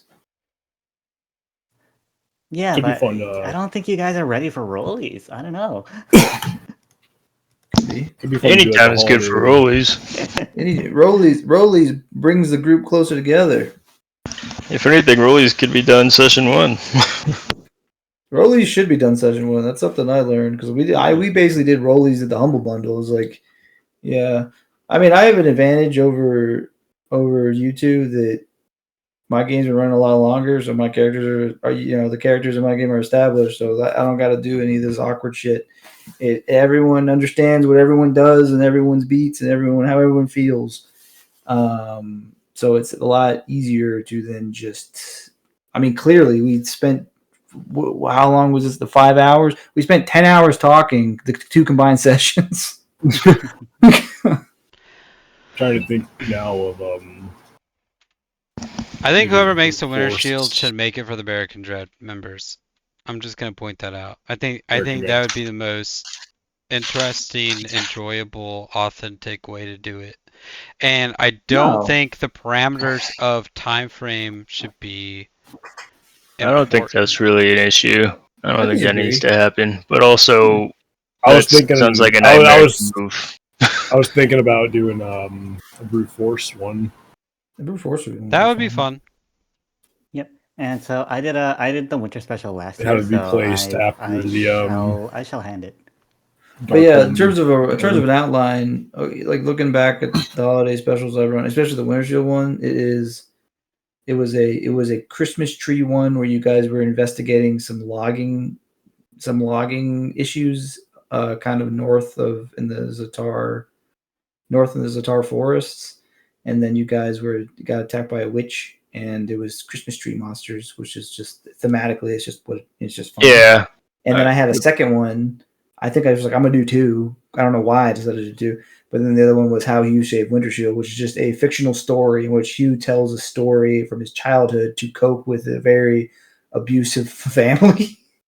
Yeah, the characters knowing each other didn't really matter. It's just thematically the thing that's happening. Then I think the next year I tied it into the next year was the Yetis, which was too long. And then the year after that, because I did not want to make it too long, I tied it into the Halloween one, which was you guys went to Tartarus and it was zombies. It was Night of the Living Dead, and I made it so like you guys have been here for a while. You've been here for so long, stuck in this puzzle that people have set up a Christmas tree, just as a group, and. You guys celebrated Winter Shield by making it out of Tartarus, and then showing back up during the Festival of Lights from the previous like months ago. And you're like, what the fuck is going on? We've been stuck in a time loop. But I think I've always enjoyed the Festival of Lights ones more. Those ones, maybe not. I really like the Christmas tree one. I think was my favorite. And then How You Say Winter Shoe is my favorite, just because of all the wacky shit that happened. Double natural roll 20s on a death save, and it's like this story's bullshit. So good. That was fun. The like intermittent meta. Yeah, and then they had what was the? And then Daniel missed the Festival of Lights one last year. That was the Scooby Doo one with the werewolves, which I think was pretty fun. Just kind of simple one shot. That was actually one. Oh yeah, the werewolves one. That one was funny. Yeah, the twist. It was him the whole time. Story again. And then just trapping you guys in a house, splitting you guys up in a house of horrors. And then Matt figured out that typewriter puzzle like really quick. And I was like, oh, that's what kind of stumped you for a minute. But you were like, oh, it's this. And I'm like, oh shit, cool. And I just had jump scares. I just had jump scares for Gabby and Brian. Which was funny. Just trapped in a bloody attic, and then Bjorg maneuvering around the house alone, trying to find anybody. Yeah, that was a fun little small thing.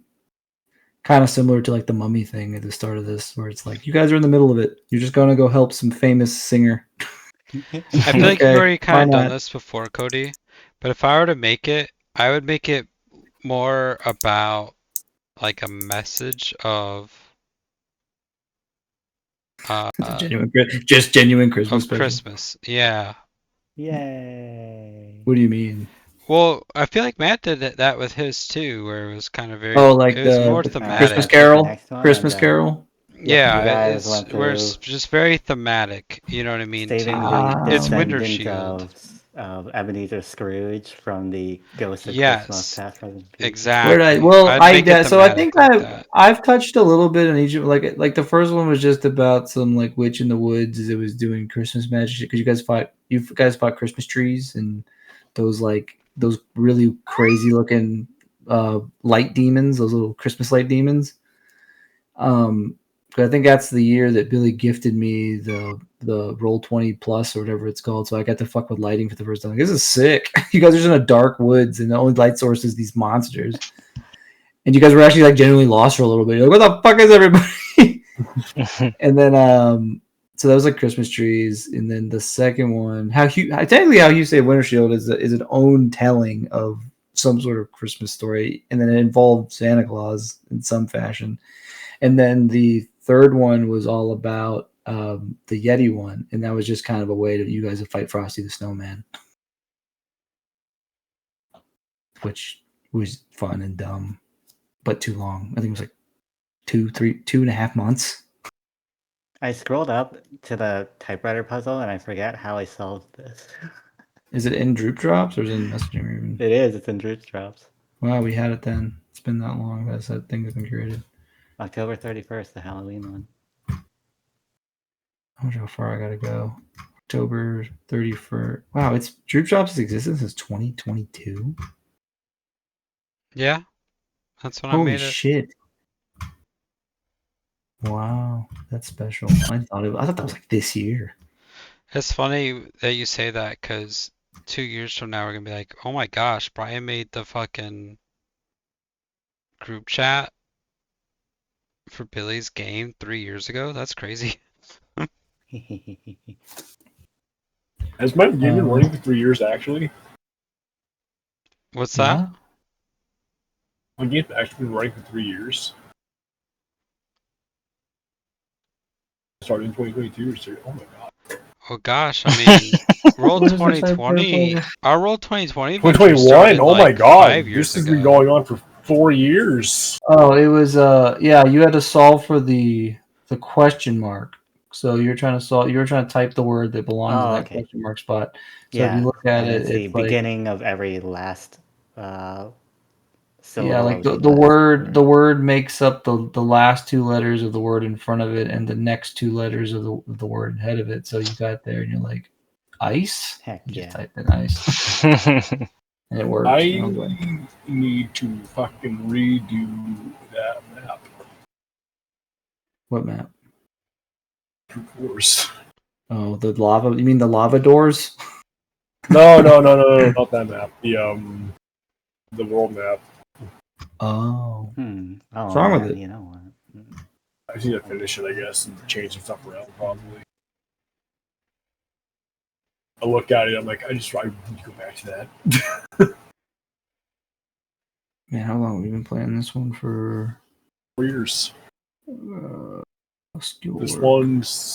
So, that means, Goblin Breach probably been, like... Goblins, I mean, if you look at the, if you go to the Adventurers Guild, it's the first one. I think it's 2020. I think it is 2020. That's what I'm saying, 5 years. 2021, January 2021. So, yeah, it's been... I think you guys were playing for like a year plus before I joined. No, yeah, you're right. Because when did you start? Yeah, I started in Brute You Force. started really joined last. That's the crazy. Yeah, I was the last one to join. Because it was when Brute Force, like the Brute Force thing started for me in August of 2021. Really? Yeah. The A team was moving, man. 2021. That's why I'm like A team. I think A team finished their shit. It's got to. Yeah, A team finished their shit in. Where is it? A team finished their shit. We finished our first game in 2 months. That's how much we were playing. We were playing like 3, maybe sometimes 4 times a week. We were. No, the original, we were playing. It was just me, Daniel, and Brian. So we're like, "Hey, I got another party. Let's keep going." And then Daniel was making loose Tartar. and casual. Daniel made Tartar. Oh, I don't think you made Tartars yet. You did. No, you didn't. I don't remember when that happened. Yeah, you did. You made So Daniel made Tartarus. You made after we started in 20. It says this January 29, 2021. But the official first one, I guess, is 2027. That's the 0.1, the boorish behavior. That's just where we go. I think it was just me and Daniel. We just bought boars in the woods. Dude, just to test how the long system. has it been since I DM'd? That's a long time. It would be Daniel's Tartars. But then Daniel, you started Tartars. You did a Tartars in December or February 3rd. So yeah, within like 5 days you did Tartars. Because at the beginning the concept was like, oh, we'll just share this map and then we'll all make stuff on it. Yeah, it was very open sandbox. We all had like a different version. We all had a different version of Goblin's Reach. I mean, they were the same layout, but they all looked different because we all made it ourselves. Like the first one was just like it was like a brown box was Marlene's, and then a road. Yep. And then Daniel made like 2, and then I think after the first session, because the first one I had that mattered, because we had Electric Boogaloo Dream Warriors, the clan is back in town. That's where like Daniel's dead clan attacks him in a dream, which still kind of makes sense. Maybe he would feel guilt for not being strong enough to save them. I guess that maybe it still kind of wraps up the current lore. Yeah, it was a weird one too, because back then Tenno was potentially a dragon.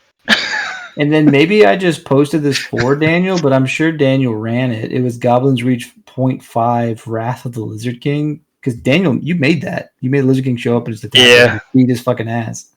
Yeah, I did.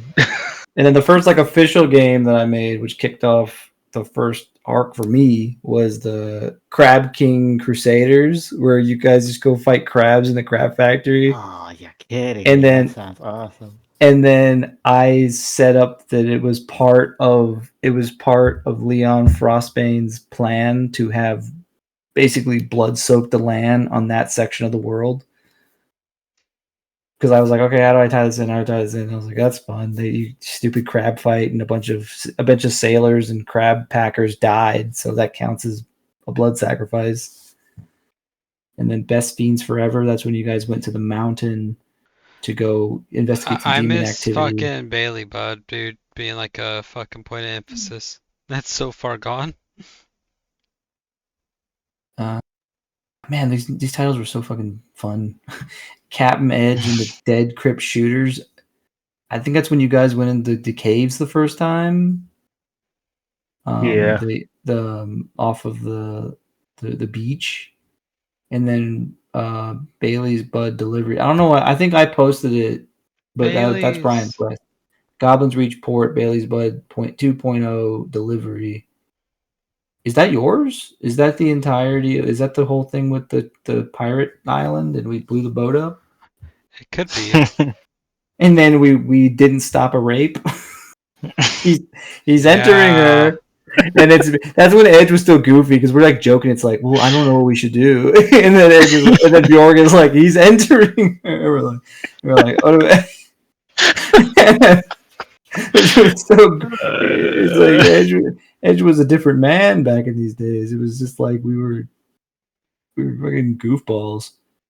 Yeah, I mean, Edge initially was supposed to be a joke. And then I think at 5, I kind of had my full plan together with Trouble at Nice Ranch, where you guys go fight. Now you guys go up to the Night Ranch to investigate some more demon activity, and that's where you fight that what is that greed demon, which was like one of the best fights that I remember of. It's like, well, it was like really well balanced, and there were stakes because the daughter was there. No, the next one is Brian. It's Goblins Reach Port, Jack St. Wood, 1.0 Pale Island. That's the one. Yep, that's the one. And Dano has a Monday Night Rumble. Tartarus 4-4.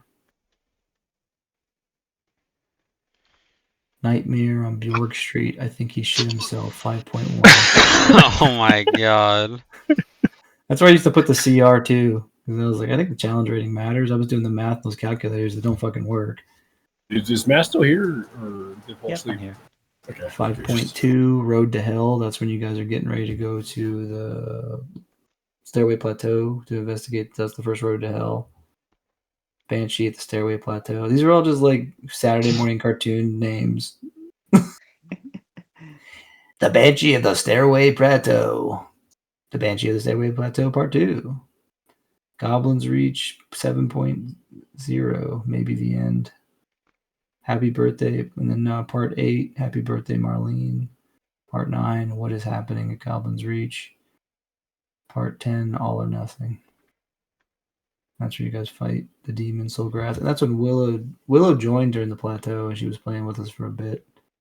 And then I think that's when we started talking more with you guys, Matt and Gabby. And then we were like, hey, Gabby. And Gabby joined at book 2. And then she played with us for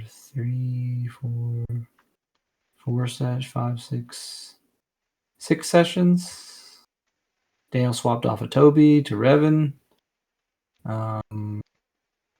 And then we Road to Hell again. And then Matt joined, so I was like, fuck it, we'll start over again. C-Team. C-Team. It was June 30th, 2021. Man, so literally the first year, we're like, we've all been together since the first year. That's great.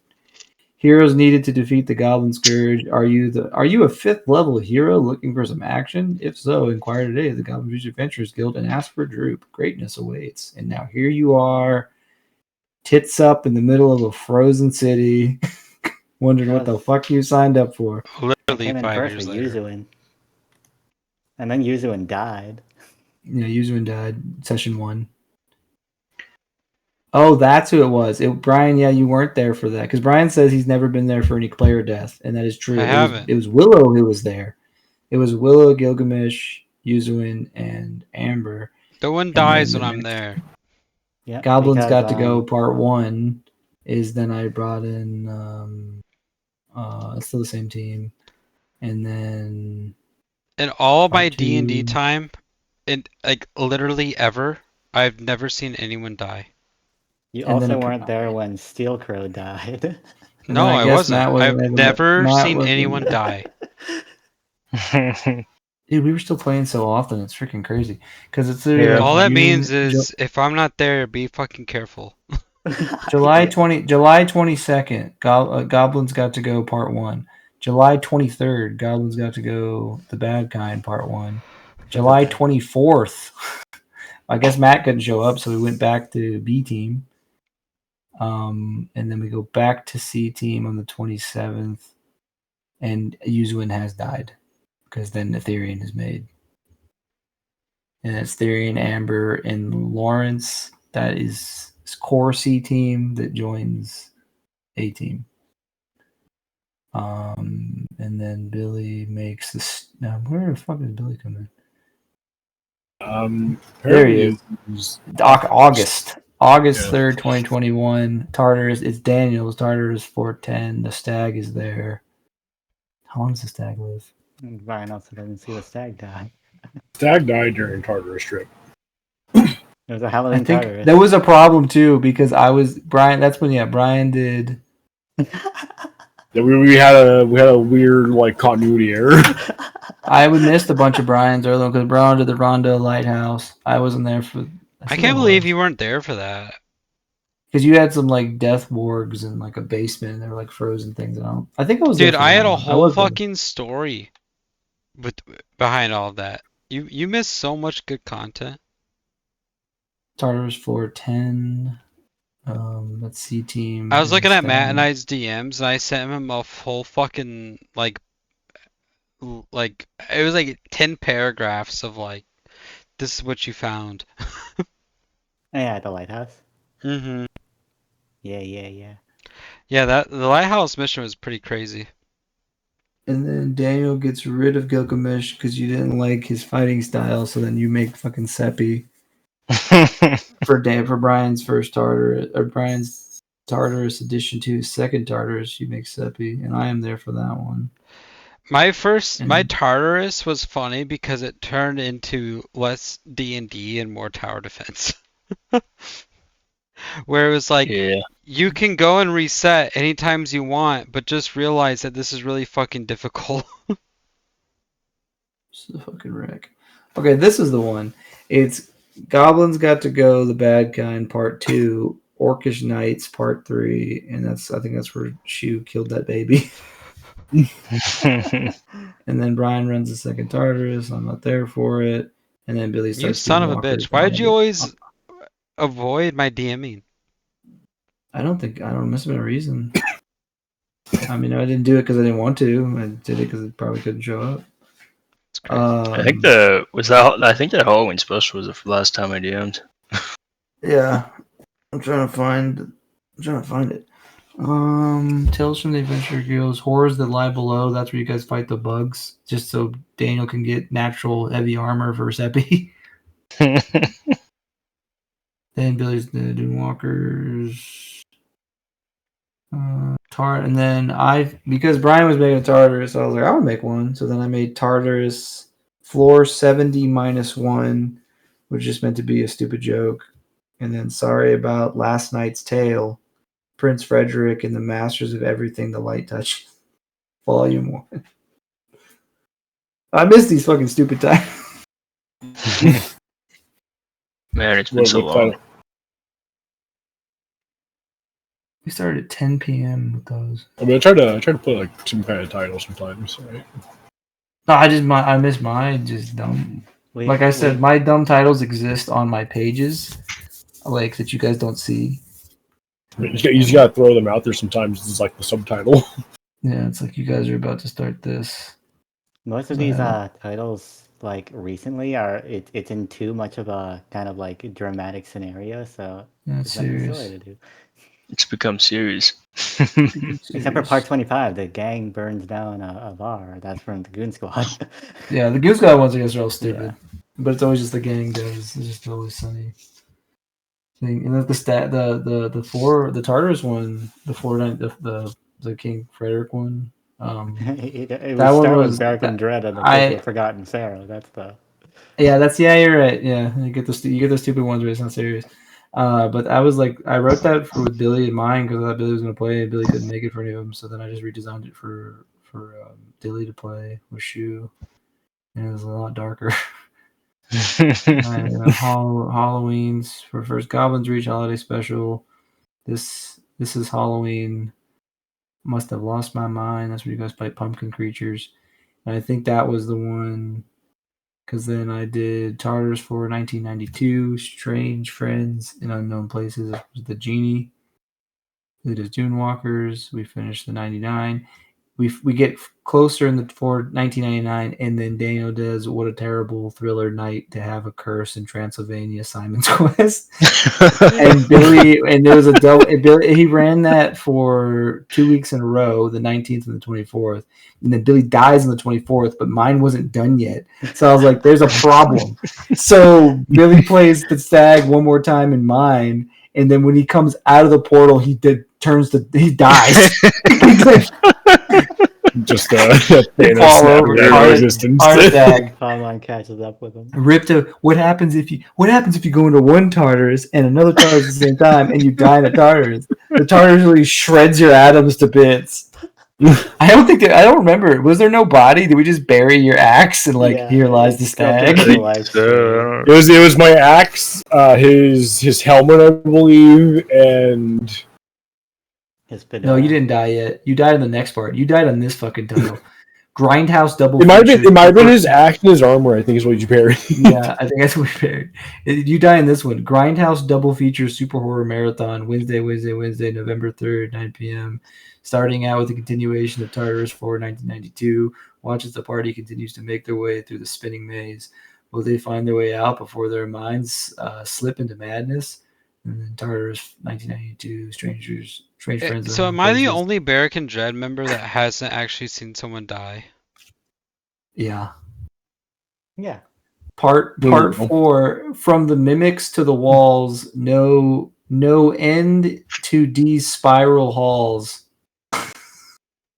And starting immediately after, the horror continues with an epic conclusion of horrible thriller night.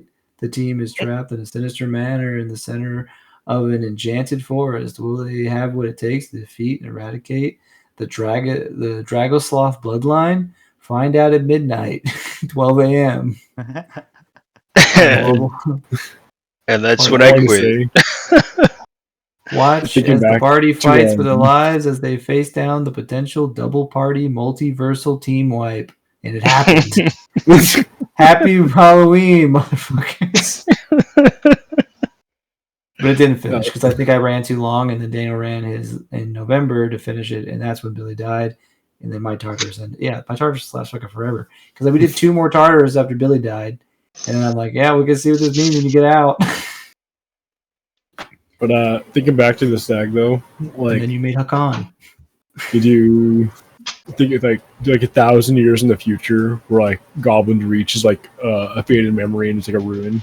You reappear. Like people come by and they dig up the stag's armor and like you just have it labeled as the false hero's armor and the false hero's axe. I was gonna say you reappear in the future. You rematerialize. Someone touches it and you come back to life. What year? Once this is all done, that's the after credit. The stag coming back. What year is it? I gotta find my friend. One fun thing that I've always planned on actually doing with him is that I would always plan on bringing him into like other games at some point. Yeah, as like an NPC, and then like he would always have like a dream of how he died last time. The stag, the way you played him. So like I just had a weird dream that I was dropped on my head by a vampire. The way you played the stag, he was always destined to die. There was no way you survived. You were like, I took all my armor off. I'm not putting it on. Let's go. Like, what the fuck?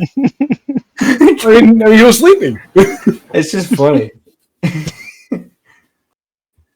And that would have been Bjorg if we weren't told of the attack. And then we had, this was the bullshit one. The goblins got to go part 4. Goblins must die hard with a vengeance. And that's where you rescued Bien. Yeah. Yeah, that shit was fucked. Edge, yeah, cannons. Well, not only that, there were kamikaze goblins that had unavoidable damage. Kamikaze Even goblins, if you saved, you still took half. Kamikaze goblins, they were stealing your shit off your body. They were throwing your shit across the room. It was close. We were. That was really rough.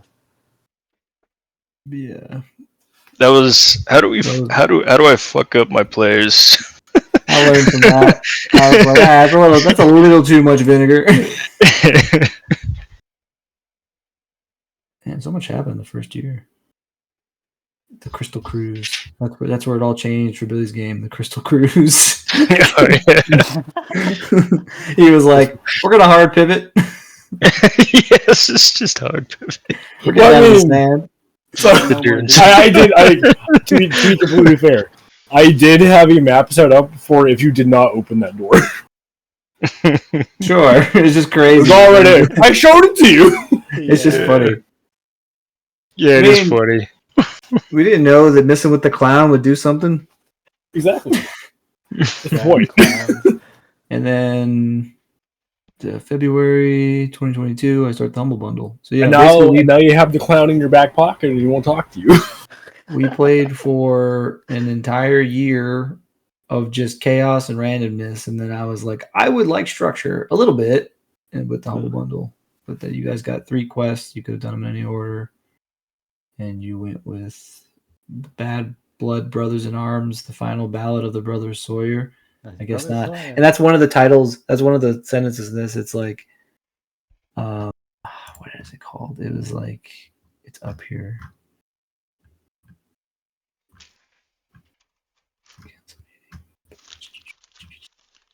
Oh, the Brothers Sawyer Redux. I guess not. Wait, wasn't there like a game that you like had like set up for like where we were gonna play something like play out or whatever? We were all like different name. Like we were all different name characters, like their own different lists. The Humville Mall. I just was like the idea of like, what if you kind of ran like a Dawn of the Dead scenario and with like game rules, like how would you maneuver that if like the enemy didn't really change, it was just zombies, but you had to like find shit to fight. I just thought that'd be a cool, just goofy thing to do. It's still on my board. I'm looking at it right now. It's still on my cork board. And I was like, I think it'd be fun just to fuck around with just you play a high school teenager in a situation where you're trying to defend them all from zombies, and what does that look like? And I feel like it'd be chaotic enough just be like, yeah, this is fun. I didn't want to put the amount of work into it because I think I designed it. I designed a full mall. I just took like a mall map and like, okay, how do I fit this onto a thing and then fill it up? And then there's also the F team. There's also Team X, the F team, and where it's just like make level 1, pick the worst dice rolls. The point is that you're probably going to die, and you're all selfish and you're all shitters. And clearly, at least Radu and Mississippi Tomes Jr. survived. All right, we've gone more than 2 hours past Gabby. I have to be up in 3.5 hours for what's literally probably going to be 24 hours. So I have 3 hours of sleep for 24 hours of a week. I need to go to bed. Yeah, if we ran combat, then talk Brian. 4 a.m. Yeah, Brian, you might want to edit this video to cut out like the last hour. No. Or we just start. We can't just cut talking about the years past. It'll be there for you to listen to. Right. I hope you have a good rest and see you tomorrow. Good night, everybody. See you all tomorrow. Yep. Bye.